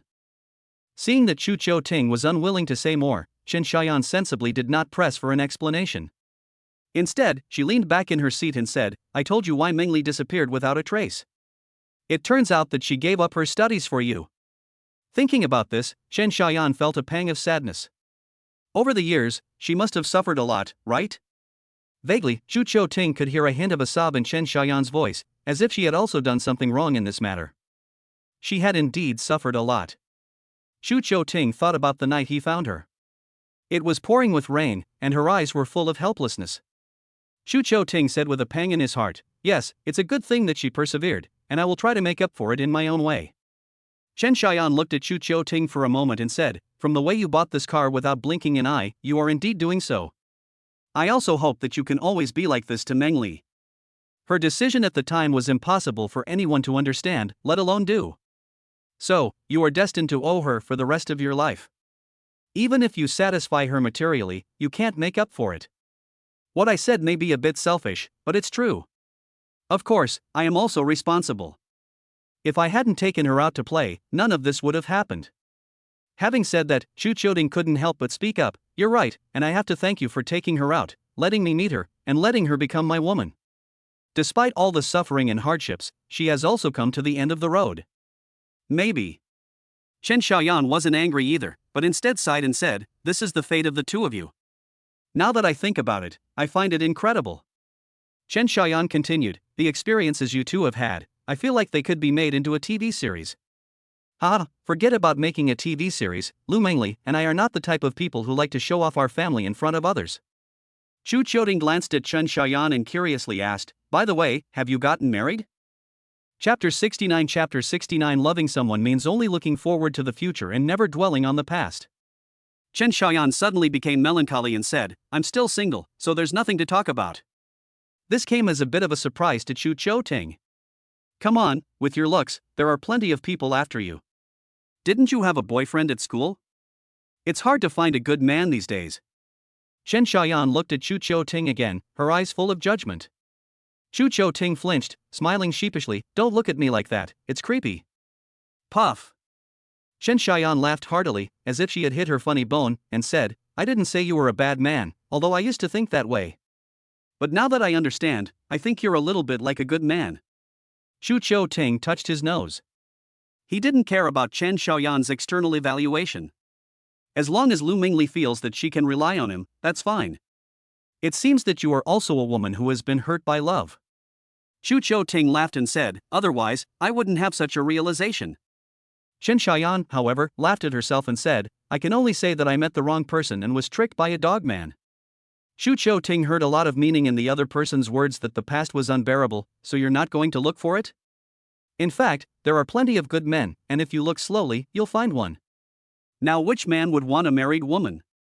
Chen Xiaoyan's mouth suddenly curled up slightly, as if she were testing the waters, and she said, "If it were you, would you choose?" Chu Qiuting was at a loss for words. Looking inward, he had not experienced it, so he had no right to speak. "See, you're already hesitating." Chen Xiaoyan suddenly took out a pack of cigarettes, her slender fingers still coated in nail polish. She opened the car window and said, "You're not sensitive to the smell of cigarettes, are you? Go ahead and smoke." Xu Qiuying used to smoke too, but he decided to quit after coughing for a while because he stayed up late playing games. So he understood Chen Xiaoyan's urge to smoke at the moment. He said, "If I really love this person, I wouldn't mind going over to them. After all, it's the future that we'll be walking through together, so what does it matter what happened in the past?" Chu Qiuting's answer, however, moved Chen Xiaoyan. She paused in her movements, then clicked her lighter and took a strong drag, saying, "You must be thinking of Lu Mengli as an object of reverie, right? No matter who I'm thinking about, at least I think mutual attraction is the most important thing." Xu Qiuting replied sincerely, "You just haven't met someone who makes your heart race yet. Maybe he's waiting for you somewhere in the future. It would be a pity if you didn't tell the story." Chen Xiaoyan teased, her speech becoming literary. "Actually, I did have an experience writing novels." Chu Qiuting laughed, "It was just miserable, ha ha. So what do you do now?" Chen Xiaoyan became curious. Not just anyone can afford to buy a car that costs nearly 3 million yuan. At least, you have to have assets of over 100 million yuan. Invest in stocks and funds. Xu Qiuting said calmly, "I've been in the right place at the right time in the past few years, so I've made a fortune." "I didn't realize it, you're still a master of stock trading. Take me with you sometime, so I can have a taste of the action," Chen Xiaoyan said with a smile. But Xu Qiuting refused. "I quit the business a long time ago, and I'm also glad that I got out in time, otherwise I would have lost my underwear too. So, I'd better be honest and find a job." "I see." Chen Xiaoyan didn't pursue the matter. "What about Meng Li? What kind of work does she do?" "He works in securities and has just become a department manager." As he said this, Xu Qiuting's face broke into a smile again, remembering the scene of beating Lin Chang up. It was really full of drama. "That's pretty good, becoming a manager, the future is limitless." Chen Xiaoyan also had a smile on her face as she said, "I'm happy for you all to have settled down." "You will too," Xu Qiuting said, and the car finally pulled into the mall and stopped. After getting out of the car, Chen Xiaoyan went straight to the toy store to buy a huge stuffed animal for each of the 7 cute kids, as well as some cute packaged toys. As for Lu Mingli, she picked out some cosmetics and bought them regardless of the price. The whole trip cost her thousands of dollars. Xu Qiuting tried to transfer the money, but Chen Xiaoyan stopped him, saying, "If you give me money, I'll be mad at you. This is for my sister and my baby, it's none of your business." Chu Cho Ting was so embarrassed that he could only put his phone away. Fine, I'll just be a bystander. After buying everything, the two of them put the things in the car and went home. It was less than a 10-minute journey, and they arrived. And Lu Mingli's phone rang again. Chu Cho Ting happened to have stopped the car and answered it. Hey, honey, we're already in the parking lot, getting ready to go upstairs. Good, Swallow is there too, right? Lu Mingli asked. I'm here, good sister, I'll come up right away, wait for me. Chen Xiaoyan also responded cheerfully. Swallow, I'll wait for you. After hanging up the phone, Chu Choying helped carry the gifts upstairs. When they arrived at the door, Chu Choying was about to free his hands to enter the code when the door opened by itself. Lu Mingli walked out, obviously also unable to wait to see Chen Xiaoyan. At this moment, their eyes met, and Chen Xiaoyan directly put down the gifts in her hands and threw herself into Lu Mingli's arms. Her eyes were moist as she said, Sister, where have you been all these years? I've been looking for you for a long time. Lu Mingli's eyes also reddened as she hugged the other woman and said, I haven't gone anywhere. I've always been in this city, it's just that we haven't met. Chu Choying stood in the doorway, watching them for a while without any intention of going in, and couldn't help but remind them, well, shall we go inside and talk about it? Lu Mingli looked at the things in Chu Ting's hands and hurriedly let go of Chen Xiaoyan, saying, okay, let's talk inside. Honey, why did you buy so much again? We have everything at home. Hello, Auntie. At this moment, the voice of the cute baby sounded. Chen Xiaoyan, who was bending over holding the gifts, heard the voice of her baby and her heart melted. Although she was prepared, she was overjoyed when she saw the 7 babies standing neatly in front of her, smiling and calling out to her. She said, my babies, oh, you've all grown so big. Do you know who I am? Mommy told us that you are Auntie Chun, Mommy's best friend. Hello, Auntie Chun, we are Mommy's babies, hee hee. Chen Xiaoyan didn't expect the cute kids to be so well behaved, and they looked so good, almost like porcelain dolls. She was instantly overcome with love and said, you are all so well behaved. Here, let's see what I've brought you. With that, she handed over the toys and gifts she had prepared. The cute kids happily took them and sweetly said, thank you, Auntie. Auntie Chen, are these all for us? Of course. Chen Xiaoyan's face was full of smiles, and her eyes were adoring. Lu Mingli and Chu Choying smiled at each other, and then said, Yanzi, you just came, what gift did you bring? Here, I also brought you one. Chen Xiaoyan handed over the exquisite shopping bag in her hand again. I don't know what you lack right now, so I just bought some cosmetics and gave them to you, I hope you like them. Chapter 70 The neighbor came to repay the favor. My husband is a good man. Lu Mingli was very touched. She took the cosmetics, and although Chu Cho Ting had already bought her several sets, she still hugged Chen Xiaoyan meaningfully and said, thank you, Swallow. Don't buy it again in the future. My husband has already bought it for me. He is him and I am me, it's different. Chen Xiaoyan laughed and said, next time, when I have time, I'll go shopping again and buy you something else. No, there's nothing missing in the house. Lu Mingli stopped her, if you buy it, then I'll buy it for you too. Besides. Chen Xiaoyan smiled and said, let me take a good look. If I hadn't heard Chu Cho Ting say that you had become a mother, I wouldn't have believed that you had a baby and that it was so big. But you haven't changed, you're still charming, and you've kind of taken advantage of him. Lu Mingli looked at Chu Cho Ting, who was embarrassed, and laughed, don't talk about us, how are you doing now? As they talked, they went over to the sofa and started chatting. The children were playing with their toys happily, leaving Chu Cho Ting all alone. But he still played with the children, waiting for Lu Mingli to finish chatting before dinner. After Chen Xiaoyan took her seat, she gave a wry smile and said, that's just how I am. I eat and sleep alone, and when I'm full, the whole family goes hungry. Why don't you find a companion? Lu Mingli was curious. Chu Cho Ting knew what had happened, but he was not in a position to say anything, so he let the two of them chat. I had a quickie marriage for a while, but we couldn't get along and we got divorced. Chen Xiaoyan spoke up at this point, and she sounded much more carefree. Right now, I'm also waiting for the arrival of my true love. But Lu Mingli could feel the helplessness in Chen Xiaoyan's heart. If she could, who would want a divorce? Seeing the sadness in Lu Mingli's eyes, Chen Xiaoyan seemed to have found an outlet and could chat freely, but don't worry about me either. That guy didn't get any benefits either. I got a flat and 10 million in joint assets when we got divorced. Hearing this, Lu Mingli was surprised. Your husband seems to be quite rich. Who would marry him if he had no money? Chen Xiaoyan laughed and said, in the past, I was simple and thought that love was everything, but after entering society, I realized how realistic it is. You are the one who was foolishly waiting for someone. Xu Qiuting felt inexplicably targeted. Just as Lu Mengli wanted to explain for him, Chen Xiaoyan changed the subject again and said, but after communicating with him, I found that Xu Qiuting is a good man and deserves praise. I thank you. Xu Qiuting couldn't help but thank her. Oh, Lu Mengli was shocked. However, Chen Xiaoyan gave him a cold stare and said, I can't even praise you, and you have to be insulted? Is there anything wrong with what I said? You stole my sister away, and it's only now that we've reunited. I'm lucky to be able to forgive you. Cut it out, Chen Xiaoyan snorted in disdain, and then took Lu Mengli's hand again and said, Sister, if he dares to bully you in the future, just tell me and I'll beat him to death. Lu Mengli knew Chen Xiaoyan's good intentions and smiled slightly. He's very good. During the time he's been here, I feel that the past 6 years of waiting have been worthwhile. Honey, I love you. Xu Qiuting made a heart sign and publicly spread the dog food, which directly made Chen Xiaoyan feel bad.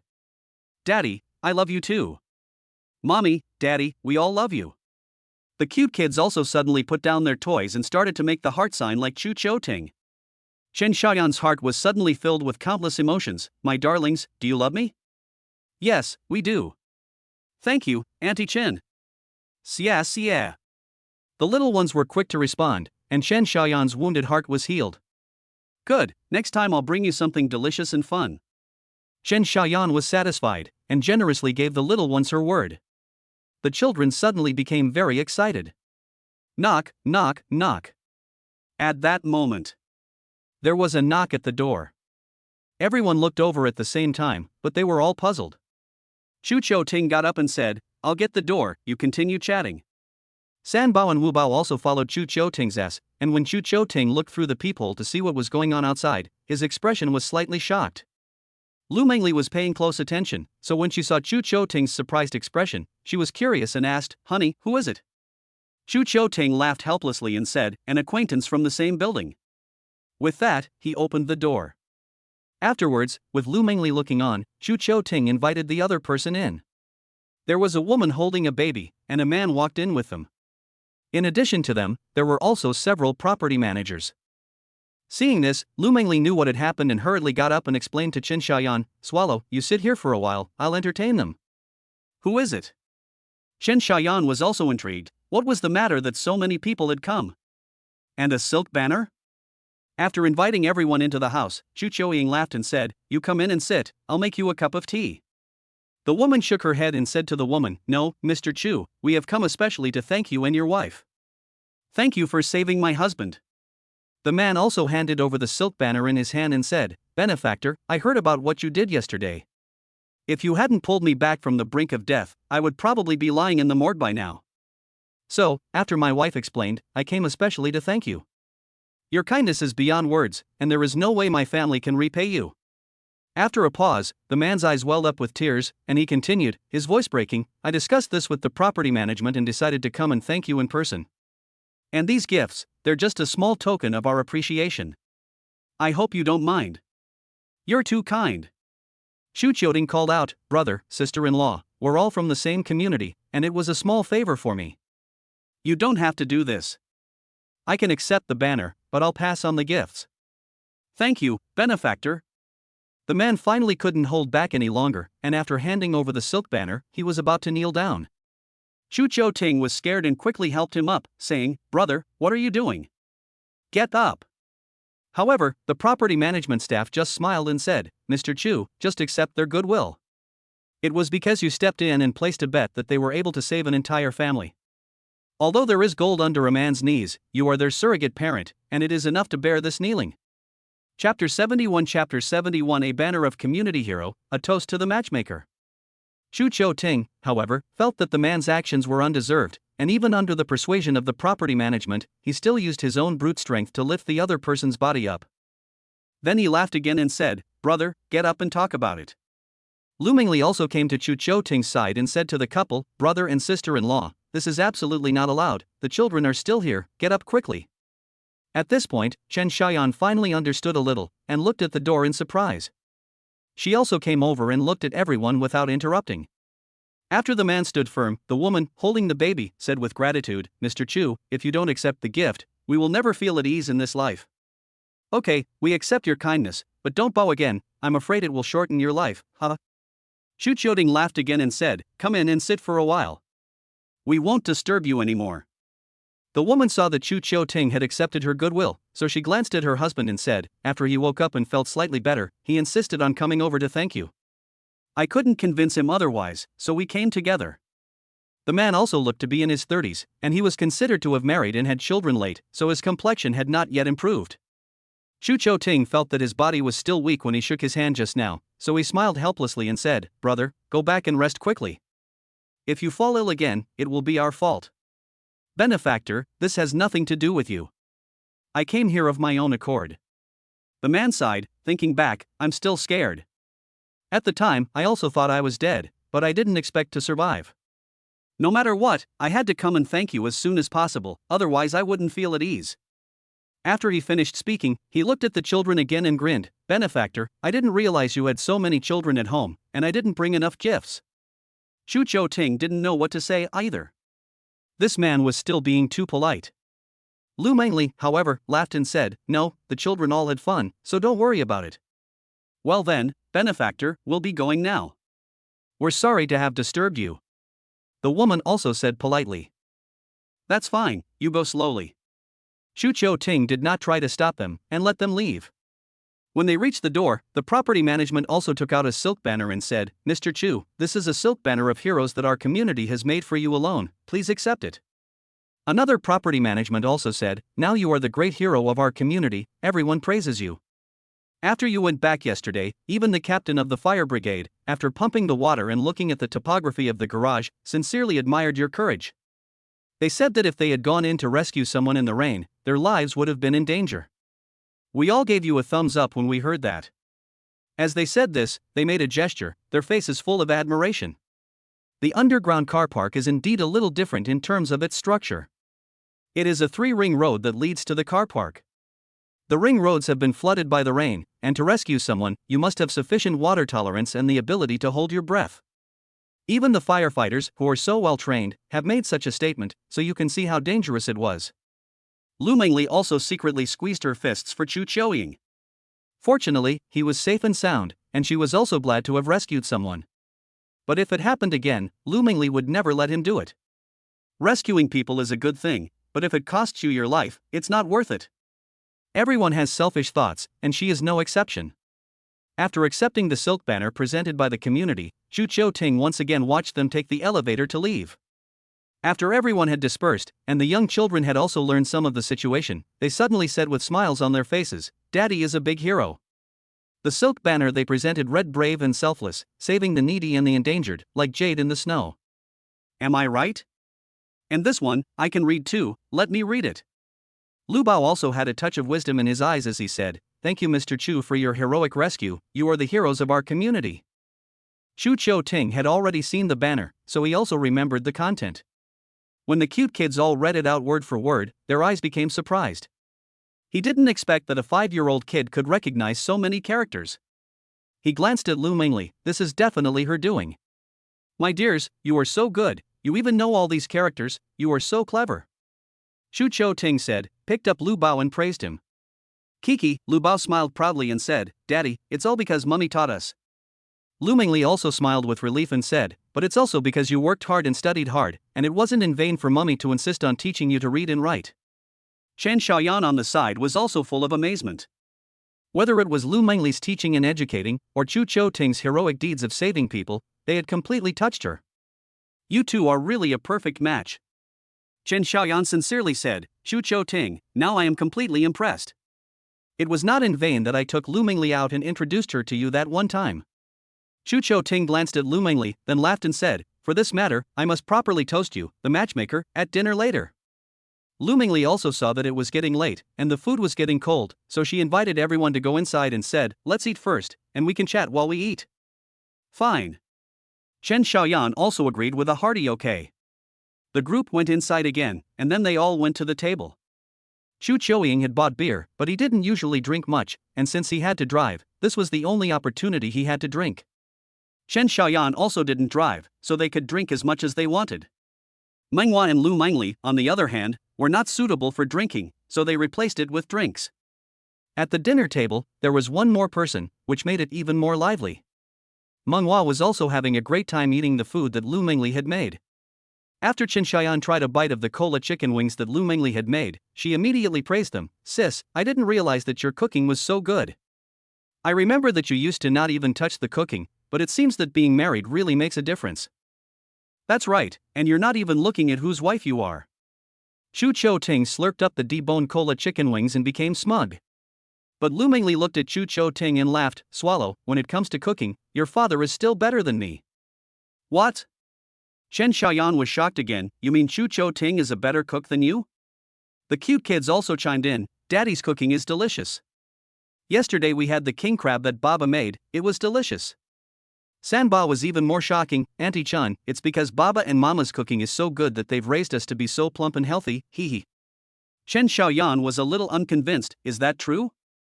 Chapter 72. He is my treasure boy, the boy who waits for me silently. "It's true." Lu Mengli testified. "Compared to the dishes made by the chefs in the hotel, they are all delicious. If you have a chance, you can try them, and I guarantee that you will never want to eat the dishes made by restaurants outside again." "Mama is telling the truth, I can prove it. Baba's dishes are the best in the world. And Mama's, they are all delicious, we all love them, hee hee." The cute kids are also very considerate, and they are full of praise. "Chen Xiaoyan has really learned a lot, and Chu Chouying, it seems that you are still my sister's treasure man." Chu Chouying, however, just smiles and says, "This is the first time I've heard this compliment. Thank you for your praise. But Lu Mengli is very sure, he is even better than we thought, so you are right, he really is my treasure boy." Oh, you're starting to dish out the dog treats again, aren't you?"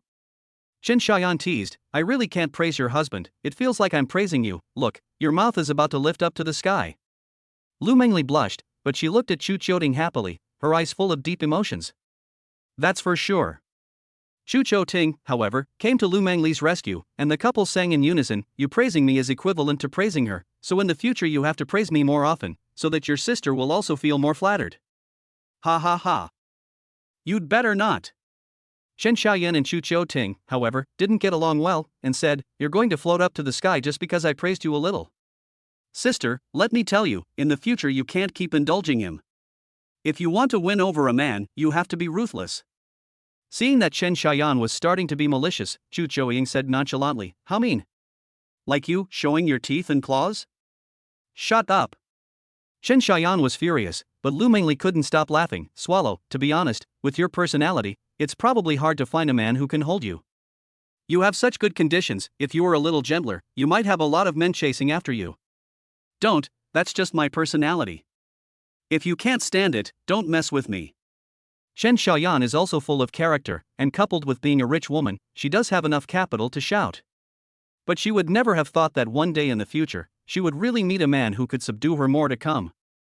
Chu Chouying really doesn't care about her, and he can do whatever he likes, as long as his daughter-in-law is not bullied. The meal didn't end until after 3 p.m., but Chen Xiaoyan seemed to be used to being alone, so it was rare for her to be so lively today. Coupled with the wine she had drunk, she was a little excited. While Chu Chouying and Lu Mengli were cleaning the kitchen, she was entertaining the children in the hall. "Baby, in the future, I'll have a few big, fat boys, and I'll come to your house to propose marriage, okay?" The children didn't understand what she meant and asked, "Auntie Chen, what do you mean by marriage proposal?" Chen Xiaoyan waved the toy in her hand and said, "It's like your parents, you will also meet a boy you like and get married." Oh, so have you got married, Auntie? Chen Xiaoyan. "When will you have a baby, Auntie?" Chen Xiaoyan. "Auntie Chen, why are you not saying anything?" Chu Chou Ting was amused by the cute kids, especially when he saw Chen Xiaoyan at a loss for words. He realized that the kids were really something. Lu Mengli, on the other hand, found it funny. "Kids, don't make things difficult for Auntie Chen. She's probably going to shut down from all the questions." "Shut down?" The kids blinked their big eyes and looked at Chen Xiaoyan with a face full of expression. "Auntie Chen, do you need paper and a pen? I'll get them and you can write it down." Ha ha ha ha.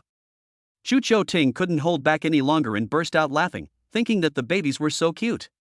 Qin Xiaoyan, however, scratched her long, styled hair and said, Zhu Qiuting, you're going to die, believe it or not, I'll abduct your wife. Zhu Qiuting, however, said with a smirk, wife, if she wants to take you away, do you choose to go or stay? In Chen Xiaoyan's expectant eyes, Lu Mengli, however, said without hesitation, Yanzi, you will find your own place to belong, it's just a matter of time. As for me, I will stay with the children's father and raise the babies together. Wife, that's a good idea, come, give me a kiss. As he said this, Zhu Qiuting pouted his lips, about to show her off in front of Chen Xiaoyan. But Lu Mengli looked up with a smile, with some detergent foam in her hands, and poked him lightly on the tip of his nose and said, stop it. Although he didn't get a kiss, the sweetness was so overwhelming that Chen Xiaoyan couldn't bear to watch anymore.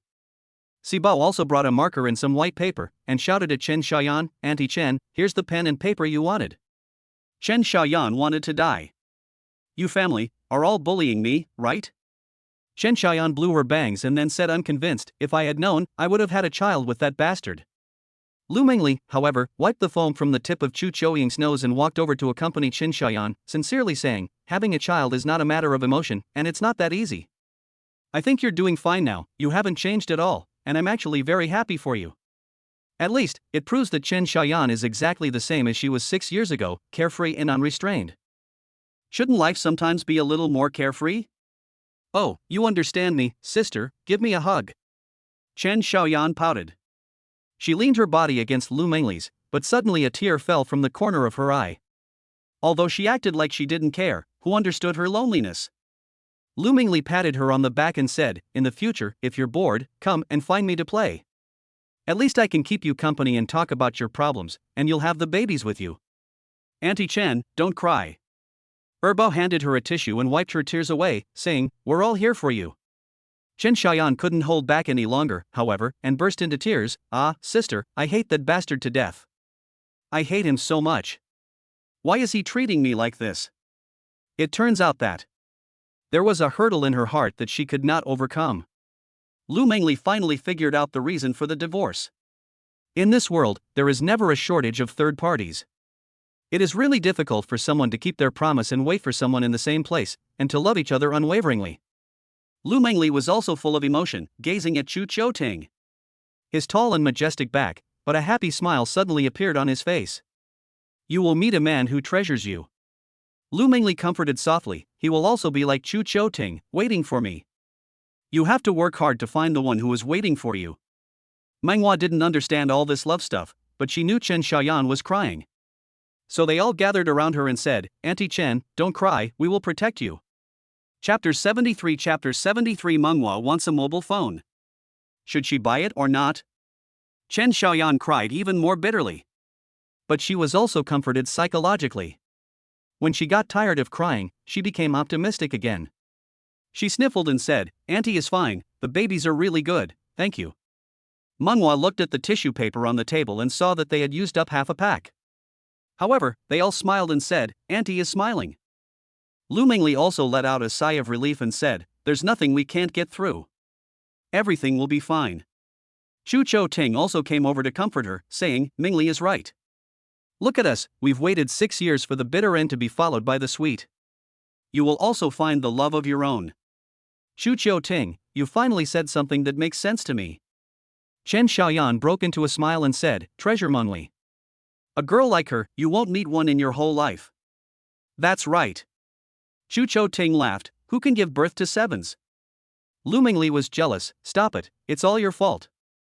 That's because we have good genes. Zhu Qiuting smiled, look at the babies again, they're so good, we can't do without any of them. Lu Mengli nodded, looked around at the 7 cute babies, her eyes softening as she said, yes, we can't do without any of them. Later, Chen Xiaoyan had drunk too much, cried, and her emotions had stabilized a lot. Her spirits suddenly relaxed and she began to feel sleepy, so she fell asleep in Lu Mengli's arms. Seeing that this was not a problem, Zhu Qiuting helped her to her bedroom to sleep with Lu Mengli. In the hall, they were left alone as a family.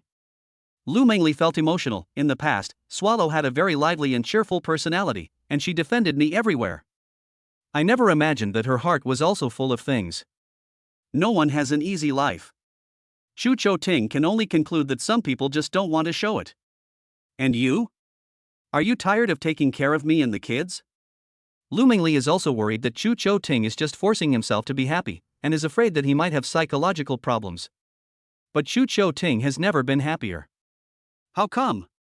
Chu Chou Ting explained, you don't know how fulfilling my days are now. I wake up next to you, I can hear the laughter of my children, and the whole empty house is now bustling with activity. I really enjoy this life. That's good. Lu Mengli looked at the yawning children and got up from Chu Chou Ting's shoulders, saying, go take a nap, and we'll wake you up when I wake up. The manhwa are still in the development stage, and the habit of taking naps helps to restore energy, promote digestion, and the development of the immune system. As a person with superb medical skills, Chu Chou Ting also picked up the already dozing De Bao and said, my dears, go to sleep obediently, and you'll have something delicious to eat when you wake up. Okay, then, good afternoon, Daddy and Mommy. Time to go to sleep. The cute children all went to bed in their rooms, but Wu Bo was still in the living room, feeling like there was something he wanted to say to them. When Chu Chou Ting came out of the room and saw Wu Bao suddenly cling to him, but with a careful look, he couldn't help but ask softly, what's wrong, baby? Why aren't you going to sleep? Daddy, can I discuss something with you? Wu Bo said, poking his hand nervously and drawing circles. Chu Chou Ting saw that Lu Mengli was still in the room coaxing her child to sleep, so he picked up Wu Bao and placed her on his lap, saying, what is it?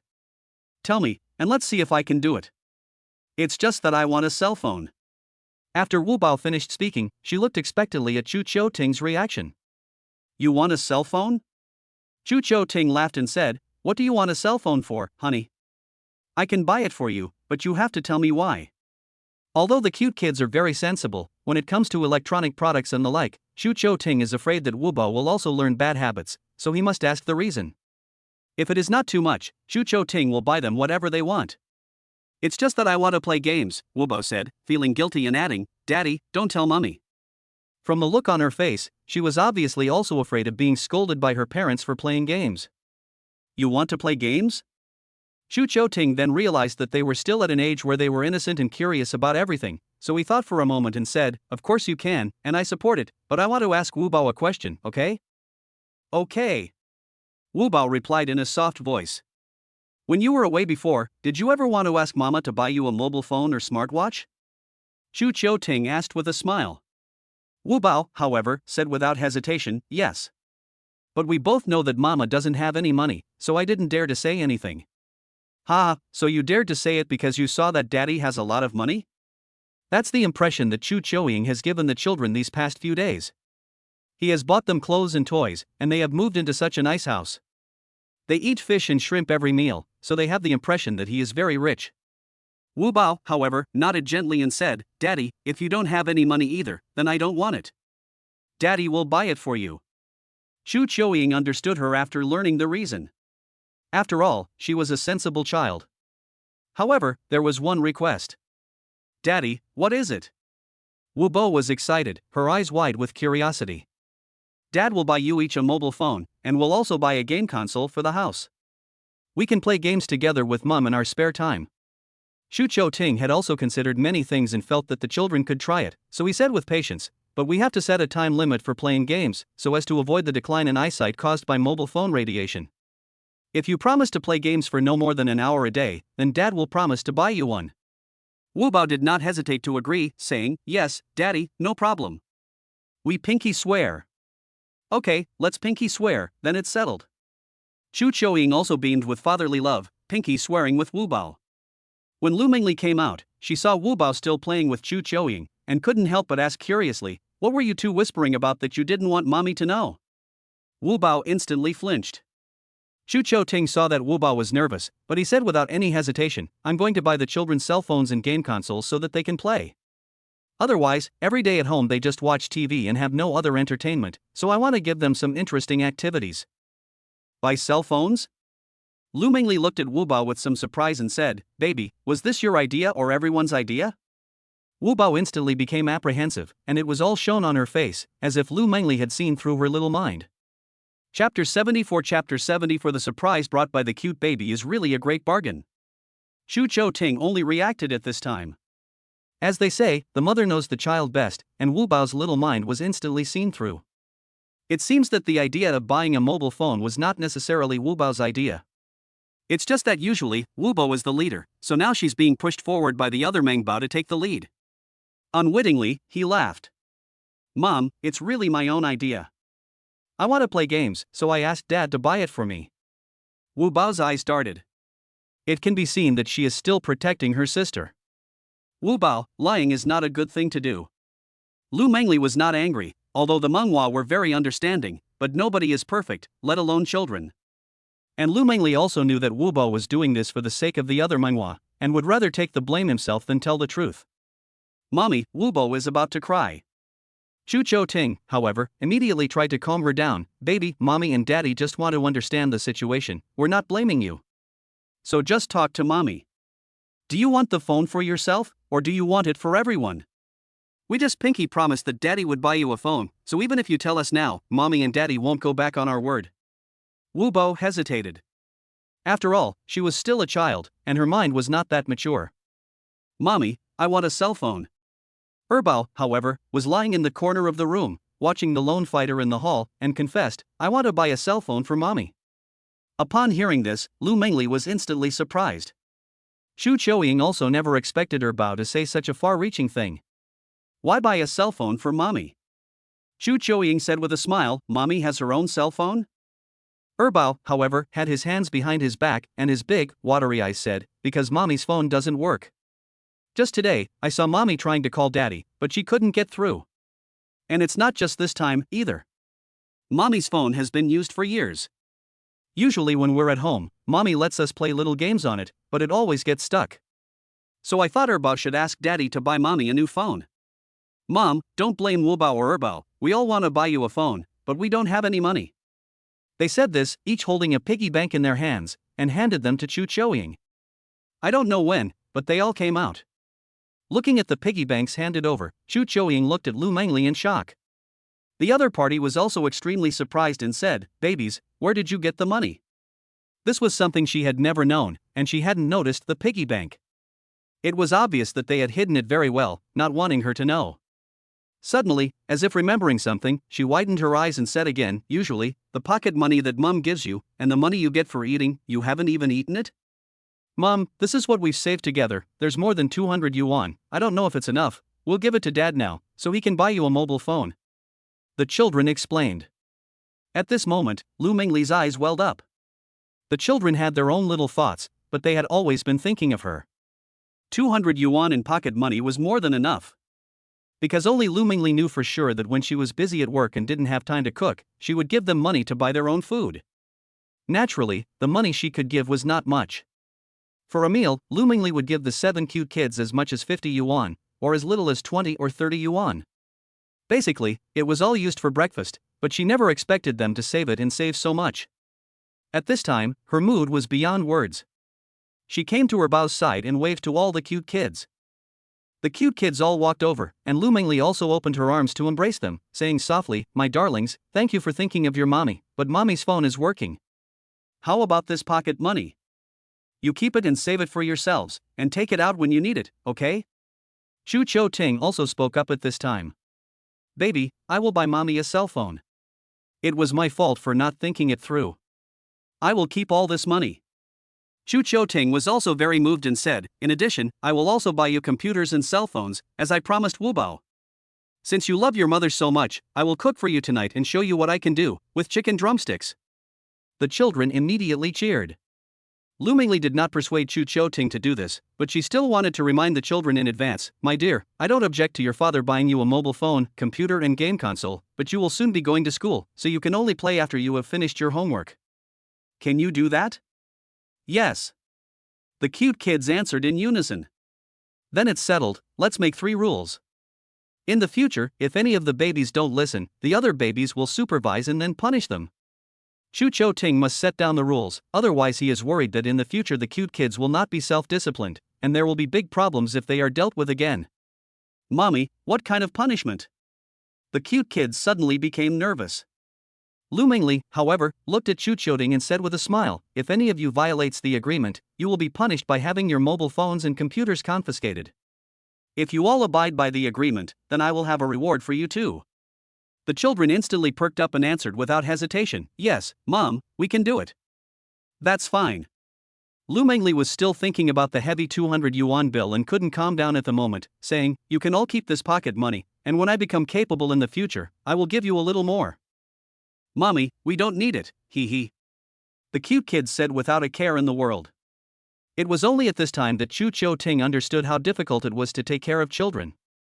Sometimes education is really very important, and it can help children develop very good habits from a young age. Just the matter of buying a mobile phone, he has to consider many factors. He can't be too strict with the kids, but he also can't indulge them. He has to get the balance right. Fortunately, Lu Mengli has already solved all the problems, so he just needs to make good on his promises. After agreeing on the matter, the cute kids all went to sleep obediently.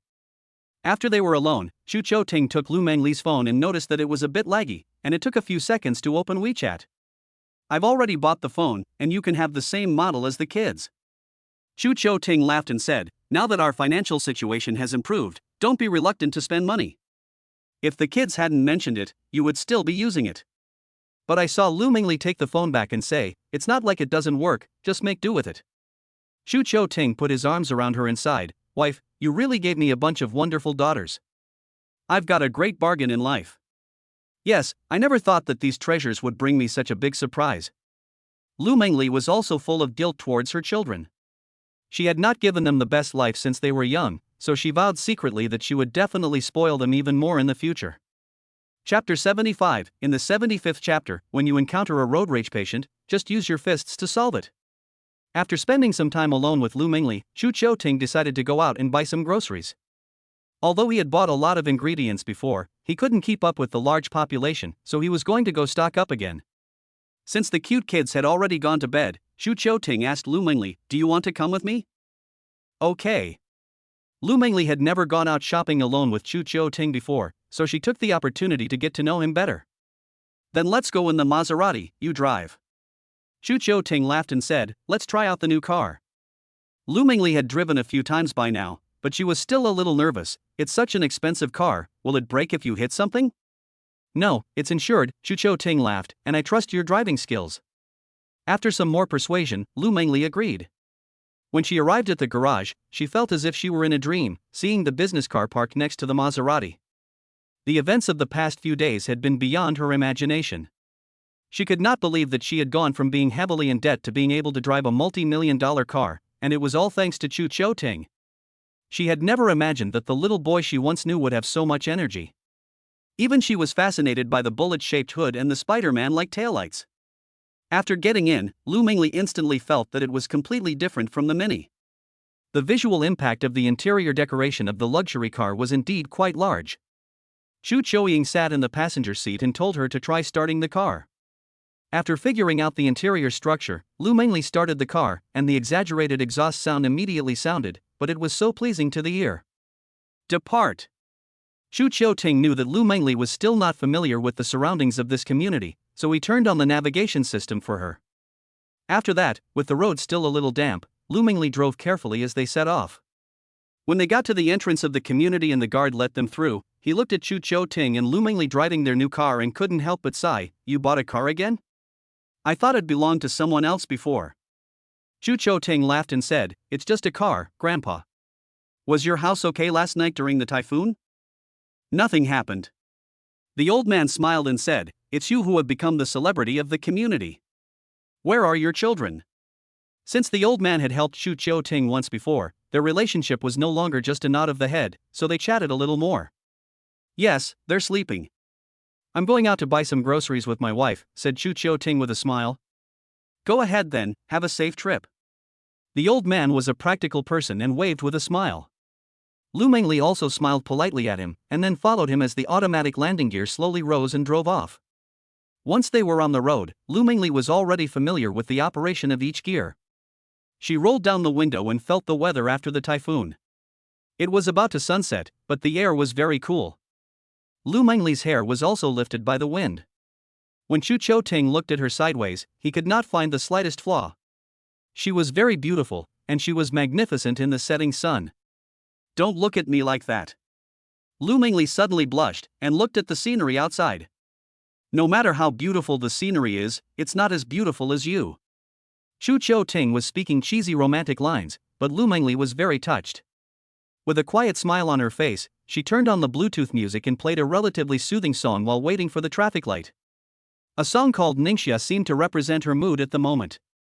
Then she started humming along, and her voice was still very pleasant, and Chu Chou-ting listened very enjoyably. At this time, silence is louder than words. The car restarted and drove a few hundred meters more according to the navigation, and then entered the underground parking lot under Chu Chou-ting's guidance. However, while reversing, a car drove up and honked its horn desperately. The other party was driving a Bentley. After Lu Mengli failed to enter the garage a few times, she impatiently poked her head out and shouted, "I'm asking if you know how to drive. If you can't park, then get out of the way." Lu Mengli panicked, but Chu Chou-ying didn't give in to the other party at all. "If you're so capable, just fly over there, otherwise just wait there." The owner of the Bentley became impatient. He stopped the car directly and walked towards Chu Chou-ting. When Lu Mengli once again failed to enter the garage and needed to drive out and reverse again, the man tapped on the hood of the car and scolded, "What did you just say? Say it again if you dare." For people with road rage like this, Chu Chou-ting gently patted Lu Mengli's panicked hand and then smiled slightly. "You continue parking, I'll handle it." He then walked up to the owner of the Bentley and said, "You look down on other people's driving, so if you're so awesome, why don't you just fly the car over it? Or is this place your family's business?" The owner of the Bentley was furious and started pushing and shoving. "Fuck you, what the hell are you, you dare to call me an asshole?" But Chu Chou-ting grabbed the other person's hand and then, as the owner of the Bentley was in pain, he let go and said, "Keep shouting. Ouch, ouch, let go of me." The Bentley owner didn't expect Chu Chou-ting to be a martial artist and immediately cried out in agony, "I'll call the police." Upon hearing this, Chu Chou-ting immediately knew that this guy was a bully. He didn't care much about it, but looked at Lu Mengli, who was in a panic, finally parked the car, and then ran towards him. He then let go of the other person's body and said, "You can call the police, I'll give you that chance." After the Bentley owner was relieved, he got up from the ground in a disheveled state, looking at his body, which was instantly dirty and covered in mud, and his face turned red with anger. "You're lucky this time, we'll see about this." After saying those harsh words, he sheepishly went back to his car and then started the accelerator and roared over to Chu Chou-ting. Chu Chou-ting, however, grabbed Lu Mengli and hid in the garage. The other person brushed past, but it seemed like he had already gotten his revenge, so he stuck his head out and yelled at Chu Chou-ting, "Pfft, what a piece of shit." But as soon as the words fell, with a bang, his car directly started smoking. It turned out that he hadn't held the steering wheel steady, and when he turned the corner, he didn't pay attention and crashed into a pillar. Bubu. Some cars directly called the police, and the entire underground garage resounded. Next, the Bentley owner hurriedly got out of the car to check it out, and when he saw that the front bumper had come off and the hood had flown up, he instantly wanted to cry but had no tears. "Ah, I just rented this car, what am I going to pay for it?" As he said this, he sat down on the ground with a face like he had just seen a ghost and wailed. Chu Chou-ting and Lu Mengli glanced at each other, but they didn't feel sorry for this kind of pretentious criminal.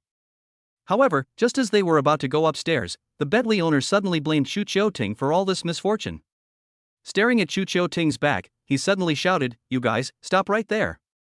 Chapter 76. My dear, how come I feel that you have an ulterior motive? The owner of the Bentley is an internet celebrity. He was going to use the car to make money by streaming live.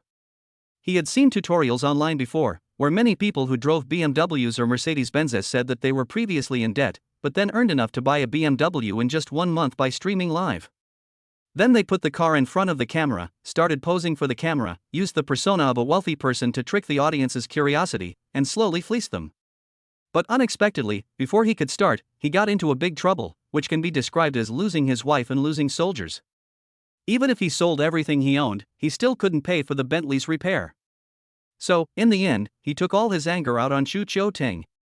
If it weren't for him getting stuck in traffic and delaying his money-making plans, the car accident wouldn't have happened. And since they were driving a luxury car, they must have a lot of money, so he was thinking of blackmailing them for some. "Stop right there!" The Bentley owner roared, and then hurriedly ran up to them. Chu Chou-ting stopped in his tracks, turned around while holding Lu Mengli's hand, and watched the other party come over angrily, but stopped when they were about 5 meters apart. He was afraid that he was no match for Chu Chou-ting. He could only curse from afar, "Pay for my car, or no one will be able to leave today." Lu Mengli was furious. "Obviously you hit the wall yourself, what does it have to do with us? If you keep acting like this, we'll have to call the police." Good idea to call the police. I have bruises on my face, body and hand, all of which were caused by your husband. When the police arrive, I will let him take me to the hospital to have my injuries assessed. I will see who ends up eating the bitter fruit. I have seen rascals before, but I have never seen such a rascal. Lu Mengli was so angry that she was about to continue arguing, but Chu Choying stopped her and said, "Honey, let your husband handle it. Guys like this must be slapped a few times to make them behave." On hearing this, the man threw caution to the wind, flapping his own face as he yelled, "Go ahead, hit me if you dare." Seeing that the other party had completely hung onto him, Chu Choting was also unceremonious, pulling out his phone and preparing to call the police. Just then, two men appeared behind the owner of the Bentley, and then patted him on the shoulder and said, "Hey, buddy, that Bentley is yours, right? So what if it is?" The Bentley owner was now ready to fight anyone, so he waved his hand to get rid of the hand that had tapped him on the back, then turned around and yelled. Even though he had discovered that the two men were even more burly than himself, he still maintained his momentum. One of the men, however, sneered, "It's good that it's yours. Your car has scraped my car. What do you think we should do about it?" The Bentley owner's face turned black, and when he saw that the other man was inspecting his car, he became anxious. "I didn't hit your car, are you trying to scam me?" The Bentley owner became infuriated. But the man smiled and said, "Scam you? Come and have a look for yourself." He pointed at the front of his car and then at the scattered parts on the ground, saying, "The scratches here are from the parts of your car scraping against mine, right? If you want to argue, I'll get them all to retrieve the surveillance footage." "Damn it, if you want to check the surveillance footage, let's do it." The owner of the Bentley was also furious. "Tiger, call the police," the man said firmly. Chu Choying and Lu Mingli glanced at each other, saw that they had nothing to do, and laughed, "Let's go, don't waste our time." So, while the owner of the Bentley was entangled with the two men, he left alone. After taking the escalator to the first floor, Lu Mingli also helplessly said, "There are really all kinds of people nowadays, so anxious to catch a flight and rush to their destination, driving a car." This was the first time Lu Mingli had vented in front of Chu Choting, and he found it a bit amusing. "I didn't realize that's how you get angry, your cheeks are even red." "It's true, and they're blaming us for the problem, it's really infuriating," Lu Mingli said angrily. Chu Choting, however, took her hand and comforted her, saying, "In the future, if you encounter someone with road rage again, just ignore them. We're driving normally, so if they're in a hurry, let them fly past, or else they can just wait for us. Even if something happens, it's got nothing to do with us." Lu Mingli used to drive a Mini to work. Since she wasn't very skilled, or she was waiting for the traffic lights, if she drove a little slowly, someone would honk their horn desperately to hurry her along. It made her anxious every time. If you talk nicely to them, they feel bad and even apologize, but if they just start shouting, it really makes her angry. Fortunately, there is Chu Choting to deal with these kinds of people. Lu Mingli also tightened Chu Choting's hand and said, "But my skills are still not good enough, so I think I need to practice more in the future." Lu Mingli didn't back down, which was a bit of a surprise to Chu Choting. He was worried that Lu Mingli would be afraid to drive in the future, so he said from the bottom of his heart, "Everyone starts out as a beginner and becomes an experienced driver over time." "I know." Lu Mingli nodded, and a smile finally appeared on her face. She said, "I just don't know how that guy is going to handle the accident. It's his own bad luck. If he could have just talked calmly, this wouldn't have happened." Chu Choting laughed. "This kind of person doesn't deserve any sympathy." The two were in high spirits and pushed the shopping cart while frantically buying groceries. Chu Choting unceremoniously put whatever they needed into the cart. As they passed the milk powder shelf, Chu Choting suddenly had a question and asked Lu Mengli, who was selecting coffee, curiously, "My dear, when the babies were born, how did you feed them?" Lu Mengli picked up a pack of coffee and blushed instantly when she was asked, "Why do you ask?" But suddenly she noticed that Chu Choting's gaze had fallen on her breasts, and she pouted, "What are you looking at?" Chu Choting laughed and said, "7 babies, did you have enough milk at the time?" Lu Mingli wanted to beat him to death. Where was enough? It was all saved for eating. Chu Choting thought about it. How could you save it for eating? Lu Mingli blushed and said, "Honey, I find that sometimes you can be a rascal too." "Really? I think this is a very normal question." Chu Choting looked at the price of formula milk again and realized that it was really ridiculously expensive. Lu Mingli suddenly realized why Chu Choting had asked that question. She suddenly fell into memories. At that time, I was actually quite helpless. I didn't have much money, so I basically followed the advice of the older generation, or used milk as a substitute, and ate things like egg custard or rice porridge. Fortunately, the nutrition was kept up. Xu Chou-ting was silent. One could imagine how difficult and desperate Lu Mengli was at the beginning. "My dear, you have worked hard," Xu Chou-ting said, unable to help but put his arms around his wife's waist, then embraced her in his arms and said, "In the future, if we have more children, I will definitely be a good father." Lu Mengli, however, laughed. "Honey, why do I feel that you have an ulterior motive?" Chapter 77. If my wife can still give birth, I'll have a few sets of twins. Xu Chou-ting hastily covered up. "How could that be? I just want to experience the experience of raising a child from a young age, and I want to know how hard it is for you to raise a child. This is the truth, but there are other thoughts as well." Lu Mengli smiled faintly after putting the coffee in the shopping cart. "That will have to be in the future, and these few kids will keep you busy for now." Seeing that Lu Mengli had once again given an answer, and it was not a rejection, Xu Chou-ting laughed in a despicable manner. "The babies are very sensible, so you don't have to worry too much. If we can have more children in the future, it would be nice to have some twins." Lu Mengli rolled her eyes and said, "You really think of me as a sow, and you want twins?"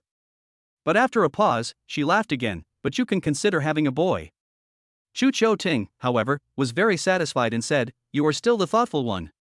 At this moment, Lu Mengli thought of another question and said, "Then let me ask you a serious question, and you must answer honestly." "You say it."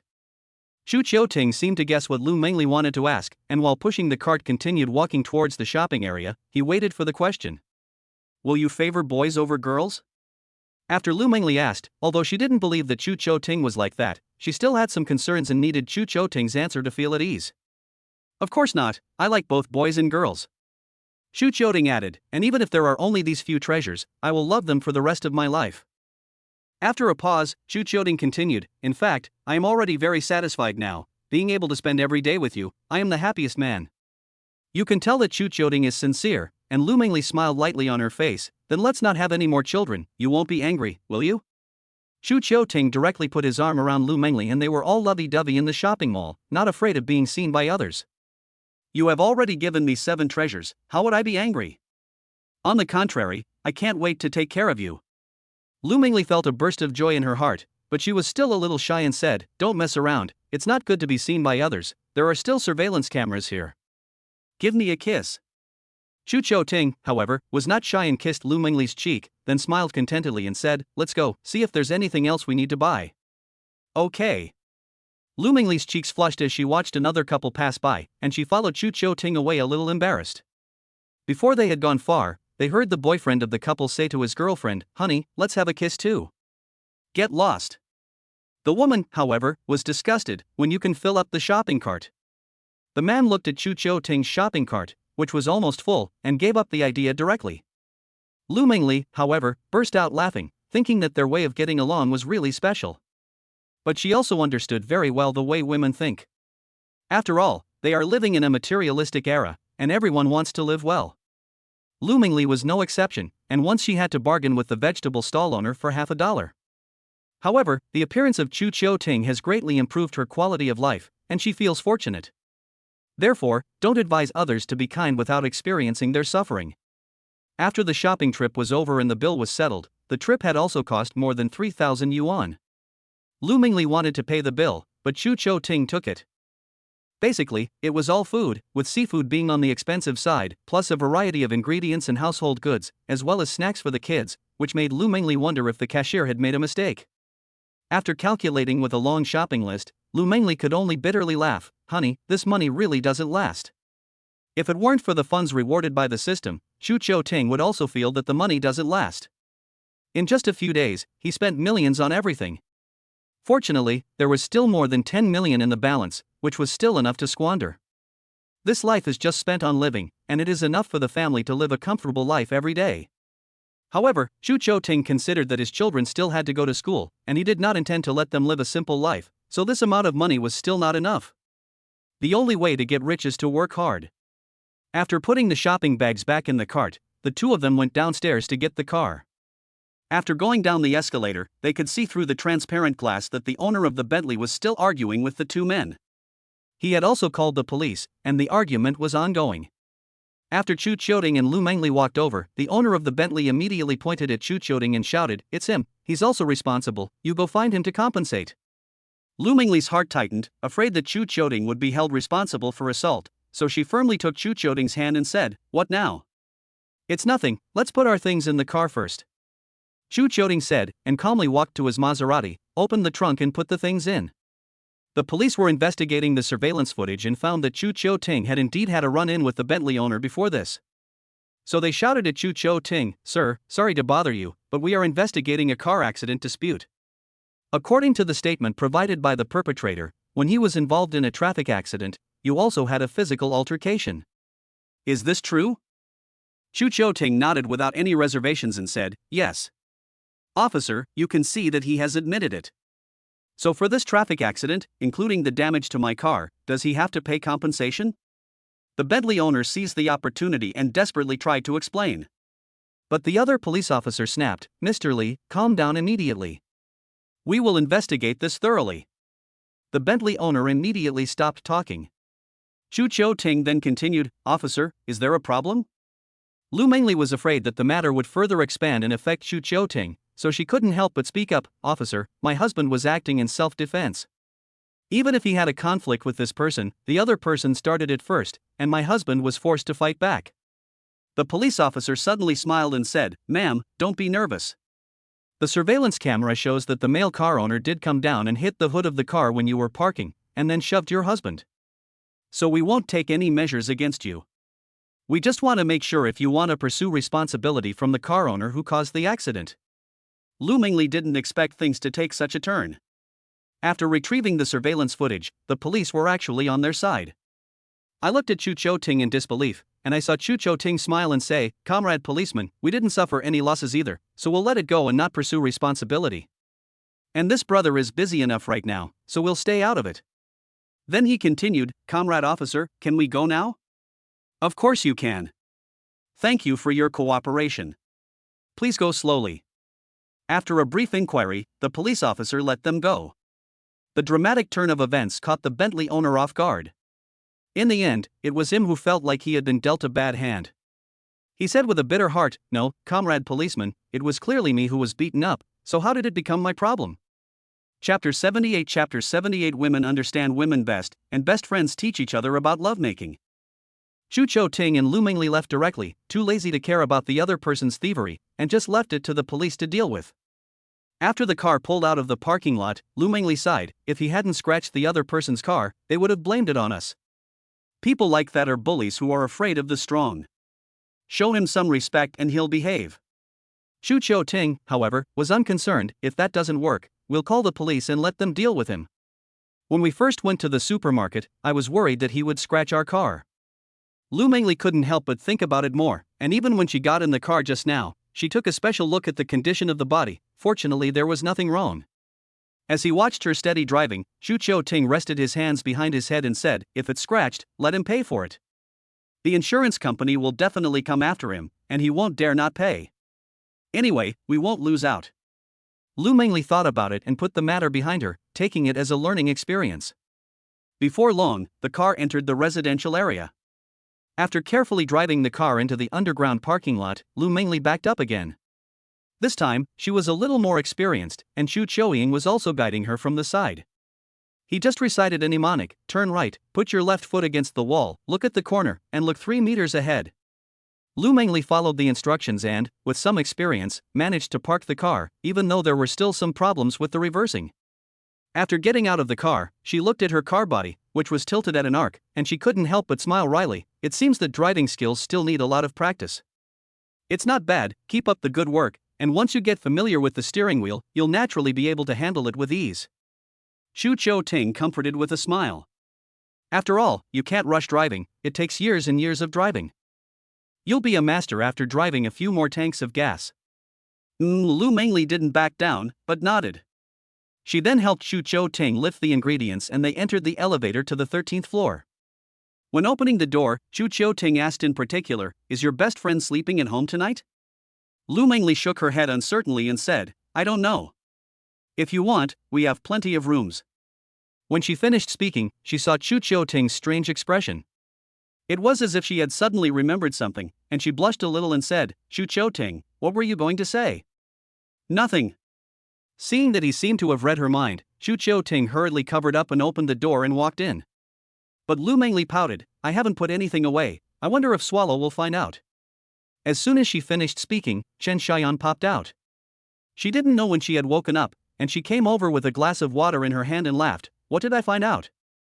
Shu Ting took the shopping bag of ingredients from Lu Mengli's hands and said, as if he were a thief caught in the act, you guys chat, I'll go organize the things. As he ran away, Lu Mengli wanted to give him a few punches, but she could only awkwardly explain, no, it's nothing. However, Chen Xiaoyan suddenly leaned closer to Lu Mengli and said with a smile, is it the takeaway bag next to the bed? Lu Mengli was surprised, her cheeks flushed as she said, you read it? Giggling, I got a headache when I woke up, so I thought you bought me some hangover medicine, and I didn't think much of it. Chen Xiaoyan grinned wickedly, TSK, guess what I saw, it was absolutely unbearable to look at, I didn't think Mengli you and Chu Chouying had such a rich nightlife. Lu Mengli wished she could find a hole to crawl into. With her privacy so exposed, there was no way she could explain herself. Seeing Lu Mengli's embarrassment, Chen Xiaoyan burst out laughing, this doesn't look like your style at all, so I guess it must be that guy Chu Chouying who did it. Lu Mengli didn't know what to say in explanation. After all, she had tacitly consented, which was tantamount to an indirect yes. But it's understandable. Men want a little romance in their nightlife. Chen Xiaoyan is more open-minded than Lu Mengli. She had a lot of relationships in college, so she's very experienced with this kind of thing. The men I dated were even better than Chu Chouying, one was even more perverted than the next. What wax play, leather whips, handcuffs and steel wool tricks. Speaking of which, Chen Xiaoyan seemed very excited and deliberately glanced at Chu Ting, who was still packing the ingredients, and whispered to Lu Mengli, encouraging her, want me to teach you how to train Chu Ting? Seeing that Chen Xiaoyan was getting more and more outrageous, Lu Mengli hurriedly interrupted, you stupid swallow, you just know how to lead me astray. Don't tell me, I won't listen. But, what woman doesn't love to hear this kind of stuff? Women understand women best, just like men understand men. Lu Mengli was also curious about this kind of thing, but she was just too embarrassed to say it. Come on, let me tell you. Chen Xiaoyan grabbed Lu Mengli by the hand, sat down on the sofa, and continued in a low voice, everyone likes a little nightlife, and that's the trick to capturing a man's heart.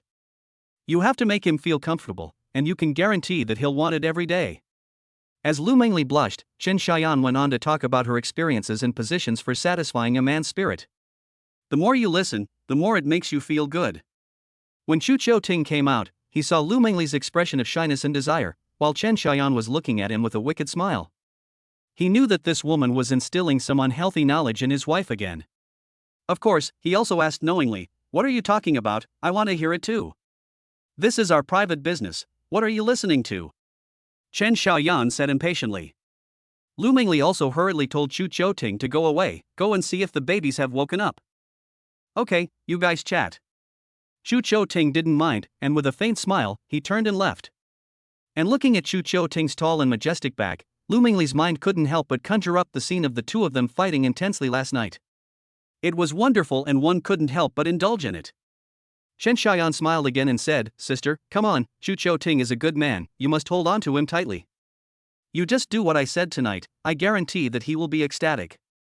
Chapter 79, tonight, you try it yourself, and I guarantee that he won't be able to get enough of you. Lu Mengli felt like she was being led astray, but then she thought to herself, you're not staying here tonight? No, I won't disturb your nightlife. Chen Xiaoyan smiled and said, I'll leave after dinner. Now that I know where you live, I'll come over for dinner whenever I'm free. Lu Mengli welcomed the idea, saying, whenever you want to come, just give me a call. Okay. The two of them had finished discussing the business of the house, and Chu Ting also walked out with the cute kids. They all looked drowsy, and Sanbao lazily shouted in Chu Ting's arms, Mommy. Baby's here with Auntie. Chen Xiaoyan immediately got up and opened her arms. The cute kids were also familiar with Chen Xiaoyan, so they didn't mind and just burrowed into her arms. Chu Ting then handed them over to Lu Mengli to take care of, while chuckling, you guys chat, I'll go cook. Do you need any help? Lu Mengli said with a faint smile. No, I'm a fast cook. Chu Ting laughed, today, let Swallow feast her eyes. I'll have to see your cooking then. If it's not as good as Mengli's, I won't buy it. Chen Xiaoyan joked. Lu Mengli explained in response, I can't compete with her father.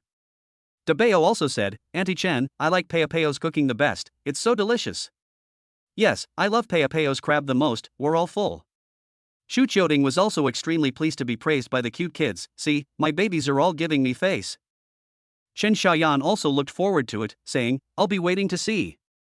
Shu Qiuting had already entered the kitchen. The ingredients for tonight's meal also appeared in his mind, all of them home-style dishes. There was ginger duck, beef meatballs with tomato, fried shrimp with breadcrumbs, poached beef, braised fish, and prawns in tomato sauce. There are 6 dishes, and just preparing the ingredients is a lot of work, but for Shu Qiuting, a top chef who was very skilled in cooking, it is a kind of enjoyment. Soon the sound of cooking could be heard in the kitchen, and Shu Qiuting started by preparing the ingredients for the ginger duck. Lu Mengli was worried that Shu Qiuting would be busy on his own, so she went in to help. Soon the couple were working side by side, with Shu Qiuting in charge of the pan and frying the oil as the head chef. After spending some time in the living room playing with the children, Chen Xiaoyan could smell the aroma of wine coming from the kitchen. She couldn't help but walk in and see Shu Qiuting handling a fresh duck. Curious, she asked, Shu Qiuting, what are you making? Ginger duck. Shu Qiuting laughed and said, it's a traditional local snack from Minnan. It can nourish both the blood and the qi. The accompanying duck meat has the effect of nourishing the yin, reducing internal heat, nourishing the stomach and spleen, relaxing the muscles and promoting blood circulation, dispelling cold and phlegm. I have tried ginger duck before, and it was authentic ginger duck. If you can't recreate the Minnan flavor, you'll ruin your reputation. Chen Xiaoyan has tried a lot of food, so she's putting the pressure on. Shu Qiuting just smiles lightly and says, if you've tried it before, I guarantee you won't want any other ginger duck in the future. Don't talk big, just do it. Chen Xiaoyan scoffs, be careful you don't shoot yourself in the foot. Shu Qiuting first placed the whole duck in a clay casserole with a lid, and then placed it on the stove to cook, fry, roast, smoke, braise, and simmer. He mastered the proper saltiness, sweetness, color, fragrance, doneness, and freshness of the dish. The tedious steps were easy for Shu Qiuting, and he quickly made the dish. The food was appetizing and the aroma was overpowering, and Chen Xiaoyan couldn't help but swallow. After taking it out of the pot, Shu Qiuting first offered a bite to Lu Mengli. Lu Mengli's eyes instantly turned into a look of enjoyment, and she praised, the duck meat is very firm, and it is crispy and tender when eaten, salty with a hint of sweetness. The skin is thin and the meat is tender, soft and crispy in the mouth, and combined with the mellow, spicy flavor of the ginger and motherwort, it is no exaggeration to say that I fell in love with it after just one bite. Chen Xiaoyan was secretly amazed, and Lu Mengli's academic eloquence came out at this time, completely praising this dish to the heavens. Give me a piece. Chen Xiaoyan couldn't wait either. Shu Qiuting also picked one up for the other person. When she ate it, her eyes narrowed, and her little feet couldn't help but pace in place. Wow, I can't tell, Shu Qiuting, you're a master at cooking. This ginger duck is very authentic, even better than what I've eaten before. Chen Xiaoyan also praised him honestly. Lu Mengli then spoke up, right, Shu Qiuting's cooking skills can be compared to those of a 5-star chef. Shu Qiuting, have you been a chef in the past few years? Chen Xiaoyan was curious. No. Shu Qiuting laughed, I am exceptionally talented. As long as I want to learn, I can make it at home in minutes. Cut it out, you have to float to the sky just for a compliment. Chen Xiaoyan rolled her eyes and sang the opposite tune. But Shu Qiuting didn't mind, after all, it made things more lively. Afterwards, Shu Qiuting gave each of the cute kids a piece of the food, and they ate it with a look of happiness all over their faces. Shu Qiuting then started to cook other dishes one after the other, and the cute kids couldn't wait any longer and asked, Daddy, when can we eat? Right away. Shu Qiuting spent about 2 hours in the kitchen, and it was just after 7 o'clock in the evening when he had cooked all the food. All 6 dishes were on the table, and they were waiting for Shu Qiuting to give the order before they started eating. Seeing everyone's hungry look, Shu Qiuting laughed and said, dinner is served. Immediately, the children pointed their spoons at the first dish, which was ginger duck. They shouted at Shu Qiuting, Daddy, I want big pieces of meat. Mommy, you help me pick it up. Auntie, this duck leg is for you, and the other one is for Mommy. Daddy, eat the duck but, cluck cluck. The children shared the food equally, which made Shu Qiuting unable to laugh or cry. But as long as the children were happy, it didn't matter what he did. But although the children said this, they gave Shu Qiuting their favorite food, duck neck, which touched him deeply. It also showed Chen Xiaoyan how harmonious the Shu Qiuting family was. The meal lasted about an hour before it was over, and Chen Xiaoyan had eaten several bowls of rice and was bursting. After putting down her chopsticks, she let out a long sigh and said, I can't anymore, I can't eat anymore. Seeing that the dishes on the table had been cleared, Chu Choying said very happily, if you're not full, I'll cook something else for you. That's enough, I'm not a pig. Chen Xiaoyan tasted almost every dish and gave him a thumbs up while saying, your cooking is good. I've eaten at Michelin-starred restaurants before, but compared to you, the taste is much worse. You're amazing. I also owe this meal to Mingli, it was so worth it. Lu Mingli was also satisfied to see her man being recognized by her best friend and said, then come eat more often, just treat it like your own home. I'll definitely come often, and I'll bring you ingredients. Chen Xiaoyan also said generously, I'll trouble our master Chu to cook for us personally. Xu Qiuting readily agreed. It was just a side thing anyway, and the more people there are, the merrier. It was almost time, and Chen Xiaoyan got up to leave in order to give the family some time alone. When she left, Lu Mingli saw her off downstairs, and Chen Xiaoyan did not forget to continue to advise her, sister, remember what I just said. A good man like Chu Qiuting must be firmly grasped. Try it for yourself tonight, and I guarantee that he will not be able to leave you. Lu Mingli's face instantly turned red, and she said, you hurry back. The car is here. Message me when you get home. Okay, I won't say any more. Chen Xiaoyan knew that Lu Mingli was shy, so she laughed and said, I'll send you a message when I get home. After she finished speaking, she got into the car as well, and it wasn't until they had left that Lu Mingli turned around and went upstairs. However, as she walked up the slope, a man's voice called out to her. Lu Mingli. Cousin? Chapter 80 Take a good look, I'm Lu Mingli's husband. Lu Mingli heard someone calling her name and couldn't help but turn around to look at the man in the car. When she saw a familiar face, her face slightly looked a little bad. She immediately turned around and left, as if she had seen and heard nothing. But the man recognized Lu Mingli, so he pushed open the car door and shouted, Cousin, I'm your cousin, don't go. At this moment, Lu Mingli wished she had the invisibility spell and disappeared from the man's sight. Even if she quickened her pace, she was still caught up by the other party, who blocked her way. Cousin, it's me, why are you here? The man continued. But Lu Mingli coldly said, I'm sorry, you've mistaken me for someone else. With that, she bypassed the other party and left. The man, however, opened his arms to stop her, and even tried to pull her, but Lu Mingli dodged him and said, Don't touch me. Cousin, how have you become like this? The man also seemed angry and said, Do you know that your aunt and uncle have been looking for you all over the world? How worried they are about you. You have disappeared without a trace for all these years. Do you feel guilty? Lu Mingli is not a heartless person. They spoke on the phone a few days ago, but her father's indifferent attitude made her unable to accept it. So although they kept in touch, her parents had no idea where she was. Mind your own business. Lu Mingli knew that her cousin was not really thinking about her, and she had often been bullied and even pranked since she was little, not just once or twice. After going to university, Lu Mingli had no contact with him. But she heard from her family that he had been in prison for a few years for something he had done, and she never expected to meet him by such a coincidence. She didn't want to admit her identity, and she didn't want to have anything to do with such an uneducated person. Please move aside, or I'll call the police. Cousin, I've heard everything from your uncle. You got pregnant by a man, think about whether that was right or wrong. The man said unceremoniously, the father of your child dumped you, but you're still hell-bent on doing it, you're really stupid. If you want to call the police, go ahead, I'll also immediately call your uncle and tell him you're living here. The man looked at the environment of the community, which was quite upscale, and said with a smile, Cousin, the housing prices in this community are not cheap, right? Have you found a new fool to take advantage of? You need to show some respect when you speak to me. Lu Mingli's face turned even colder.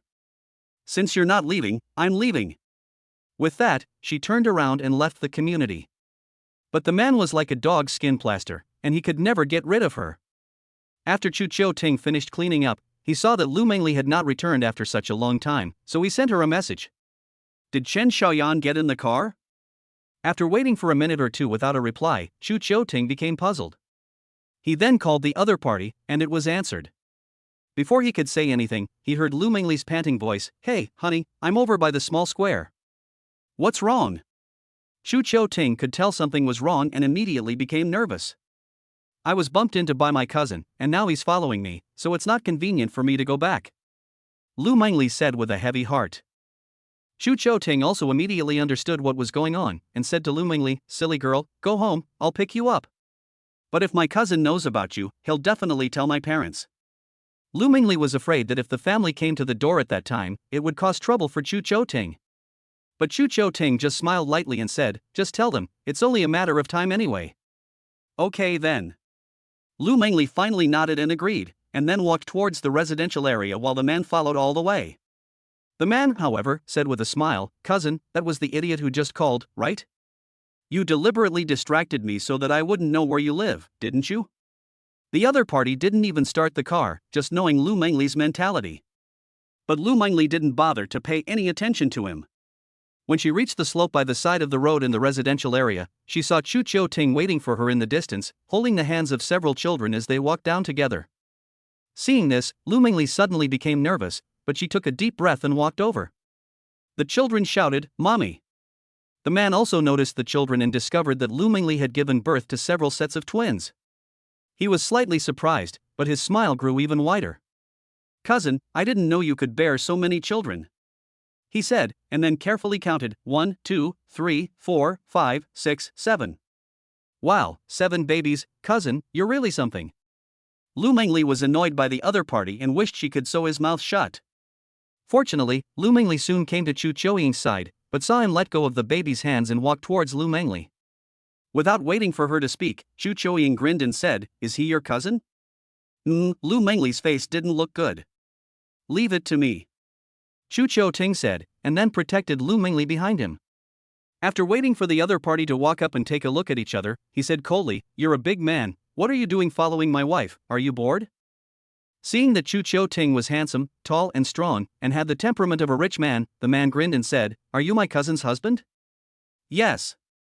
Chu Chou-ting admitted generously, what, do you want to investigate my household registration? Not really. The man wasn't sure if Chu Chou-ting was Lu Mengli's boyfriend, so he added, I'm just curious what my cousin's husband looks like. So you've seen him now, so just get out of here.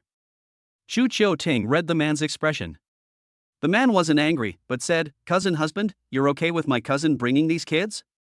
It seems like you really love her. Chu Chou-ting instantly understood the meaning of the other person's words, and immediately corrected him, you can't expect anything good from a dog's mouth. Take a good look, I'm Lu Mengli's husband, and those kids are also my biological children. Do you understand what I mean? Oh. The man was surprised, so that means you're my cousin's real husband. I was just thinking too much, heh, don't be offended. Okay, I've said hello, now you can go. My wife and I don't really welcome you.